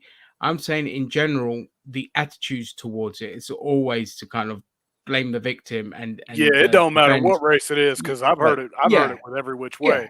I'm just saying exactly. I'm just talking about that community, but any community, tends to have the same kind of attitude, where it's to blame the victim. Yep. And to sum it up, if Jonathan Majors is found guilty, this motherfucker, you can't fix it without acknowledging it. Bury him under the prison. Yeah, fucking bury him under the prison. Yeah, if Jonathan Majors is guilty of this shit, because none of us were there, we don't know. I mean, we're all hearing this shit, and it's just like, if this motherfucker's found guilty, he got to go. His career's over. There's no recovering. There's no tolerance with blacks, dude. Fucking R. Kelly got fucking thrown in jail. You got people like P. Diddy fucking getting hounded. Obviously, Jonathan Majors is another one too. Yep. It's bullshit, man. It's absolute bullshit. If you look, I don't care what your race is. If you've done the crime, you do the fucking time. Simple as that. I'm not going to ever generalize. Not like I'll never generalize. Treat everyone as an individual. This is something where I can maybe actually potentially agree partially with Rick B. Now, R. Kelly was tolerated a hell of a lot back in the day, like the very first time the allegations came out about him. Even though he was clearly on tape pissing on a minor, there were elements of the Black community that came out and supported I think there's a lot more tolerance for people back then anyway, just generally. I think they got away with a lot more. And never forget, I don't know if it was we go back to Savile and all of these other people. Oh yeah, look, again, I'm referencing R. Kelly, but again, the fact is, again, I know there were people in the Black community who did support him. I'm not saying, I don't know if it was indicative of them. Probably not. I know it was definitely satirized, the fact that, again, there were Black people. And I'm talking like cartoons, the cartoon The Boondocks, for example. They had that episode, The Trial of Robert Kelly, where they fucking satirized the fact that there were Black people out there defending him. And it came true. It took 15 fucking years, but it happened. Motherfucker. Yeah, but that was like, no, but I'm talking like his first trial, like his very first trial, where he was put, where they were putting him on trial for that tape where he pissed on a minor. Yep. Yeah, they were selling it in Brixton for 20 quid apparently. Yeah, but I mean, the biggest indictment I'm just saying that, like, go on, boss man. As I said, the biggest indictment is that he married Aaliyah when Aaliyah was what? That's what I was about to say. Yeah, he wrote AJ Nothing. He wrote AJ Nothing But a Number for her when she was 15 years old. I can't listen to that song. There's no fucking way I could listen to that song. I can't listen to anything. I'm just saying that people got away with more shit, especially rich, powerful, famous people. They got away with more shit. All the Epstein Island guys, fucking Prince Andrew. I'm just saying nowadays that shit doesn't fly as much, unless you fucking I completely agree with you. Unless you have got some kind of weird cultish following, then no, you're not going to get away with this kind of shit nowadays. Yep. Yeah. Again, look at how much the fucking wrestlers got away with. Yep. Speaking out movement. Yeah. Oh, I can't wait for the tell-all books to come out about this. I honestly think even now, like say for example, we're obviously having the whole conversation with regard to the Israel invasion of Gaza about anti-Semitism. I guarantee you, if Mel Gibson was to have his incident where he told a cop that Jews were responsible for all the evils in the world, his career would be finished. It would not be any coming back from it like he did back in the day. It's incredible that his career hasn't been finished, by the way. You look at Kevin Spacey, his career's finished, and whilst his career should have finished on it. Mel Gibson's career should have finished on at least 2 occasions. The first time when obviously he got pulled over by the cop and he said that Jews were responsible for all the evils in the world, and the second time when the tape got leaked out of him abusing his partner and saying, "I hope you get raped by a pack of N-words." That's when it should have ended. Yeah. Yep. Yeah, the guy still got a but they fucking always career, find their which way is to crazy. fucking weasel back. I guarantee you, Kevin Spacey will find a way to weasel himself I don't know about back. Spacey. If he doesn't die first. Well, he wasn't found guilty, so I could use that argument. Whether people hire him or not is a different story. But because, like, you know, since never with say Mel never. Gibson, like, he's been in stuff like Expendables 3, and obviously was in the Intercontinental series and stuff like that, and there's been stuff in between. It's just crazy. Like, that's right. Shredder wants to cancel everyone. That's not true. Even me. Right. You know, like he's had a decent career, you know, since that incident, and it's so bizarre. Yeah, I mean, Shredder wants us to cancel everyone. Well, actually, do you know Paul Schrader, who wrote Taxi Driver? Apparently, he wants to hire Kevin Spacey to do his next thing, whether it is a film he directs. I'm just like, whatever. I'm telling you, never say never when it comes to Hollywood. Like, never say never. Like, Bill Cosby wants to go on a fucking tour now as well. Like, he's and people will go to that shit. I called that back in the day that he'd be going on a speaking tour. Yep. Yeah. Kevin Spacey is not innocent. Again, British justice system sucks over here, and there's multiple evidence and witnesses of him assaulting minors in the States and all that kind of shit. But his trial, he was innocent, was over here in the UK. You know, just because they're innocent doesn't mean they didn't fucking do it. Yep. Damn, I can't believe this guy's defending a nonce, man. And you go see Bill Cosby. I mean, he's just a contrarian. It's all good. He's this channel's loyal incel troll. Of course, he's going to be defending Bill Cosby. We love him. And Kevin Spacey and R. Kelly and Pete Diddy and going out of his way to watch the Daily Wires movie and Harvey Weinstein and Jeffrey Epstein and he's a massive fan of Elon Musk too. So you know, you love Donald Trump. And he's been convicted. He had a rape conviction. Thank you, Rick B, for being our token incel. Yeah, people can't say that we don't cater to everyone. He's innocent. But there's not Paul. Oh, never mind. No, Bill Cosby wasn't innocent. He got off on a technicality. He got off on he'd already confessed to carrying out these sexual assaults in a civil trial, but he did it under the proviso that if he confessed to this in the civil trial, it couldn't be used against him in a criminal trial. It was used against him in a criminal trial. That's why his conviction wound up being overturned. Yeah, the prosecution fucked up royally there. Like, because Cosby should be in jail right fucking now. Yep. Yeah. Cosby should be serving time right damn now, but he got out. Nobody's going to touch him. The racist incel. Yep. Nobody's going to touch Bill Cosby though, because nobody wants him. He's going to try to go on tour, and every venue's telling him, "No, fuck no, motherfucker. We don't want you. We don't need you here." Exactly. All right, moving on. We're almost 4 hours in, y'all. So Yeah, this last one out, H-Bomber. Just H-Bomber guy, if anyone wants to talk about that. I don't know what the fuck's going on. I'll talk about it. Go on, Gary. So he released a 3-hour, 51-minute video on plagiarism on YouTube. So basically, he starts off with Harlan Ellison talking about a short story he did called Brillo, which was adapted into a show called Future Cop, which the guy outright stole from him. And then he goes on to that into... The first one was for Philip Mewson. I think I'm pronouncing it right. From IGN, if you remember that story. I remember that one. Yep. Yeah. Plagiarizing other people's articles. And then the second videos, as well, yeah. Then the second one was... Illuminati.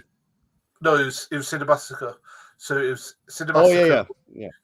Yeah, so Cinemassacre. So when James Rolfe stopped doing the Monster Madness stuff, he gave it to Screenwave. I think it's the people who did it. Screenwave. I mean, one of their guys outright stole like film criticism from writers, and people started finding this out, and this guy got fired, and basically James Rolfe himself had to do cover for it.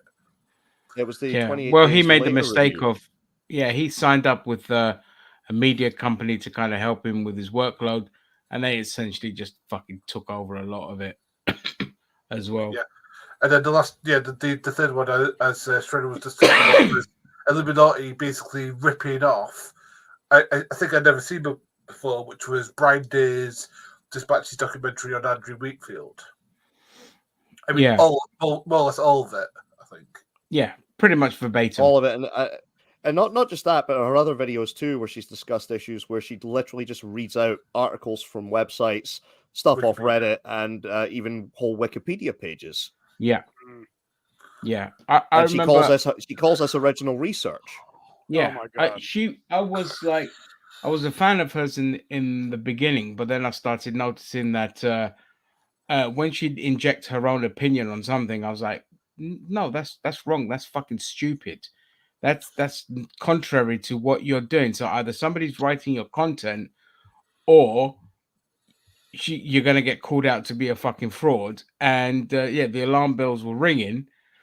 And there you go. The minute she goes after Legal Eagle, then all hell fucking broke loose, and it all just came crashing she had down. the nerve to accuse him of plagiarism. Yeah. Oh my God. Yeah. Fucking ridiculous. I'm so glad to see her downfall, because she's a horrible, horrible person. Like, horrible. If you see the other stuff about her, she's like manipulative, abusive, vindictive, and just a cunt, basically. Yeah, I mean, because the thing is with Legal Eagle, he's a legit practicing lawyer. If he had any sort of criminal charges against him, even if it's something that's civil, that could fuck up his legal career. Yeah, exactly. You just think like plagiarism isn't. No, I don't think a civil trial would fuck up his legal career. But here's the thing: he was beaten. No, it wouldn't. Again, it's a civil issue. It's not anything that would really fuck up his career as a lawyer. But here's the thing: when Illuminati had the nerve to accuse him of plagiarism, it was because they'd asked what tools she used for certain editing techniques. That was it. Yeah, that was it. You know, she uses similar editing techniques to a bunch of other channels. Yep. But because somebody at Legal Eagle's editing team asked, video editing team asked, hey, what tools do you use for this transition? She decided to accuse him outright of plagiarizing her and copying her style. Yeah, and the irony is, she used to have people that would join Discord groups, and basically like the MLM Discord groups, and just basically steal all their ideas and get in there before they had a chance to make their stuff.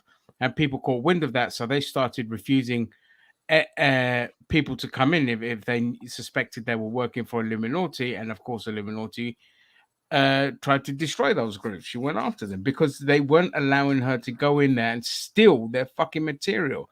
This is how fucked in the head she is. And, her channel has absolutely fucking tanked, and deservedly so. It's tanked. Yeah, she's not coming back.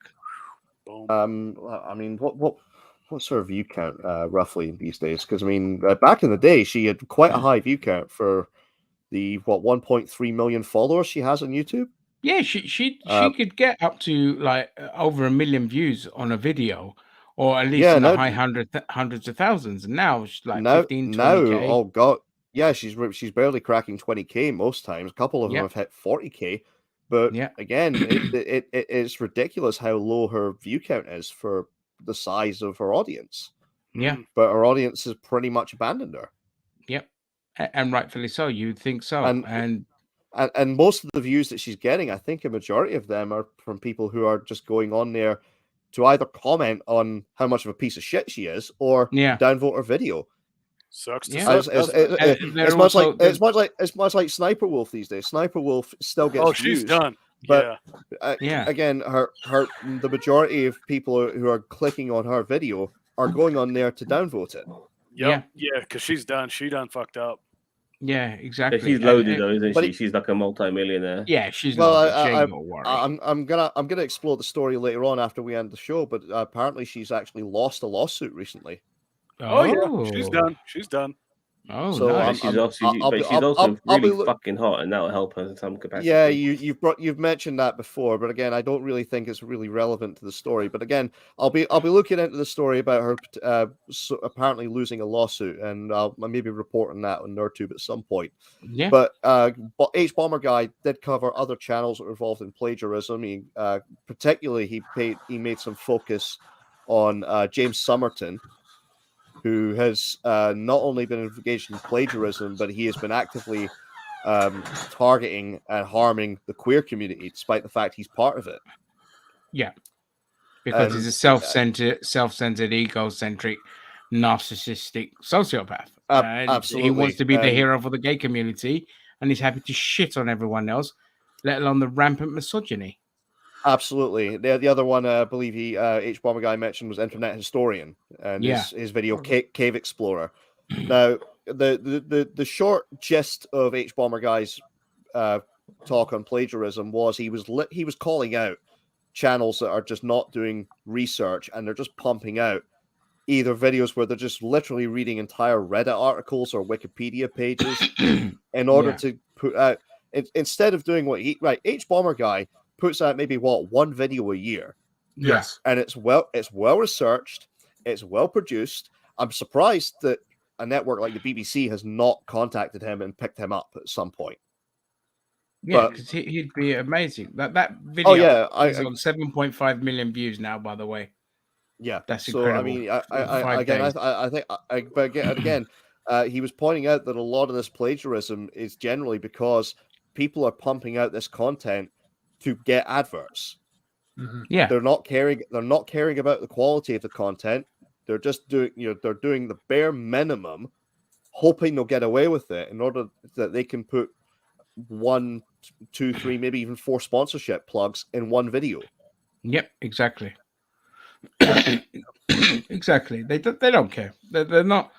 They don't have any passion for what they're doing or integrity or anything like that. They just want the money. Which, okay, I don't fucking blame them, but too often it comes at the detriment of other people that put in the work and get fuck all for it.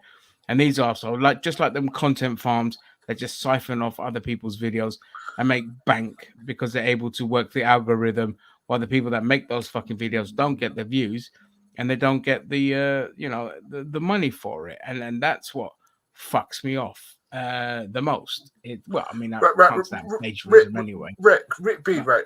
You see the door forgiveness on the left? That's bollocks, right? Right, Michael. Relax, Gary. It's just Gary, just ignore him. Fuck him. Just ignore. That's right, Rick. We don't forgive on the left. We're very, we don't forgive and we don't forget. We'll take a baseball bat to your bollocks, mate. You know what I mean? So, be careful, Mr. B. I'll be honest. I would have much preferred to have taken a baseball bat to the bollocks and actually had to watch the entirety of Lady Ballers. But you and fucking Zam insisted on it. You two insisted I do a review. No, I was roped in. Because I hate you and I want to see you suffer. You know what I mean? That's what you get for supporting Celtic. I don't support Celtic. I know. He doesn't support Celtic. I know. I'm a Kilmarnock. Yeah, I know. I'm a Kilmarnock fan. By the way, we actually finally got a win away from home. I'm so happy. We have the worst away record in the Scottish Premier League. And we got a fucking win away from home against Aberdeen.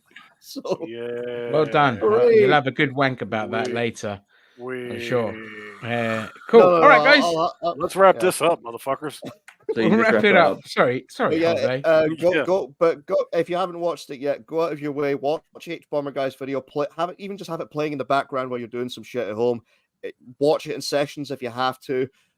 Definitely give it a look. It's a fascinating insight into what goes on with YouTube and plagiarism and content farms in a lot of sense. Because again, like Ginger Greek has said, channels like Illuminati, like James Somerton, they're effectively acting like the 5-minute crafts of video essayists or the Sniper Wolf of video essayists, where they're doing the bare minimum and passing it off as genuine research on their part.